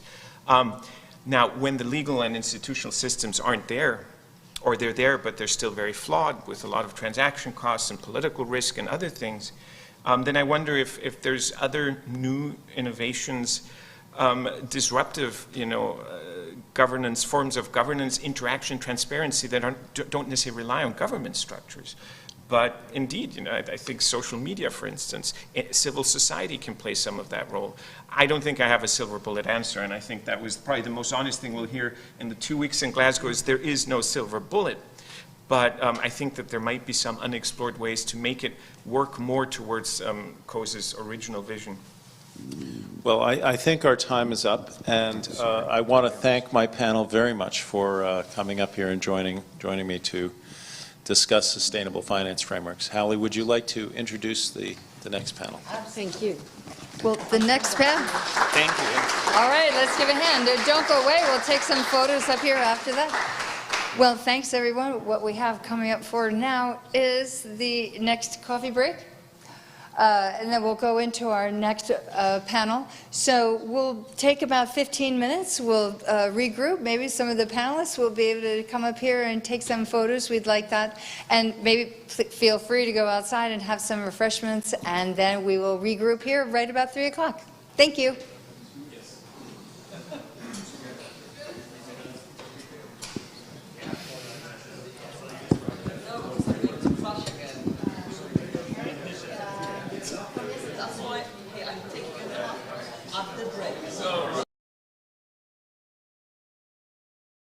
An adventure for me, but I'm pleased to be able to spend the rest of the day with you folks here.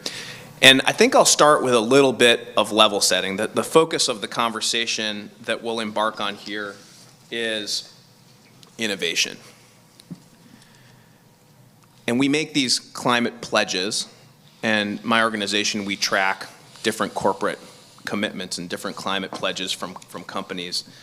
And I think one of the beautiful things is that you see more and more companies making these voluntary corporate commitments to net zero by mid-century, 2040, 2050, whatever it is. These companies range from the oil majors that are committed to reducing their Scope 1, Scope 2, and Scope 3 emissions over the course of the next few decades. BP, Shell, Chevron, Total, Microsoft, Apple. These are big companies. UPS is aiming to reduce their emissions. The list goes on and covers transportation, it covers industrial sectors, it covers technology, it covers pharmaceuticals, and that's good. But in every single one of those plans, there is a great detail on what they're going to do in the next 2 years, and then in that 2035 fog, you see a lot of the word innovation. And we're going to rely on innovation, and we're going to get there in the final mile. The truth is that a lot of the technologies that we need to get to net zero and even strip out carbon dioxide from fossil fuels, carbon capture utilization, carbon capture storage, those technologies exist today. They're not very cost effective to be able to put carbon dioxide at scale underground. I know that we're doing it here in the North Sea, but we're not doing it all around the world.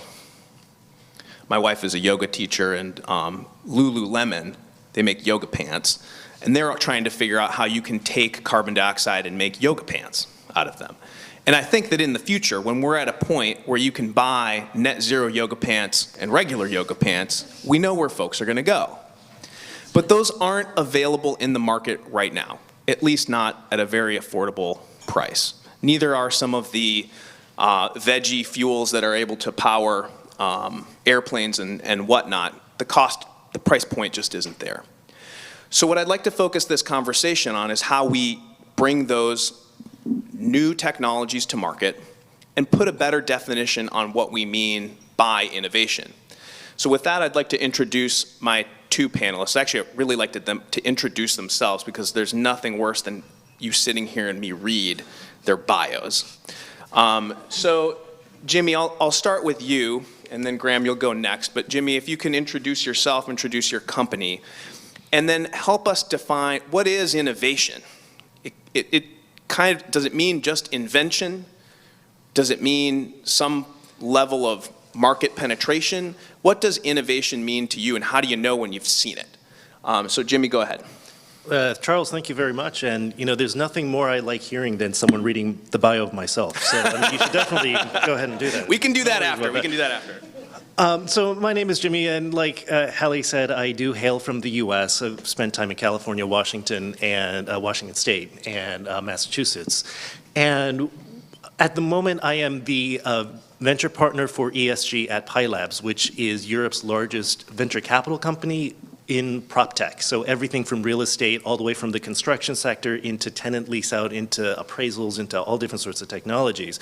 And one thing I like to say is that the real estate sector is the ESG sector. At the end of the day, real estate consumes, or it is responsible for approximately 40% of all global emissions. It consumes about 55% of all raw materials. And one of the things that I also like to quote is approximately generates 30% of that raw materials ends up as waste. And so when we start looking at ESG and we start looking at the real estate sector, not only does the real estate sector consume a lot of resources, but it consumes those resources for the creation of social spaces so that people can come and gather and enjoy each other's company in one way or another. So fundamentally and ultimately, the real estate is the ESG sector. And any innovations that happens to come across it or into it, whether it's intentional or not, can some way affect the energy balance, the material balance, the water balance, the consumption, the resources, the waste in one way or another. And thus we have to be very careful when we start thinking about these real estate innovations of understanding their environmental footprints, just because it's going to happen whether we realize it or not. And so when we start looking at innovation, I think there's a couple of different aspects of innovation that we have to be careful of separating out. There's the inventing portion, which is the creation of a new idea, but then there's also the implementation and the scaling of ideas that's been proven, but not widespread at the moment. And you need to be able to do both. And right now, what we're in a situation is there's a lot of fantastic proven technologies that are out there that work, that decarbonize, that reduces consumption, that reduces waste. That is just not readily available or readily adopted and readily scaled. And so the second part of that innovation is in how do we scale the adoption of innovation, which is much more about business process optimizations, business scaling, new business model innovations, not just the technical innovations on themselves. And so at PiLabs, when we look at companies, we're looking at them not only from the technology innovation, but we're also looking at it from the business model innovation of how can we get it out there into the market to be able to then have a much larger impact. Thank you, Jimmy. Go ahead, Graham. Okay, yeah, good afternoon, everybody. I'm Graham Alt. I was an academic at this University of Strathclyde, so in talking about innovation, I'll say a little bit about R&D background as well as taking that into the commercial domain as well. I work for a company, Smarter Grid Solutions, which was spun out of the university back in 2008, and I was one of the founders of the company then.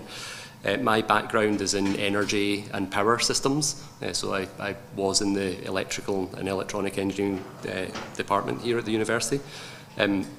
Our company now, Smarter Grid Solutions, we're a software company, and our business starts from the decentralization of energy and the energy system. So wherever there's a smaller energy asset that's connecting to a local grid, that's where our business gets involved.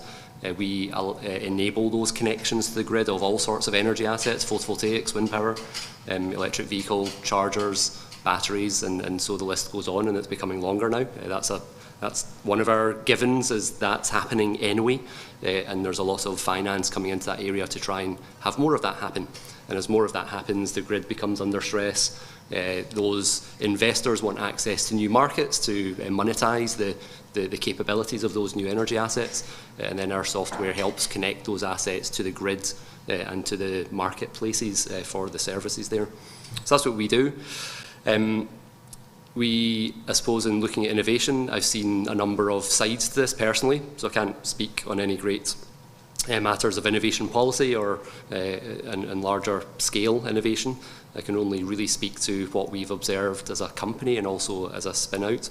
So from funding academic research and development, so I suppose research, and my chief exec used to say to me, well, research is the process of turning money into knowledge, and innovation is the process of turning knowledge back into money. So taking good quality science, good quality invention, good quality pieces of technology, as Jimmy's mentioned, those are all starting points for innovation then, which is then much more about the business model. So who needs this? What form do they need it in?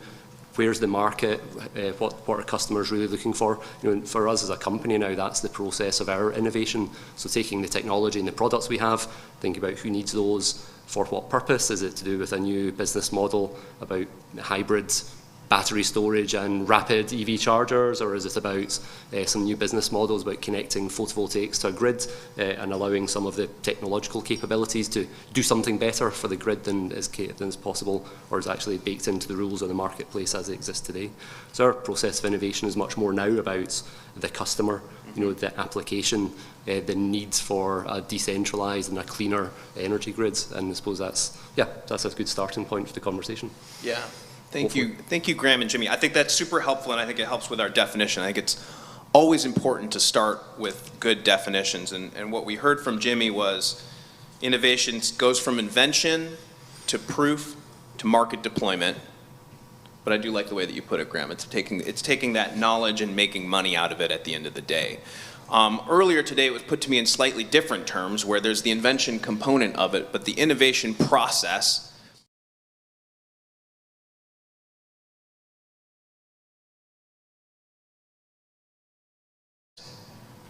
at least on paper. They need to be proven, and then the risk needs to be removed from them so that it is a scalable climate change solution. The same is true for carbon capture, utilization, and storage. And I think that it can't be understated how important innovation is going to be to move the status quo in a way that actually reinvents particular markets as quickly as we can, but grows jobs at the same time. And I want to offer one statistic. There's some folks that are younger than me in the front of the room, and I want to, and one in the back of the room. But I want to just impress on you all like how slow change is sometimes. In 1971, coal, oil, and natural gas fueled around 86% of the global energy supply. Global energy, transportation, electric power. In 2019, it was 81%, down 5%.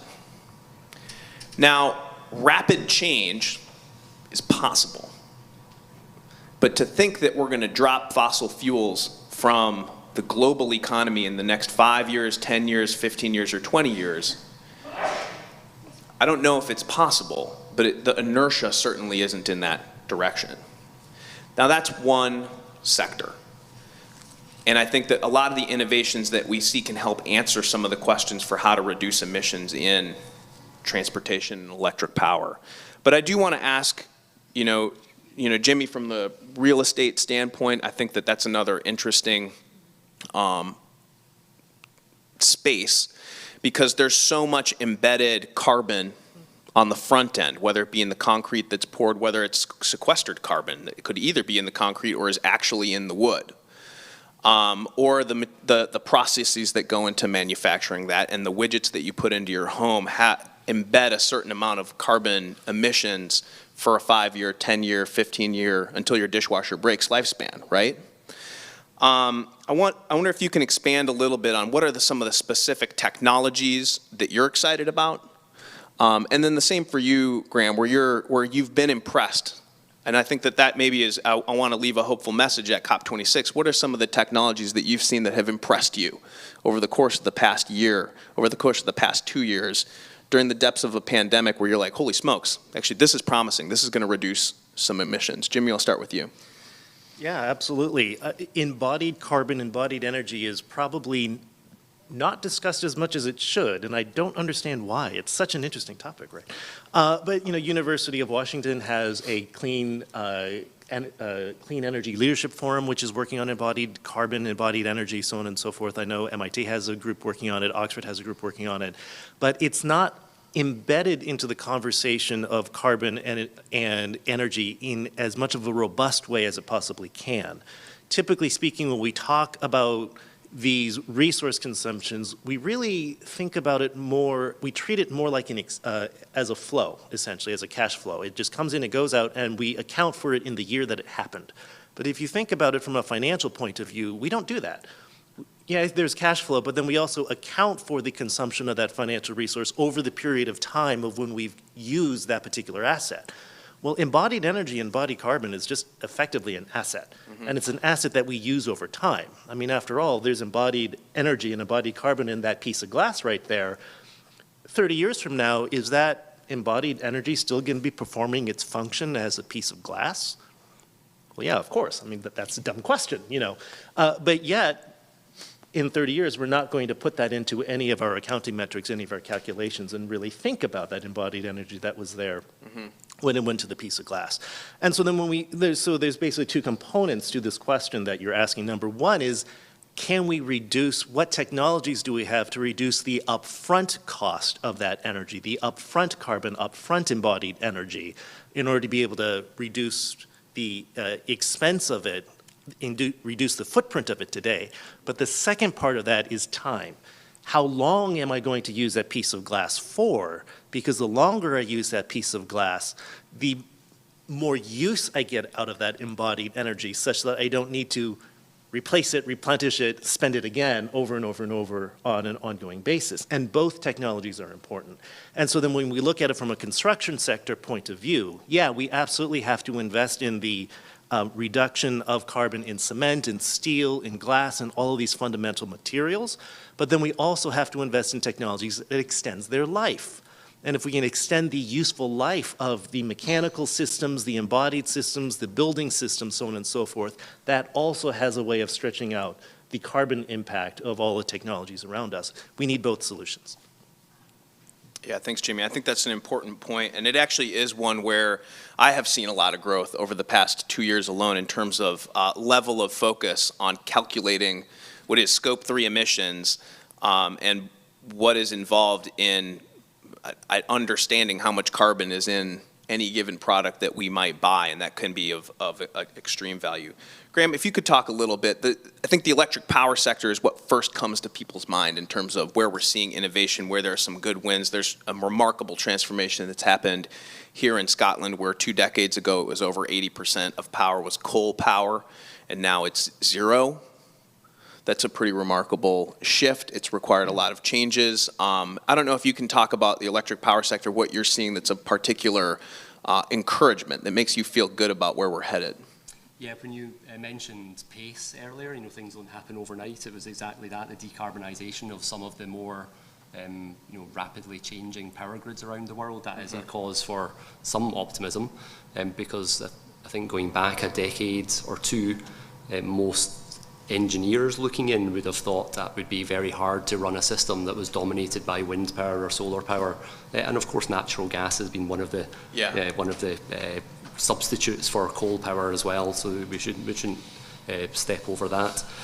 So that change has happened fast. So wind power, first of all, you know, between 2000 and 2010, you know, an enormous surge to the extent that the contracts for differences, which Adam Bruce mentioned this morning in the UK. The contract for difference for the new nuclear fleet at large scale, not small modular, the large scale nuclear fleet is £95 per megawatt hour, so unit price of electricity. The latest rounds of the offshore wind contracts for differences are now 50 to 40, and maybe perhaps even below that. You know, so the actual deployed cost of those technologies is more than half, you know, for the renewable technologies now. So wind, first of all, then coming past 2010, on the back of the cost that, as we heard in the last session, the cost that the German consumer paid to accelerate the development of photovoltaic technology. All the other countries in the world now benefit from that, and the manufacturers in other countries from Germany benefit from that as well, of course. But in the UK, we had an enormous amount of solar deployment as well, so that's now an incredibly cheap source of power. To the extent that we do work with Avangrid, one of the wires utilities in New York State, and all of the projects that are using our software to connect to the Avangrid power system are photovoltaics. It's as if it's the only show in town. You know, they've achieved grid parity. I think the cheapest photovoltaic is somewhere in the Middle East. It's 1 cent per kilowatt hour unit of energy. You know, incredibly low prices now being bid and won for energy tenders in different parts of the world. So wind, then photovoltaics, and I suppose the new kid on the block to an extent, although it's not even new anymore, lithium-ion batteries, you know, to go along with the intermittency and the variability of wind and solar. Lithium-ion batteries come along, you know, provide a fantastic way of, you know, storing the peak solar in the middle of the day or the peak wind whenever it's windy, making that available and delivering lots of other possibilities and lots of other value to the grid as well.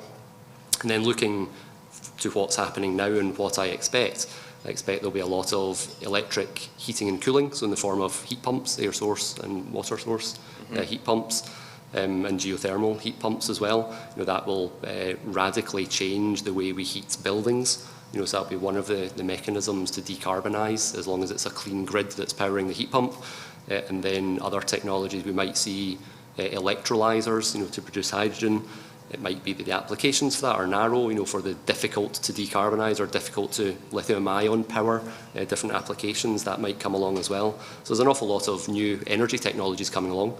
But then to go along with that, and this is where what we do as an organisation comes in, lots of digital technologies that are changing how the grid is managed. And the grid can only be managed with all of that dynamic of wind power and solar power to decide or to optimise when a battery should store and when it should discharge its energy, or to decide when a customer should flex their demand in a heat wave or consume power. That's all now done increasingly with more and more sophisticated digital technologies.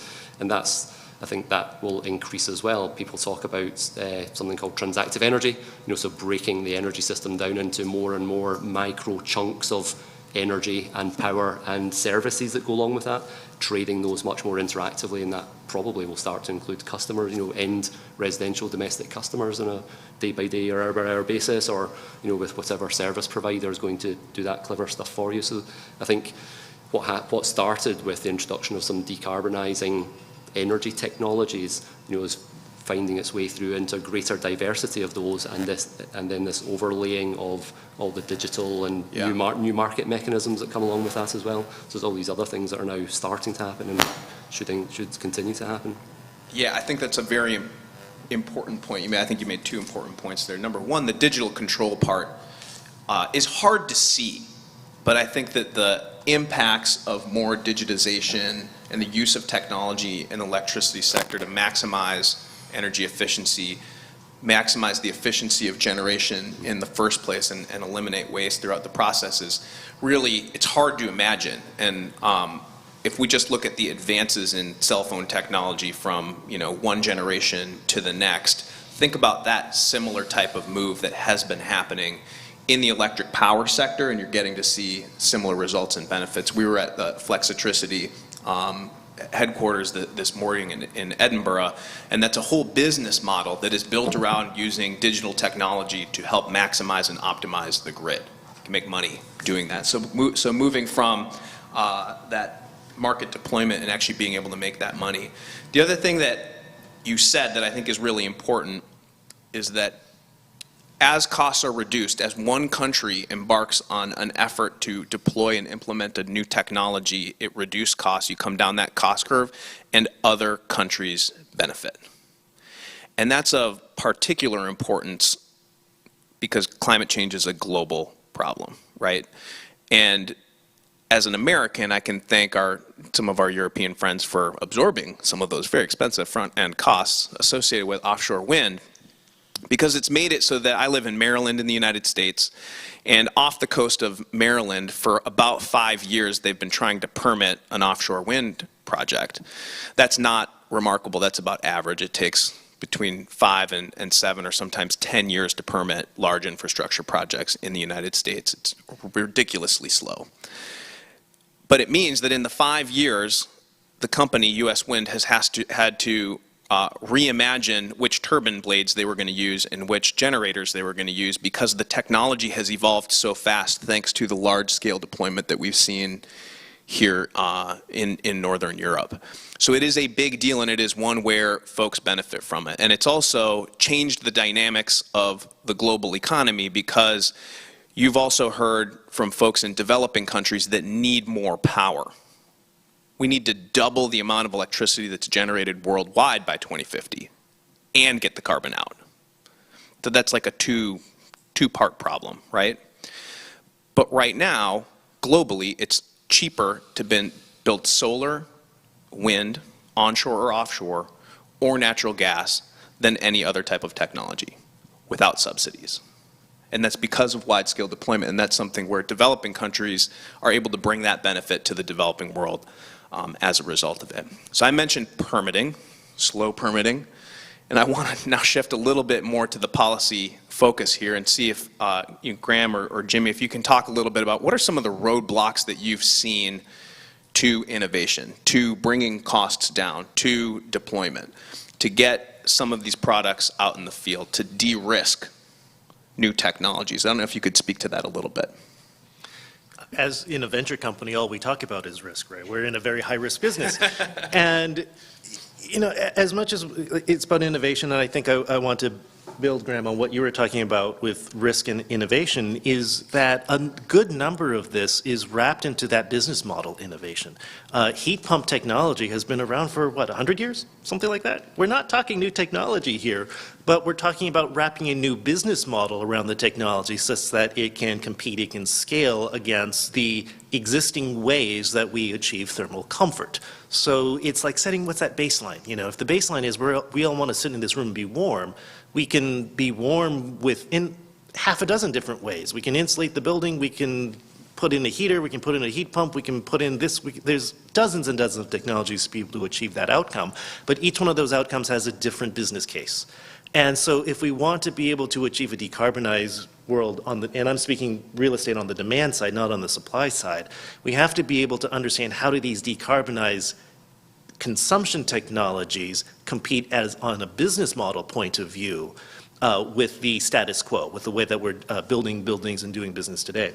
And so the barriers is actually not technology, as much as people would love to say that it's because we're waiting for a new technology to come. The barrier is making sure that the business models of implementing and scaling are able to compete against the existing traditional business models that the entrenched technologies are currently using. Yeah, want to carry on? Yeah, go ahead. And yeah, no, I agree. A lot of the technological challenges, there's answers here to some extent. Yes, though, of course, there'll be further technological R&D and technological developments as well. But business models is where a lot of innovation is happening just now.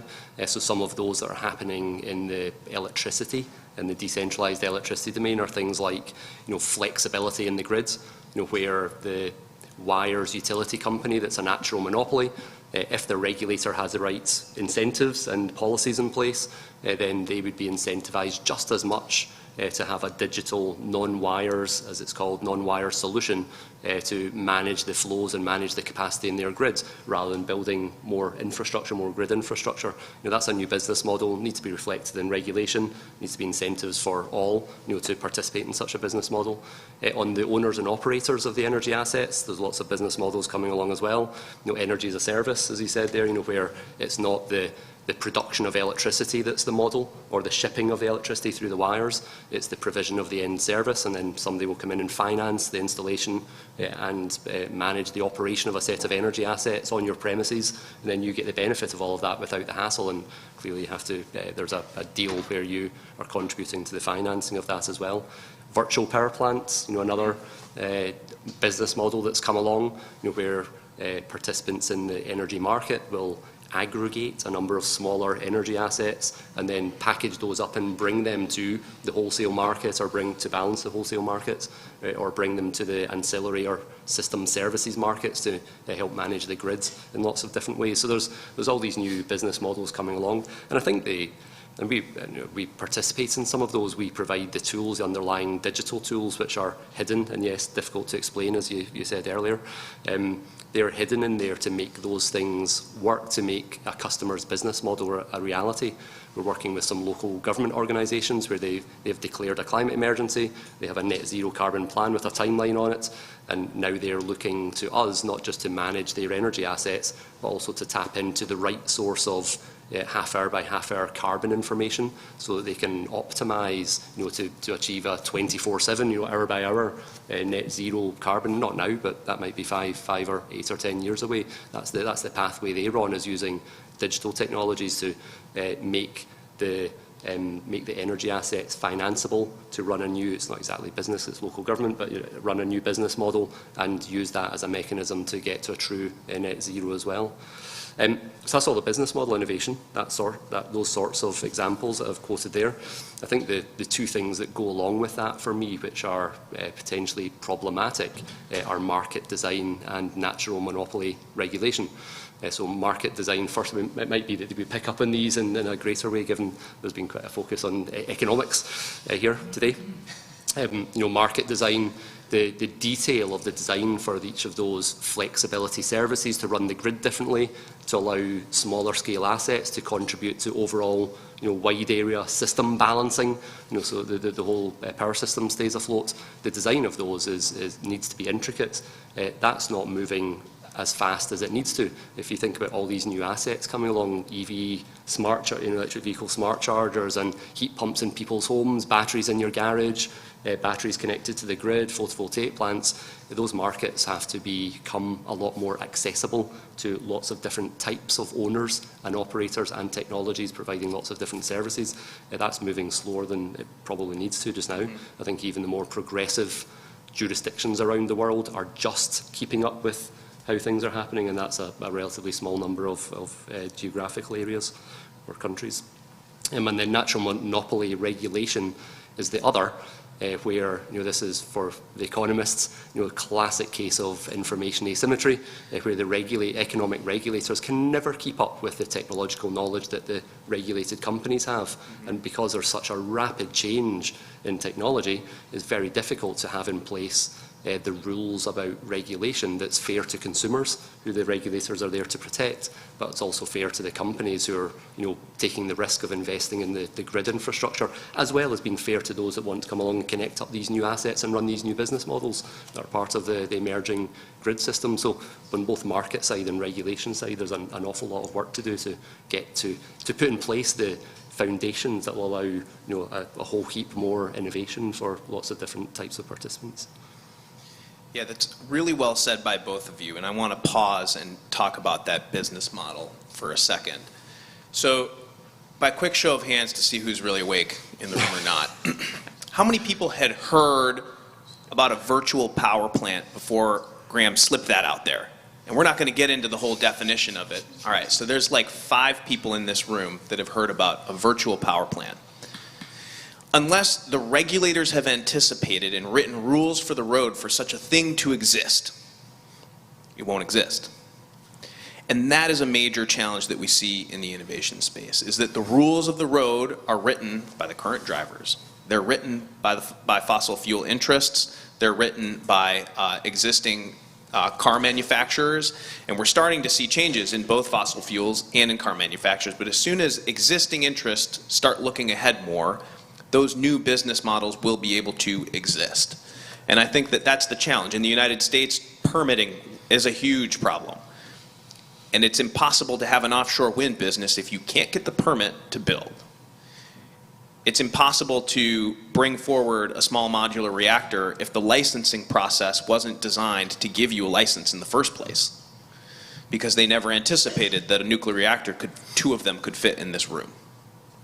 So we need to update and upgrade our regulatory system, and in many cases remove or eliminate the regulations that are holding us back. And I think that that's a critical part of it. And I think that that's where there is often a disconnect between what's happening in the private sector, what's happening in the innovation space, and what's happening in what are very slow bureaucracies in Washington, D.C., or whatever capital country it is around the world. To see the remarkable change, to see the pace of the change that we need to see, we need to allow new businesses to set up and exist and operate within legal frameworks.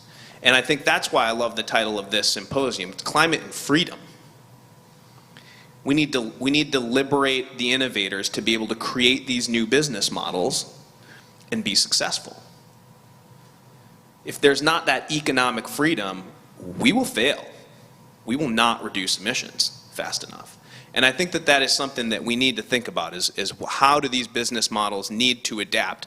Instead of having mandates, what are the opportunities to let the private sector put the foot on the gas pedal? And so maybe that's my next question, is what is the role for government, whether it be removing regulations or whether it be providing tech-neutral tax incentives, What are some of those opportunities to do better with government? Because we do need rules of the road at some level. But in many cases, if those rules of the road are written for the 1970s, we're going to be stuck in the 1970s. And we won't advance to where we need to be. So any suggestions you have on the policy front in terms of what government can do to make either of your lives easier would be helpful. You're asking two entrepreneurs what government should do. The classic is set targets, but don't tell us how to get there. Don't pick the technology and the target at the same time. That makes it really hard for entrepreneurs to be able to say, yeah, we have this great technology, but then now we've improved it by 15%, but it's no longer part of this list of technologies that was set 5 years ago, 10 years ago by a regulator when those were the state-of-the-art technologies. But set the targets, give the business community the challenge of what that target needs to look like and the time frame to be able to get there, the innovations will come out. And the innovations will be able to help achieve it. But don't give the target and the technology you have to use in the same breath, because then that limits and that constrains. Yeah, I would agree with that. And in my domain in the electricity system, that's a classic where lots of the rules about which types of generating plant or which types of customers could contribute to different services that were revenue-generating services to make the grid work as a whole. Those were written in such a way, and it's not that they were written to favour, unless you're a conspiracy theorist, maybe they were written to favour certain technologies, but even taking a much more positive view on it, they were just written with the current knowledge and technology of the day in mind, and that's just a fair view on that.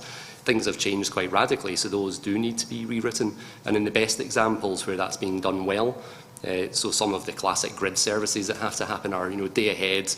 If you expect the peak demand for electricity because of electric heating and electric vehicles to be 6 p.m. tomorrow night, there's an awful lot you can do as the operator of a grid to make that happen. You don't have to depend on coal plant. You don't just have to depend on natural gas plant. You can take a wind forecast. You can think about what solar is available. You can try to tap into the electric storage that's available.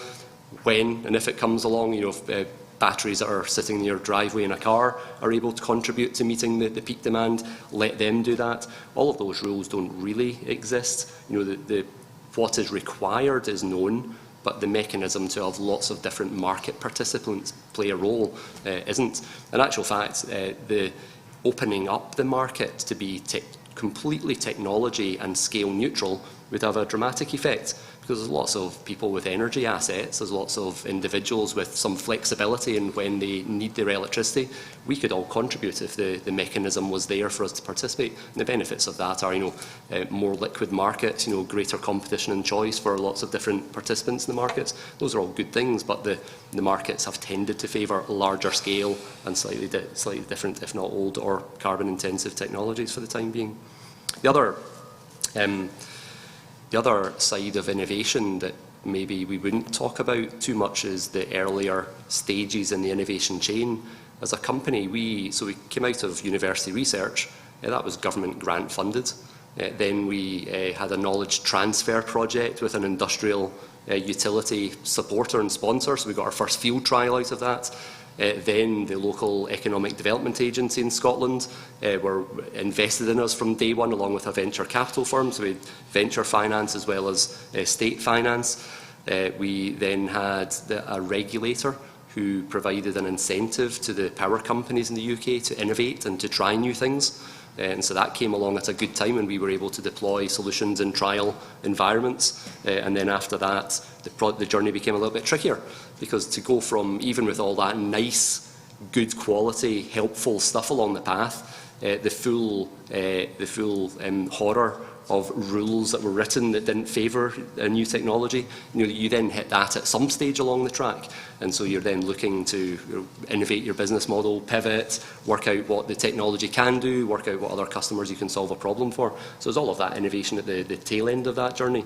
But the state certainly has a role to play, as I described there, in supporting innovation and having regulations that support innovation as well, and risk-taking. Yeah, if I can just add to that a little bit. The setting the target is also the making sure there's accountability after the target is set over time. The built-in, these systems that we're talking about are really infrastructure-based systems, and they all take an incredibly long amount of time to be able to go through for implement. So inside of the real estate sector, from a bare earth to a fully leased out development, we're looking at anywhere from 7 to 9 years. And if we think about it, right now we're in 2021, and there's all of these 2030 goals within the real estate sector, within all these different sectors to be net zero. What that means is buildings that are planned to be built today have to be designed net zero if they want to be net zero by 2030. We can't just build these buildings and assume that by 2030 it's going to be all okay. But some of those technologies we have today, some of those business models we have today, but some of them will be invented along the way in the next 9 years. And so if we bake in today's best practices and today's best technologies for 2030, we're doing ourselves a disservice when new technologies come on the books in 6 to 8 months, because that's the technology innovation cycle. So there's this disconnect between practicality of building infrastructure and the technology innovation cycle that when we create these regulations, we have to be able to somehow merge and give the flexibility and leeway that, yeah, we got to set the targets, we got to be accountable for it to make sure we get there, but the freedom of that technology to achieve it is incredibly important, and the flexibility for that is incredibly important. That's great, and we're running short on time, so I'm going to try to wrap this up in a somewhat concise way. But what we just heard from our speakers is that we need to set the target. It's helpful for government to set a target, but not say how. And to take a look at policies and think about whether they're going to increase choice, increase competition. And I think that one that's safe for us to look at is, does it increase freedom for individuals, for states, for provinces, and provide more local control? And I want to provide an example of why that's important. In the United States, we've seen a natural gas revolution led by hydraulic fracturing in a number of different states. It has led the United States to become the #1 reducer of greenhouse gas emissions in the world over the past 2 decades. #1, we've reduced more emissions than anybody else. That's something to be proud of, and it was done because the electric power sector switched substantially from coal to natural gas. It was done because the federal government said, you know what? We're going to give an exemption from the Safe Drinking Water Act and Clean Water Act, and instead of managing this at the federal level, let's let states decide. Maryland, New York banned hydraulic fracturing, and they said, you know what? We need to protect our waters, and that's fine. Other states doubled down on the proposal and doubled down on the policy that have made it so that now natural gas from the United States is among the cheapest in the world and among the cleanest in the world from a life cycle carbon emission standpoint. And I'll leave you with one factoid that's important to think about. Natural gas from the United States, condensed, liquefied, and shipped to Europe, burned in Europe, has a 41% lower life cycle greenhouse gas emissions than natural gas shipped in by pipeline from Russia, because Russia does not have the same environmental safeguards that the United States has. And I think that that's something that we need to think about. So there's no climate panel in my brain that would have ever been like, you know, what we should do is we should do more natural gas. That was a market outcome that was driven by power producers in the United States, environmental concerns working at the state level, and a structure and a robust marketplace that could deliver those results. That's one example. And I don't know what the next one's going to be. And I think that that's an important thing that Graham mentioned, is that, and Jimmy mentioned, is that the cycle and the pace of innovation is fast if we let it be that fast.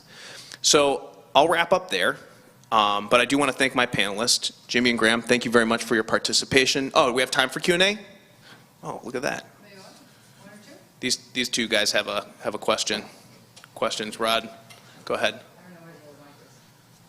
Sure.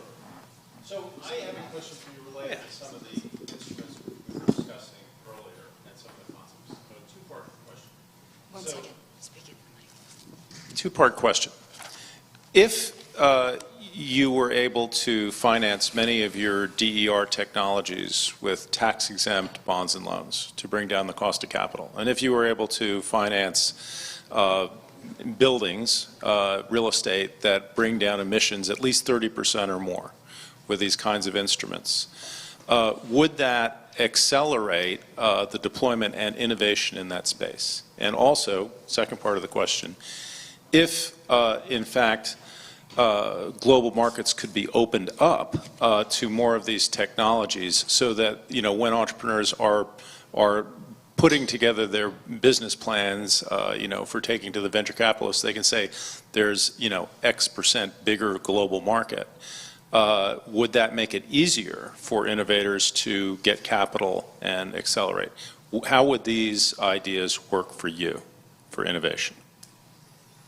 Yeah, I'll go first, yeah. On the financing distributed energy resources, I imagine, it's not my domain, I'm not an expert in that, but I imagine if finance is easier and better, then that will accelerate the deployment of distributed, clean, smart, flexible energy solutions. And yeah, I think from what you described earlier, I don't see why that wouldn't be the case.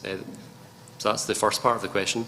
On the second part about global markets, it has been a barrier to us that not all, and I mentioned this earlier, when we were doing our market analysis as a company, you know, there are certain regions of the United States, there are certain provinces in Canada, the UK, some of the northern European states and Australia, they seem to be the areas where there's, you know, liberalised markets, there's progressive electricity regulation, you know, there's an appetite for new solutions and new technologies. So those were our target areas as a result of that. That's still quite a small proportion of the planet, you know, so there's a lot of places where there are significant barriers to these sorts of new solutions that I was describing earlier, you know, and that would have to change. And I think it's important it changes, but it's not just the overall energy system getting to a better point, that there's some fantastic examples of community organisations, local organisations, individuals being able to participate in a newly reanimated marketplace for energy. You know, so I think there are a whole set of other benefits to it beyond just the energy system gets to a better carbon endpoint. That's great. Thank you. Mr. Thanks. That was a great panel, by the way. Thanks very much for your comments. On the policy side, I mean, I think the problem we have is that there's really two frameworks that you use. You either have a regulatory framework or you have a competition framework. And, you know, when you look at the UK electricity privatisation, the creation of the National Grid Company and all the rest of it, it was envisaged at the time, and we were counsel actually to the NGC at the time, it was envisaged that we would move from the regulatory framework to the competition framework. And there are significant still, you know, decades on, still significant competition concerns. The CMA reported on these in 2015 in the competition review of the energy market. But it's too easy for politicians just to add to the regulatory framework. And so you're always in this position, as you guys pointed out. It's like an Olympic drug tester. You're always behind the curve. You know, the new thing has already been discovered. You can't catch up with it. So you have to actually move to a competition framework, which is much more adaptable, much more flexible, and it doesn't need to be rebuilt all the time. You simply say, and you need to understand what you really mean by competition policy, which is a whole different, you know, set of questions. But you know, too often it's the incumbents that are essentially writing the regulatory framework without a view to competition. So if you can get the CMA in the UK, in the US the FTC or DOJ or whatever, but in the UK, if you can get the CMA to be more involved, you know, it's not enough that they do a quick review and then leave. There have to actually be real teeth to this. So you actually start unbundling the regulatory framework and replacing it systematically with a competition framework. Because then you can always say, well, this new technology, you don't have to, you know, you don't have to have a crystal ball. You don't have to predict the future. You can allow the competition framework to deliver, and that's what will deliver the economic freedom that you know, that you rightly, you know, talked about. Yeah, no, thank you very much for saying that. I think what it brings me to think of is that when we go back to why the electric regulatory framework was created the way that it was back in 1911 or something like that, it was for the purpose of improving economic development from the point of view of delivering energy to rural places that did not have energy infrastructure and find a way to be able to fund that specific scaling of the infrastructure. Well, fast forward to today. That was 100 years ago. Is that the same goal that we have? Well, I would say that the goal of economic development is no longer building the grid, at least in the U.S. and developed nations, to rural communities that don't have access to it. It's more of how do we continue with economic development to build on top of that. And so the purpose of that regulation is now different. It's no longer to be able to build new grids in places that didn't exist, but rather is to be able to create competition within the places where the grid does exist. And so we do need a new regulatory mind frame for the exact same outcome of creating economic development. That's great. Gentlemen, I believe we're going to have to end it there. But that is terrific. Thank you, Charles. Sorry for taking your mic. I'd like to thank our panelists, Jimmy Gia, Graham. I know, Charles Hernick. I'll let him say a few words to wrap it up as we transition to our next panel. No. That's good. That's good. Thanks, everyone.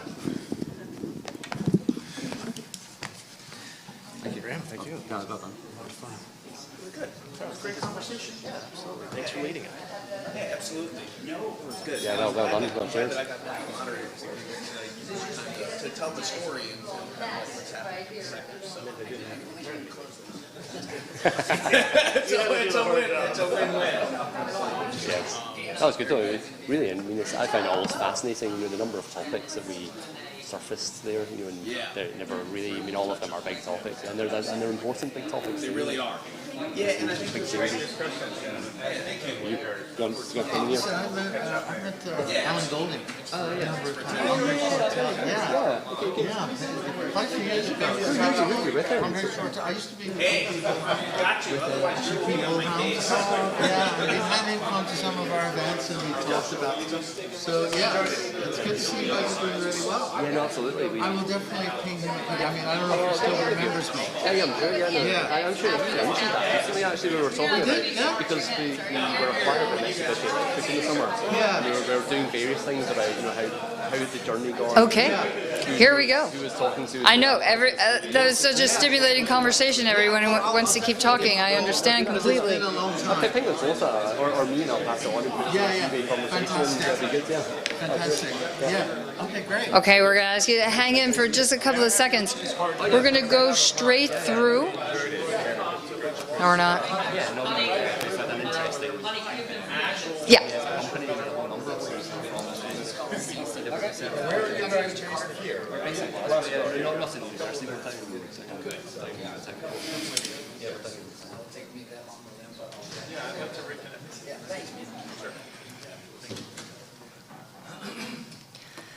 I'm thrilled to introduce our final panel today.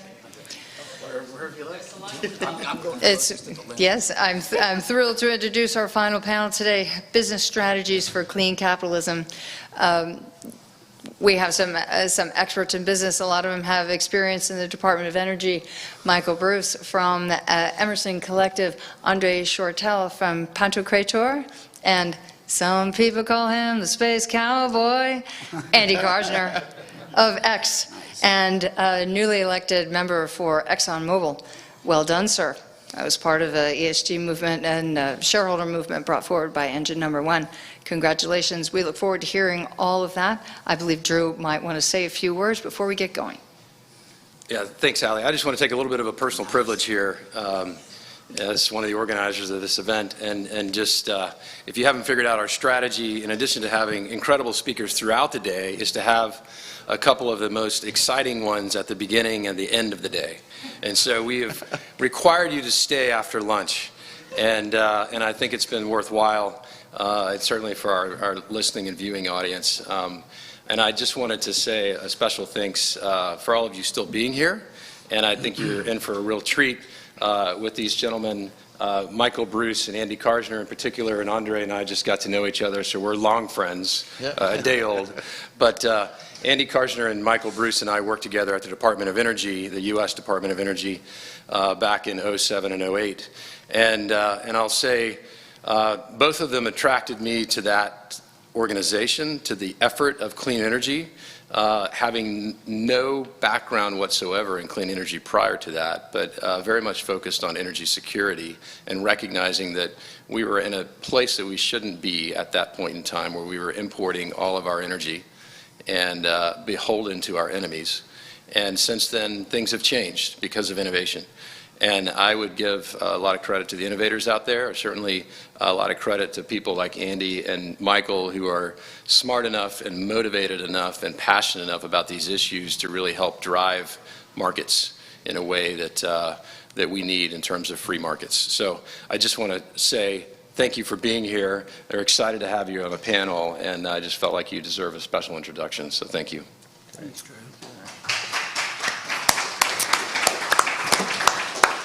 Well, thank you, Drew, and thank you to all the organizers for having us. I do feel like I've found my tribe. Partly that's probably because I'm in Scotland and my last name's Bruce, but also you all share my overlapping passions of climate solutions and free markets. Sadly, that has not been the loudest voice in the room recently, but I love the work you're doing to try and elevate the volume there. I'm going to say a few things that are not a part of the current zeitgeist of conversations. For one, I think we've got to flip the script. Clean can no longer be defined as expensive or painful. It's now profitable. It's now better. It's now accelerating, and it's won the race. And so I think rather than framing all the policy debates on, there's externalities and we need to eliminate them, and we should be mindful of that. We also need to be looking at how do we get the innovators in the game going faster than they're able to go on their own. How do we remove the bottlenecks, and how do we listen to them, get them in the room in these negotiations, because they're the ones who are making the decisions.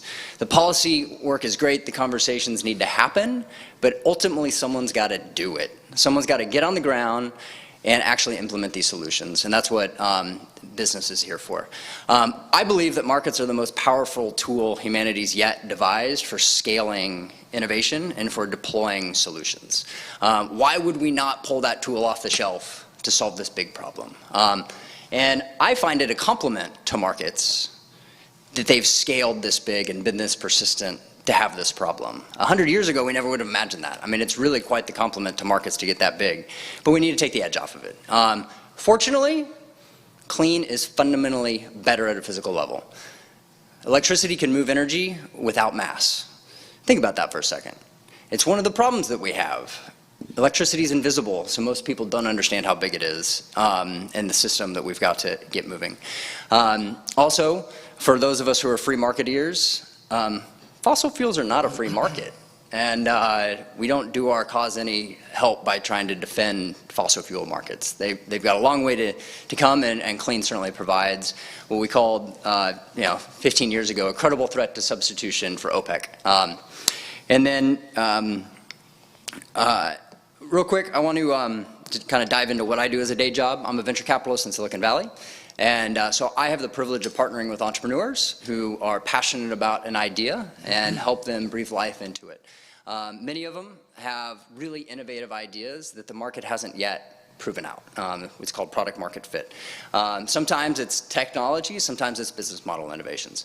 Some of the technologies we've backed have included vertical takeoff and landing aircraft, fusion reactors, new ways of thinking about the battery material supply chain, and also business model innovations of how do you rethink underwriting for solar for low and moderate income households rather than it just being the domain of people with strong FICO scores. We also, and something Andy helped stitch together, and Andrew, 15 years ago, is the Hawaiian Clean Energy Initiative, and my organization has the privilege of partnering with the Elemental Accelerator that Hawaii's got the most expensive energy in the United States. First place we should be deploying these innovations. And so they have built great relationships with the Hawaiian community to have technological innovators come in and supply new products. So day to day, I get to live with these dynamic entrepreneurs. They aren't always the ones who are most visible at big forums like this. But ultimately, we got to pass the torch to the folks who are going to be on the ground doing it. So to get Andy and Andre engaged here. Andy Historically, I would be the one backstage helping you write the speech and your remarks, so it's kind of fun to be up here and throwing you the baton. But one thing that you really had dialed in when we were colleagues at the Department of Energy was talking about the three legs of the stool and how important it is to get policy, markets, and technology working together. Since you've stepped out of the policy arena, you've really dove into technology and markets, and I would love it if you'd speak a little bit to how you have seen the corporates and the innovators transition and embrace clean as an opportunity since we left government. Yeah, good, thank you. And yeah, thanks for the generous introductions and especially the generous song. That was really beautiful. I've never been introduced with a song before, so I appreciate that. And let me make clear, since I've got monikers of title there, that I'm only speaking for myself today. I'm not speaking on behalf of any large corporate, and particularly not those large corporates. But you know, I'm free to share thoughts, and we often do. And Michael, I said, Michael, how do we prepare for this? And he said, just like we were going to a pub, just just have a conversation. You never really leave the domain of policy once you're an alumni. Obviously, Steve Yule's here, who was with us in Bali at COP13 and created the Asia Pacific Partnership. And you know, policy is not a temporary static sort of thing. It's a dynamic, evolving thing. And even if its evolution is only by drift rather than by design, it still functionally creates the parameters by which the market can operate and capital can scale or get stunted. So we never really leave keeping the pulse on policies, even if we're just trying to not let them drift into foolishness, which unfortunately over the last decade we've had some of. But your question was about the other legs of the stool, and you know I believe that stool, the reason I used to say three-legged stool was not to point out that there's three prongs to it, but that if any one of them was imbalanced or not present or not accounted for, the stool was not functional. And that's very much the way I view things. I have come to view in sort of this new era of political dysfunction that hopefully is an aberrant era, that other legs of the stool have become the long pole in the tent, to switch metaphors. You know, we have a degree of political obsolescence that is somehow either abdicating or deferring to what is happening elsewhere, principally because of a lack of comprehension or understanding about either the value of those things or how they operate, whether that's technologies or new companies and how they deliver. I haven't been as worried about the stool being unbalanced in that way, because I do think that technology's march and its magnetic attraction to capital, when it's good technology that yields profit, is something on the whole good for society. You can argue the Facebook effect, you know, at this point and say, whoa, stop, is it all good for society? You know, a tool's just a tool. You know, it doesn't matter how simple or how complex the tool is, whether it's artificial intelligence and machine learning, whether it's a hammer that can serve a carpenter to build a village or be a murder weapon in the hands of Jack the Ripper. A tool is just a tool. And we are just a species that is evolving our tools at an exponentially fast rate that our leaders are not keeping pace with. They don't comprehend it. They live in a 20th century paradigm. They are relitigating isms that no longer exist or are even relevant. So it's really up to the tool makers who, of their own accord, have some modicum of goodness to inform that process as rapidly as possible, because in a world where you still have you know, jurisdictional competition, we have other people who are better at designing policies and better at designing strategy that we in liberal Western democracies have been.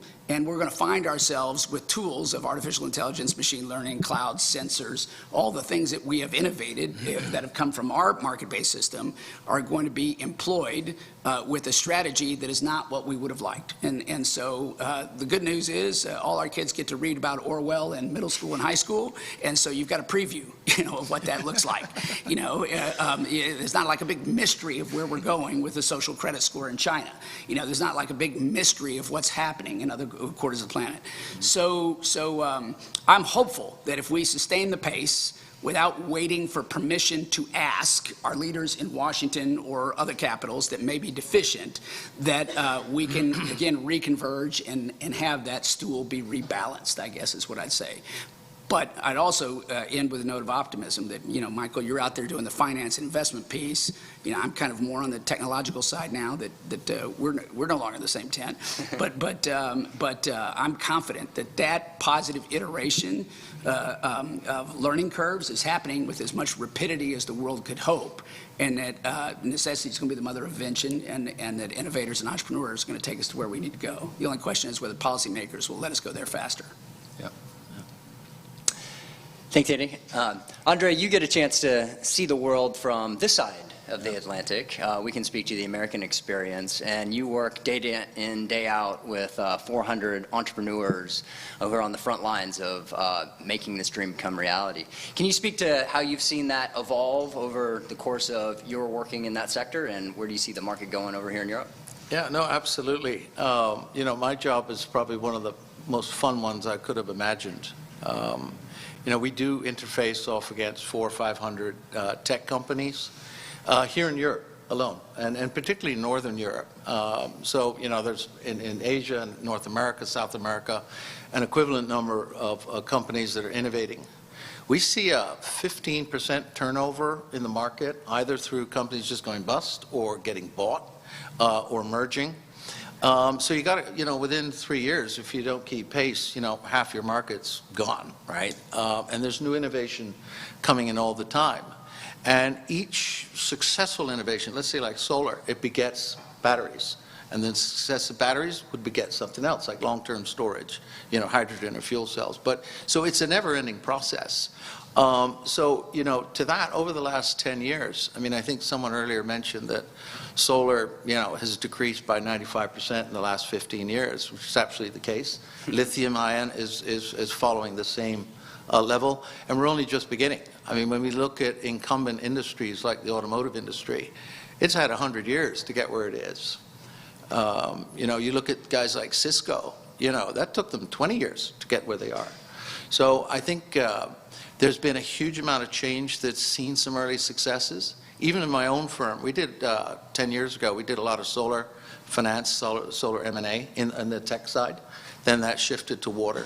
Today, we're focused on food and ag tech, circularity capital, hydrogen and fuel cells, e-mobility, and a lot of it on autonomous capabilities.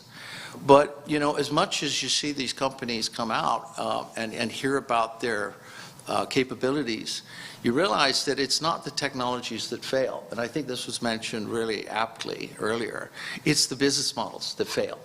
And often it's whether there's a reluctance in the market to accept it because there's a sense of threat, or that, you know, it is a tech guy who's running the company and hasn't realized that he's not a manager, you know. But invariably, it is the business model that is the next level of innovation. And I think to a previous comment about the tech is here, that we need to actually reduce most of the greenhouse gas. I disagree with John Kerry. He thinks it's all going to be invented in the future. It is, a large part of it is here. I mean, in the cement industry, for instance, it's all here. But it just needs to be scaled. It needs to be adopted. And it's not so much a policy issue, even though policy always helps. It's really about the existing large players deciding at some point to incorporate those technologies into their game plan and reinvent themselves. And it's very difficult for large standing companies to do that. So that's my kind of challenge that we see. You know, it's about the route to market. How do I get my product to market? It's how do I get the validation? You know, is a Robert Bosch or a Siemens going to buy into this? And we've seen a lot of successes there. In terms of business model, I think what we're seeing here in the UK is the rebirth of licensing. You know, ARM was one of the great companies of the UK, but most recently, Ceres Power has used licensing to massive effect. I mean, its stock market, you know, its valuation has gone up by a factor of 30-fold in the last 4 years. So it's one of the darlings of the UK, and it's a pure licensing model, which we don't really see very much of in this sector, but I think we will a lot more. I think also one of the things that the companies are trying to address is really what you call the UX, the user experience. Because outside of policy, if your product works, you know, and it's proven, it'll sell. And the question is then how do you, if that's the case, how do you get the distribution? How do you get the scale manufacturing? I liken it a little bit to the music industry. When I grew up, at least, we had, you know, record players, and then you had tape recorders, then you had CDs, then you had MP3s, and now you got Spotify. You know, so is that a greener footprint? Yeah, but it's fundamentally the reason why it's sold is because it had a better UX, right? Give a kid today a Walkman, he'll throw it away. Right, because it just doesn't work. It eats tapes and it's really short, right? So it has to have that end piece. I think lastly on investors, we talked about this idea of this is going to be expensive. It's going to cost 3, maybe 4, maybe 5 trillion or whatever the number. I look at it a little differently.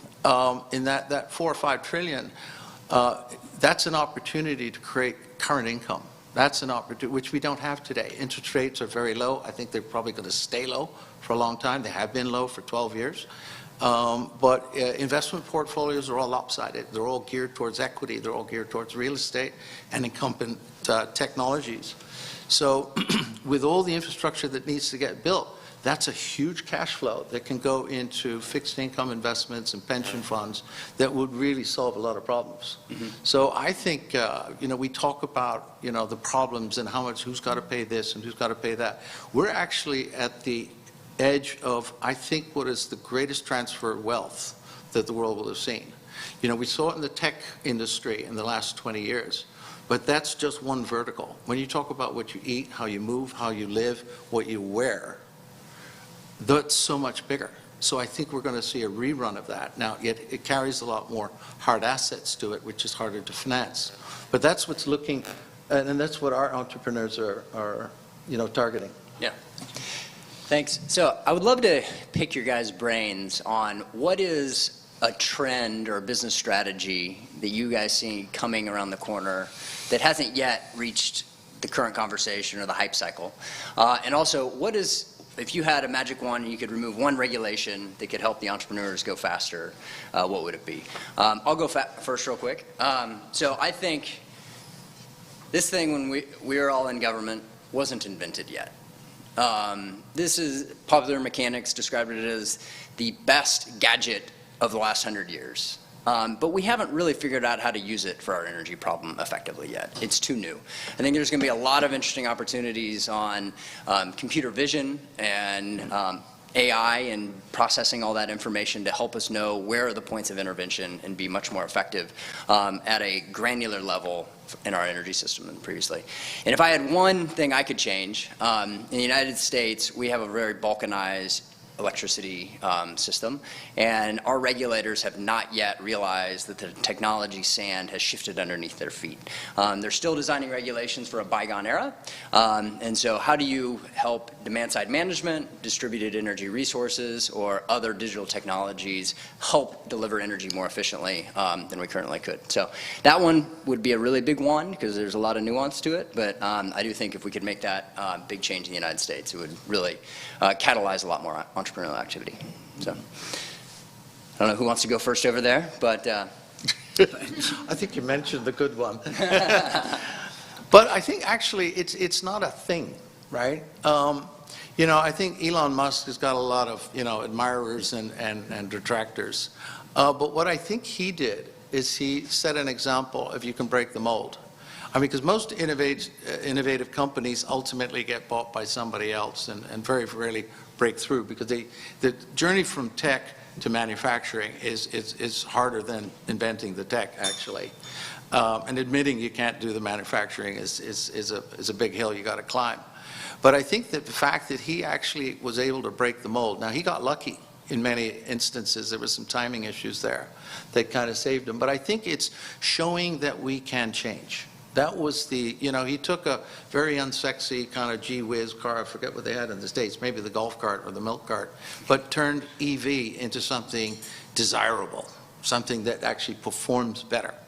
But it's breaking that mold of saying, look, the day of tomorrow is, you know, by being green and by being boring, No, actually, by being green, you're actually going to have something that works a lot better. You're going to do more with less. Mm-hmm. So it's more of a mindset rather than an actual product. I think it's a can-do attitude. Well, Michael will recall the day that we were invited to test drive the very first Tesla Roadster on its very first drive, and this was a great perk of being assistant secretary, to go out with the CEO and the Roadster, and the media was all waiting back at the Tesla factory, where there was one Lotus. It was a licensed Lotus, British car, actually, Shell, with just basically tethered together batteries that I would characterize as a computer array. I mean, it wasn't rocket science. It was let's make an electric car sexy, was the thesis, and it was all of sexy for about 2 blocks before it crapped out, and I'm looking at the CEO saying, look, I'm the assistant secretary. There's a lot of media back there. I'm just going to walk from here, You go explain it to him, and that's my first interface with Tesla. But of course, before we left office, we had built the loan guarantee program, the auto transformation program. That there would be no Tesla without the Energy Independent Security Act of 2007, signed by a Republican president, that said you are going to need money to transform from internal combustion engines to alternative forms of propulsion. And by the way, we didn't say what prescriptively that alternative form of propulsion should be. We simply said what we don't want to have, energy insecurity and environmental degradation. If an innovator is bringing us something new to harvest the fruits of 50 years of American taxpayer investment, we will enable its commercialization through transformation. In the case of Elon, thank you very much. In the case of Elon, that actually saved the company because he was bankrupt in the fall of 2008. So you can thank President Bush for Tesla, but the amongst all the others that didn't follow. But certainly nothing would have happened if we hadn't gone through that. So there's a case where policy parameters guiding and assisting innovation. That's an empirical case. And by the way, to Tesla's credit, they were the first to pay back those loan guarantees with interest, so Treasury made money on the trade, in addition to an industry that was laughed at in 2008 and now has a larger market cap than all of the big 3 car companies in the United States combined. In fact, somebody had tweeted to me that actually Elon's balance sheet has a larger market cap than Exxon. And I don't know if that's true. I don't, but that was tweeted. And so there's a case for, again, the 3-legged stool and how it all comes together. I think that the innovators are going to win, irrespective of what the government does. The only question is whether government's an impediment and a headwind, or whether it's an accelerant and a tailwind, and whether or not you're sufficiently designing intelligent policy to be tantamount to a public good and the public interest.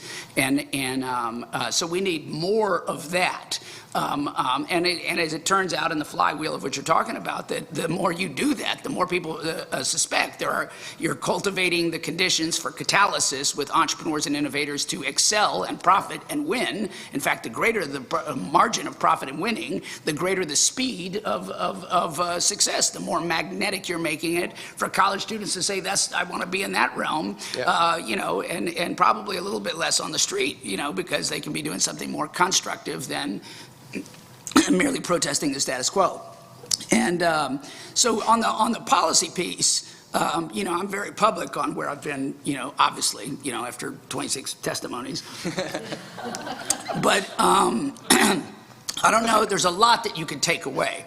Obviously, there are so many layers on layers on layers to take away. There's some even that we put in place that I would take away, because at the time shale gas didn't exist and we had a whole different premise. And we did these policies, and what you really got through the Bush and Obama years, because it was bipartisan policy, and this is very US-centric, so I apologize. I don't want to comment on stuff I don't know. But is you had continuity. You had predictability that allowed capital formation to say, we can build a business plan around that. And good statute followed by good implementation yielded good outcomes. But that was before the cloud. You know, that was, as you're saying, we didn't even have iPhones when we were drafting that legislation, right? And so we're at the tail end of that. We have actually got to be better and more predictive with the tools that we've got, and especially artificial intelligence, machine learning, the cloud, sensors, and the rest of it that is forming the new energy economy. There's a reason why Blockbuster isn't with us and Netflix is. You know, there's a reason why there's no more Kodak or Photomat and you have iPhoto instead. Right? And there is going to be that reason and rationale continuing with greater and greater acceleration. It's also going to affect the energy pull in the economy, and therefore the carbon footprint or the climatic impacts or the nexus between natural resources and the economy that's burgeoning. So you've got to keep an eye on understanding what that means when the thermal efficiency of a semiconductor is going to be far more important than the thermal efficiency of an internal combustion engine drivetrain. That's not how policy environment is built in Washington. Everybody's still working on the drivetrain because the amount of lobbyists for the car companies outnumber the amount of people who care from Silicon Valley about what Washington's doing. And so we've got to, that doesn't change sort of the underlying scientific reality. The policy for me obviously is about then predictability and price signals. And you know that, I recently memorialized, my great teacher, George Shultz, who was as a lion of conservatism, is what I would tell you, and yet deeply plugged in with young people every day on the Stanford campus to burgeon and percolate ideas until his last day. And we produced, and I think Climate Leadership Council then sort of carried the ball on a revenue neutral carbon fee.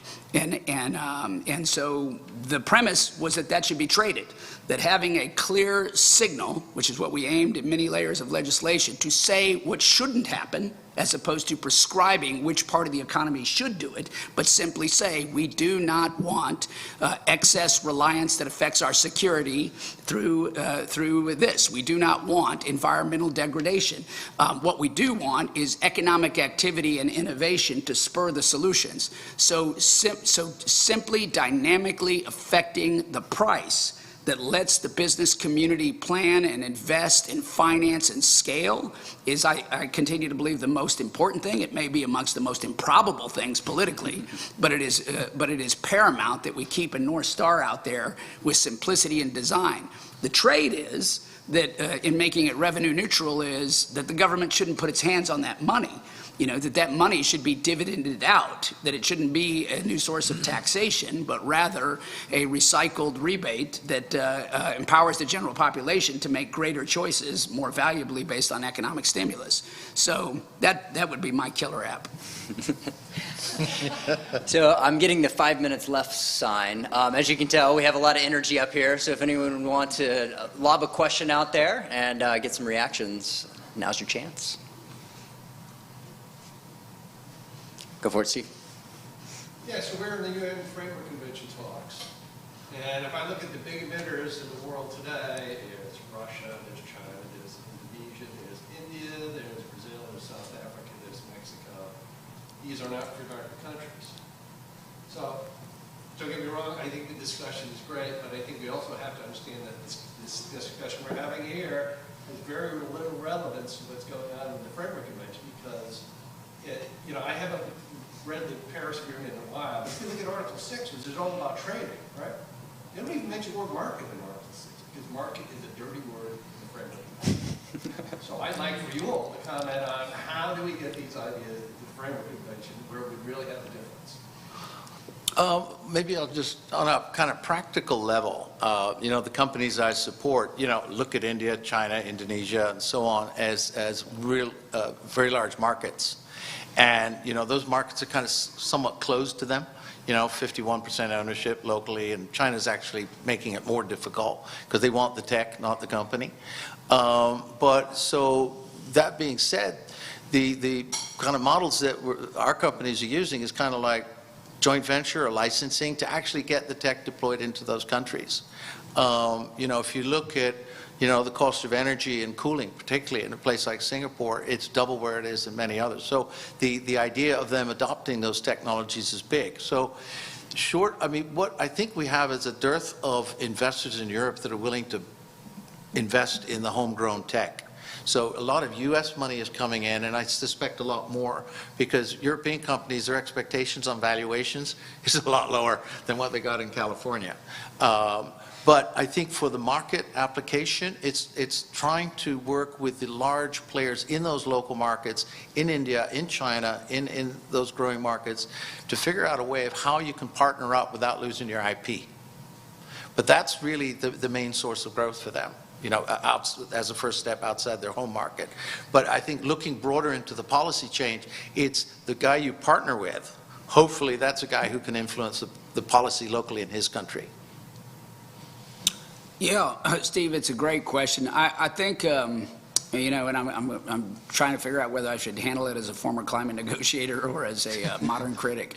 But I think that, you know, the premise of the question, they're not market economies in and of themselves. And, you know, I think, you know, this might be anathema for this crowd, but I think every economy is a market economy, even if it is a controlled, totalitarian, opaque, distorted, corrupt market economy.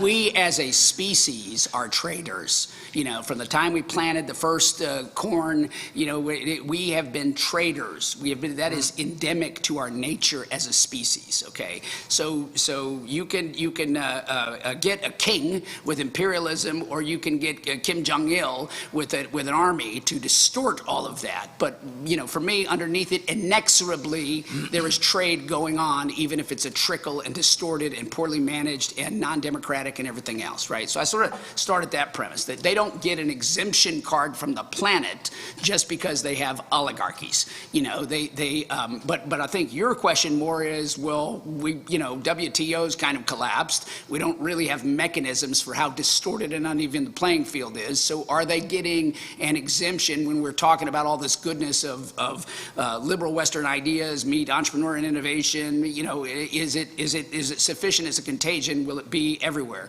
And then each of those jurisdictions represents something different, and you know, hence the challenge that you can have a kumbaya moment and have a global diagnostic that says, you know, yes, this is a problem, and yes, we need 1.5, but the differentiated solutions for the common problem is the permanent conundrum, as you know, and it's going to be different for a resource-intensive, controlled, autocratic place like Russia than it is going to be for China. That, you know, you could argue there's similarities there, but the truth is China also has successfully migrated a great deal of competition, and we are in an unbelievable competition for AI superiority with China that will determine the next 100 years, and it'll determine every product we use, from toasters to cars to airplanes, etc. So those are, you know, different, and I think what you're saying is there's a nexus to the global market economy, and is there leverage in that, whether it is through our private sector connections or whether it's through policy and diplomacy,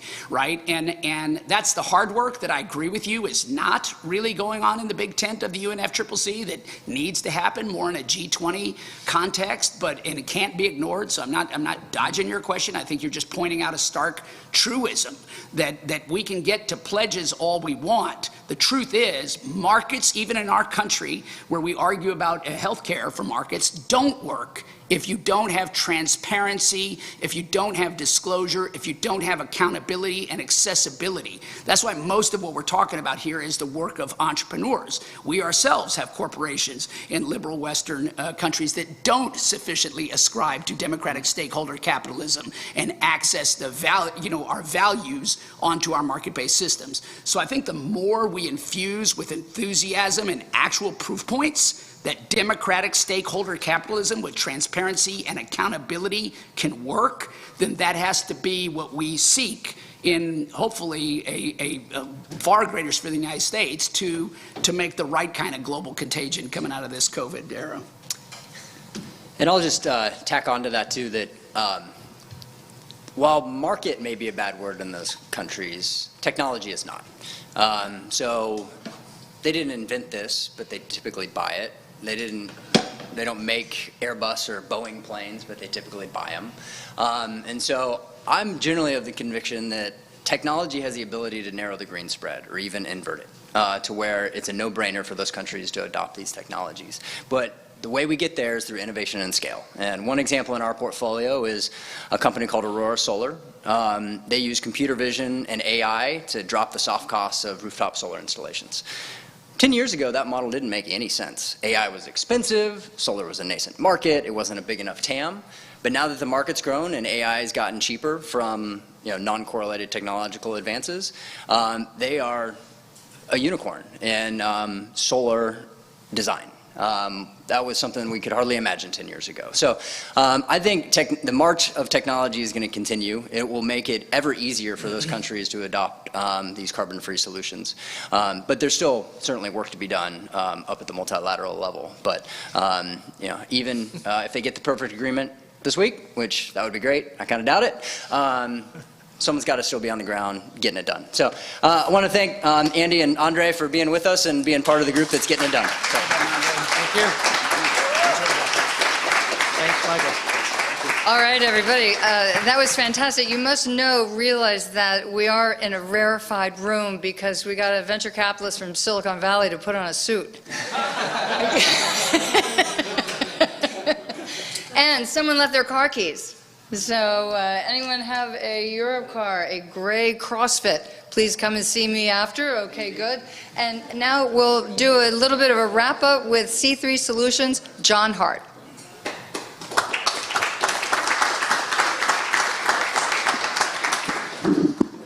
So Elizabeth, thank you so much. And thanks again. Let's have a round of applause for all of our panelists and speakers.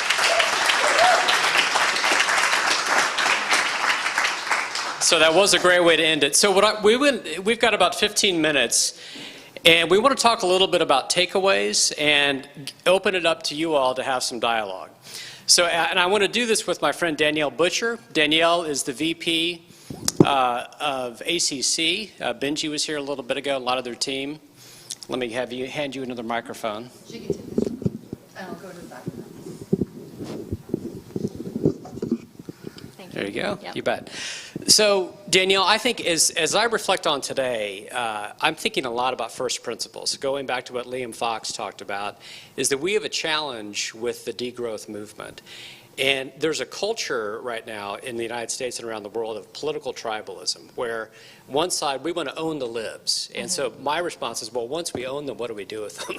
What's the next step? So when you think about classical liberalism, we've talked about the free market dimension of that, but there's also a civil society and a civility aspect to it, where I think our responsibility and what we want to transmit today is an understanding of what the free enterprise system means, is that free economies are twice as clean as less free economies, and that innovation isn't just a tool in the toolbox, it's the engine. And it's the engine because if you respect human dignity and creativity, you're going to get a lot of good outcomes from that.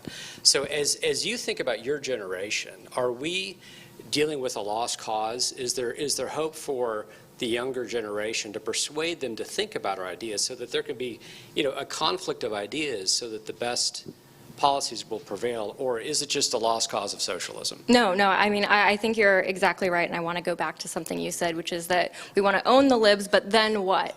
And the answer is we want to own them, but then we want to convert them, and we want to show them that our answers actually are better, and they can support them.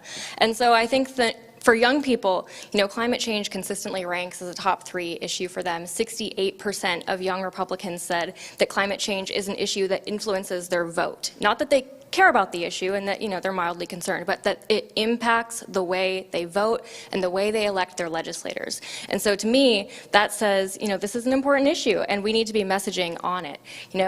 The mainstream environmental movement, despite being a top 3 issue for young people, is incredibly demoralizing. Young people, regardless of political affiliation, are demoralized by the issue of climate change. They don't feel hopeful. In fact, you have young people today saying that they're not going to have children because of climate change. And so I think whether they know it or not, the solutions that we are offering through markets and innovation and competition are the markets that are going to inspire, or are the solutions that are going to inspire them, and the solutions that we need to be champions of so that they can hear these messages and be inspired and be hopeful once again. That's great. And one point I'd make on the cause for optimism and hope, at least from the American perspective, is just a few days ago in Virginia, Governor Youngkin was elected, and he won by running on a traditional free enterprise message, and he was more of a results conservative. And So what that shows you is typically, not to get too far in the weeds on elections, but there's a very good chance in 2022 Republicans will be in charge of Congress.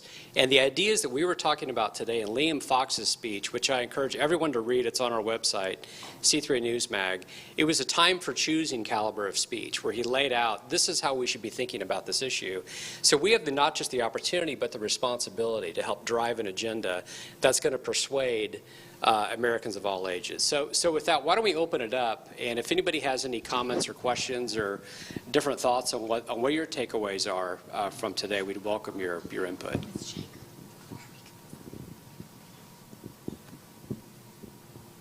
Don't be shy. The alternative is listening to him go on. If this influences their vote, who do they vote for? Do they vote against their own conservative values because a Republican is not getting on the climate change bandwagon? No, I don't think so. I think that in the U.S. particularly, we saw a wave of GOP freshmen who were overwhelmingly active on these issues getting elected. I believe it was 31 out of 37 of our endorsed candidates won their elections, and it's because they were active on these issues and they appealed to younger voters that way. That's great. Yeah. Cheers, that's okay. Yeah, I can actually speak to that a little bit in the UK side, because the 2019 Conservative frenzy that got them elected on such a large libertarian mandate was a lot about get Brexit done, a lot of national sovereignty. As soon as they came in, 2015 net zero commitments were a footnote, and obviously energy independence is great, but the question is how are we going to get there? And it's definitely not socialist spending, and unfortunately we've elected blue, they've tried to go green, and we've got a lot of red. And so for me, I did not renew my Conservative Party membership at all.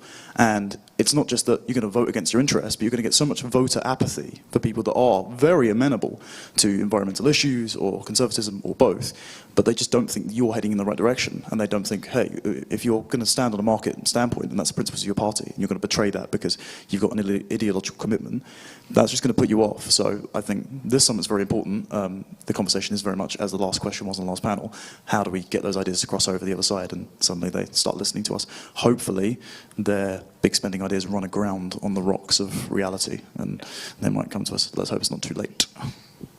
Yeah, actually Daniel and I, we did a column on fiscal responsibility. And one of our points is, why don't we recycle government waste instead of creating more? And it's good to be not just good on the quotes, on the science, but also math. So we need to understand that what the other side's proposing are policies that will have very adverse consequences for future generations.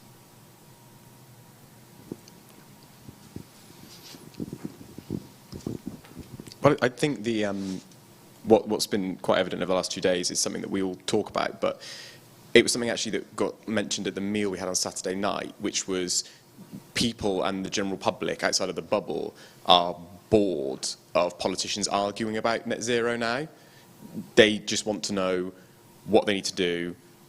Okay, you want me to install this type of boiler? Fine, we'll buy it when the market makes it affordable. So actually, the politicians are going to tie themselves in knots, I think, in trying to solve the problem, with capital P, but actually the market is already, and this conversation, like Andre and I had, of like the market's already compensating, and, it's already becoming cheaper and more attractive to have green products because they're just naturally, and it's not greenwashing, it's a fact, Tesla is enormous, and now that in such a short space of time, the cost of so many green technologies is rapidly reducing, and you're getting market competition, it's naturally going to filter out. So that, in a way, the best thing the government can do is just stop arguing about it and just promote these companies, right, and let the private sector do what it does best.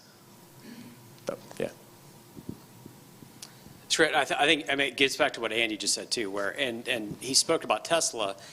And sometimes, usually there are negative unintended consequences, but sometimes there are positive. And I think when you have a posture of policy humility and our focus on creating the conditions for other people to succeed without taking the credit from them, good things can happen. I mean, the fracking revolution, there was some government involvement in that, but that was largely a hands-off, let the private sector do its thing. And that's been the reason for the U.S. leading the way in greenhouse gas emission reduction. Hi, my name is Brandon with Ecosystem Integrity Fund, and one thought we've had, I think, from a couple different voices is we have misaligned stakeholders, we have top-down policies that aren't working as well. We're looking for more markets and alignment there. What are some policies that eventually government will have to put forward and find consensus around? And if you two up here would have to predict, what are your favorites? Well, actually, I would open that up to the crowd. I mean, I can answer that, but who else has an idea of what the top policies are? Easier permitting. Yeah, easier permitting, deregulation, NEPA reform. Shout out, always the same thing. It's all the same. We've done, we're better vocabulary. Yeah. Rod? Yeah. Sure. I can. Thanks. Yeah, you know, I think one of the key takeaways that I have from this conversation today is, you know, I think that many of the speakers were open to the premise that there is a completely new way of doing policy that, you know, focuses on removing the barriers to clean technologies, the tax barriers, the trade barriers, the anti-competitive barriers, and there are strategies that you can do together that work you know, just or well as or better than the traditional, you know, old style policies such as, you know, carbon pricing and regulation and things like that. Those things may be out of date and that there may be a new way to do it. But that's not a universal consensus, I don't think. I mean, Andy likes a carbon tax, and, you know, Liam Fox was in favor of a carbon border adjustment. So there's, within the free market community, there's a substantial debate about, you know, what really is the first best policy option. You know, is it going to be free market policies, or is it going to be the more market-based approach where you're maybe relying on markets, but you're putting in a barrier, you know, or setting a directive of some sort, and then hoping that the market jumps through your hoop. So, you know, I think that it would be, you know, it's my takeaway that the free market movement is not completely, you know, coherent on what the proper answer should be. I think that there is consensus that there should be some policy innovation, and that we need to figure that out. I think there's consensus on lower barriers. Right. I think there is consensus on lower barriers, but there isn't consensus on whether the lowering barriers is the first best policy response. And before we bounce it to Charles, I will say there is it's extremely having worked in a lot of conservative movement battles over the years, the tendency for conservatives is to degenerate into a let's purge the least conservative person in the room. And we don't have enough people on the island to start worrying about who we're going to purge. So, I don't think we should purge anybody, but I agree with you. I do think we should have a smackdown debate-a-thon. Absolutely. And I commend you. Well, yeah, that's great. And that's the essence of classical liberalism. Yeah. You know, nothing like a good smackdown. Is that we model, you know, and, we model tolerance. Loosen the tie and let's go. You know, so first of all, I said a fee, not a tax, because a tax implies that it's going to fill Treasury, and I don't believe monies collected should go to Treasury. I believe that they should be rebated. That's called intelligent design. Okay, now, if you're against it, not you in particular, but you'll say it's tax because that's the best way to fight it. You know, instead of stopping to think and say, what are we really talking about? Are we talking about ideologies between conservatives and liberals? Or are we talking about economic realities between externalities that are unaccounted for and internalities that are on the balance sheet of our economy, our companies, our federal balance sheet, et cetera? The economy of the atmosphere is an externality, period. Whether you believe on climate change or not, it is the world's greatest free sewer system with no tipping fee applied. Okay, so we are basically saying there is no cost to what we do.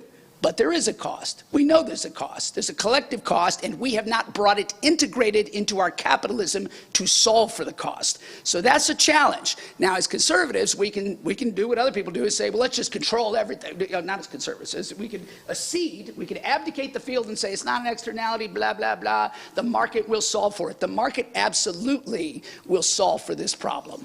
But we, humanity, will not like the solution the market delivers, because it will be about diminishing us, and it will be about bankrupting the National Flood Program, and it'll be about hurting communities and the rest of it. So we need to be more clever. And the way we get more clever is using market-based principles to architect for the externalities. Okay, so that's the policy innovation you're talking about. When you talk about regulation, deregulation by itself, okay, regulation is going to exist no matter what. Regulation is a boundary of the marketplace to enable it. So there were a lot of conservatives, in fact, a majority voted for us when we said we are going to have new standards for lighting. That's a regulation we put in place. And at the time we did it, it was impossible to attain, except for that we knew that innovators and entrepreneurs would deliver LED lighting. We had seen it, we had the proof points, and we said, why are we relying on a cheap Chinese product, importing 90% of our lighting that you could cook an egg on it, incandescence, something that Thomas Edison had done, hadn't been changed in 100 years, and we said, let's have a regulation that says within 10 years, you have to hit a new metric. And what happened in the first 24 months it did, you'd never build a building today anywhere in the world without LED lighting. Okay, that was a conservative administration saying, let's use regulation to induce market action to create new flows of capitalism.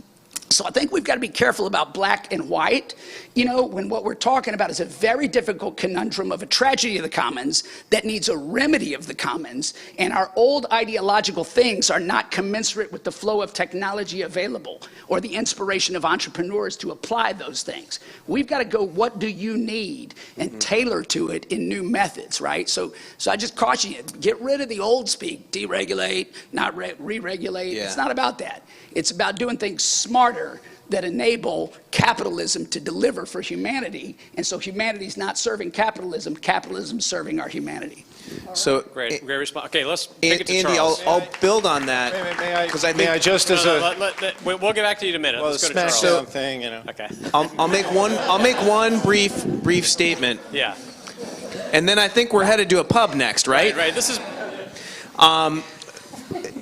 I think the most important externality that we need to correct for is not a cost externality, because that's the old Pigouvian tax that you need to adjust for something that the market's not taking into account. But I think the market is taking climate change into account. I don't know anybody. Danielle's polling indicates that there's nobody that doesn't know about climate change. In fact, people are prioritizing and want to vote on it. The externality we need to correct for is an information externality. How much carbon are in the products that we're utilizing? How much carbon is in the trade mix that we're looking at? Because businesses are lined up and they have monetized, they have put it into their SEC reports, what their goals are. They have put it into their plans that they're aiming to deliver to shareholders. And now, if there is the information available for them to deliver on those commitments, that will be a powerful market mechanism.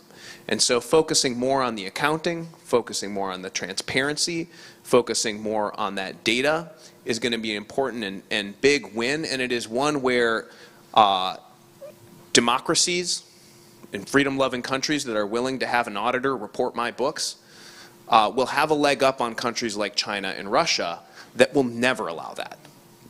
So I'll stop there. That's Continue great. at the pub.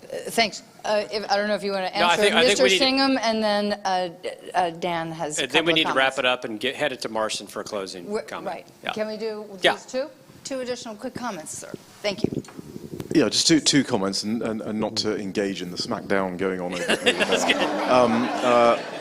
Bring it. I know, we're this. Well, I am going to engage. We're modeling civility for the rest of the world. Come on. So what I do think is that these proposals are not mutually exclusive, and the tarification mechanism, for example, that I proposed earlier on, that is being discussed now, I think is a forensic way of doing a border tax that doesn't have the negative effects on the international trade system of a border tax, which is not to say that a fee proposal is not sort of consistent with that. I think you need a lot of different things in the arsenal, but you judge them by, you know, what does this do to trade liberalisation? What does this do to competition? What does this do to property rights protection? And I think, you know, let's study these proposals on that basis, and we'll come up with we'll architect a suite of proposals that I think will make more sense. But the point I wanted to make, though, is what's very interesting here is this discussion amongst young people is very, very interesting, because I live 2 weeks a month in the US, in Virginia. I live 2 weeks a month in London. And what you see in the US, that this discussion is very different. You have two different conversations going on here. And it would be quite interesting to get these young people from both sides of the Atlantic to actually interact on this conversation. Because in the US, the conversation is our leadership, and I hesitate to say this because I'm obviously not a young person, but our leadership is not doing anything. There's a perception is the Republican leadership is not doing anything, and therefore why can't they do more? Hence this discussion about market-based solutions, can we get ahead of it, all of that. That is not the conversation in the UK. The conversation in the UK, which you alluded to, is our leadership is doing way too much. Our leadership has gone completely off the reservation here. I mean, a lot of things that this administration is doing in the UK would make Bernie Sanders blush. I mean, that's what is going on. And there is a concern, I believe, amongst young conservatives in the UK, that this is not market-based at all. This is not conservative at all. So these are radically different conversations going on either side of the Atlantic. And I think what we need to do, and maybe the way to do it, is to come with proposals like the ones that have been discussed today, to get people around those proposals so that we can advocate them on both sides of the Atlantic. I mean, I mentioned it this morning, the Atlantic Charter. It's empty. It could be filled with a lot of things. It could be filled with a lot of this, frankly, and get young people from both sides of the Atlantic to actually have a discussion about this. Because right now it's two ships passing in the night. They've got very different issues that they're concerned about. So I think that would be a useful conversation to hear about. Well, thank you so much. And we also have one final comment from Dan Byers. Hey, thanks very much. It's been a great discussion. I'll be very quick, but I just wanted to kind of build on this point, and I agree very much with the optimism that we generally as conservatives have towards solutions and the ability of markets to deliver. I think the one thing we have to keep in mind and be a little bit cautious about is just how difficult the challenge is, and that it will take some time. I mean, we have this tendency to think we just need to choose, like we've got the tech revolution, we've been spoiled by innovation, but the difficulty and the challenge of actually doing this when you have a world that's completely hungry for energy. We've got an energy crisis that's going on at the same time in this conference where you've got record high natural gas prices in Europe and Asia. China's in an energy crunch trying to find enough coal. And there is a risk of public blowback if we're not honest with ourselves that this will take time, both on the left and the right, in sort of a populist movement, and people care a lot about energy affordability and security. And so I guess I just make that point that while we want to be optimistic about it, we also have to be realistic about sort of the scope and scale of the challenge and the time that it might actually take to deliver. So thank you. That's great. Yeah, let's move. Marcia, why don't you come up and offer some closing? And thank you, Danielle, and thanks everybody for their dialogue. Thank you, Danielle, and thank you, John.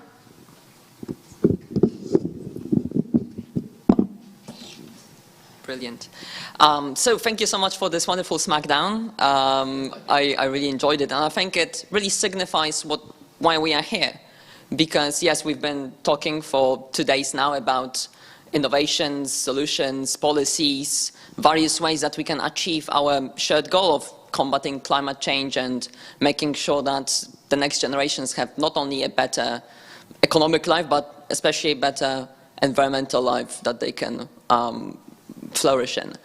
And I think what really summarizes this event is how what we are all doing in the past 10 minutes was working through the solutions and discussing them through what is actually going to work, not what is going to be the moral right way to do something, or what we believe would be nice to do, like, oh, we finally get this done. No, we are not looking at empty pledges. We are trying to get things done. And I think that if we do put our forces together, as we did in the past 48 hours, we can really show that this is what we actually want, that this is what both the youth, as the Youth Environment Summit, and the political and philosophical elite in this in this field can and want to achieve. And I think that with the wonderful partners that we managed to get here, for which I'm incredibly thankful, especially to our two main C3 Solutions and CCLC, Holly and Drew, Rod. Thank you so much.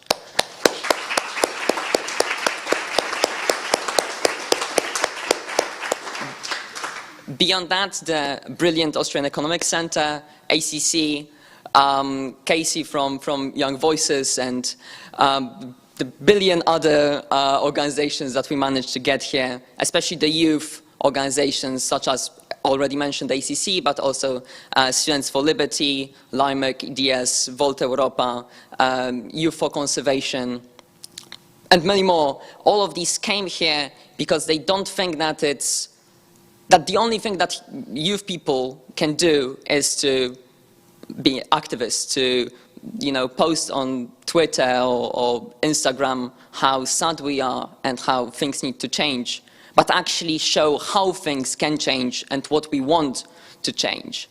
And I think that we are often underestimated in what we can do because we have a lot of voice, but we only really use it to show that we exist and that, hey, listen to us, please, let's do something. We don't really know what, but do something, anything. Because that's how low our expectations are at this point, that we just want to do something. And the government is the one that we can reach the easiest, so let's go with government, just do anything, and that's going to be already great. But instead, if we really think about the capacity that we have, the incredible forces that we can pull together as we did, we can do so much more. We can have so much more influence, and we are, I think, showing it now. And hopefully, only with each and every year, every next COP, although I hope that in 50 years we won't have to do it, and this is going to be resolved. But hopefully with each next time, we are only going to make this platform bigger. We are only going to have more influence rather than just being able to retweet a protest by Greta Thunberg. So all in all, I'm once again incredibly thankful for all of you to come here, going through various layovers, changes of itineraries, getting to a hotel where there is no Wi-Fi, or living 50 miles from when the venue was. But either way, you got here, and without you, this wouldn't have happened. So I'm once again incredibly thankful to all of you. And yeah, let's make this event worthwhile, and let's only make the next year and the next COP even more useful for the best of our planet. So thank you all.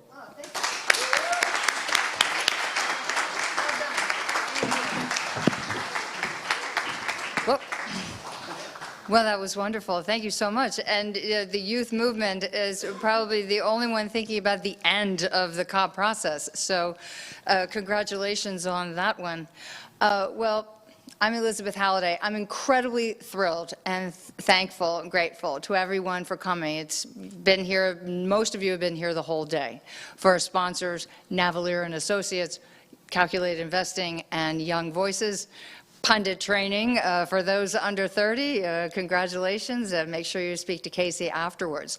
C3 Solutions, the Grace Richardson Fund, we're representing the Clean Capitalist Leadership Council. We'd love to hear your ideas, and we help to convene these types of meetings and, appreciate a strong conversation with a lot of varying opinions, and what we hope to distill out of that is something useful to take to legislators and policymakers and other people who work in technology and in the sector, and that they can begin to employ that into their daily practice.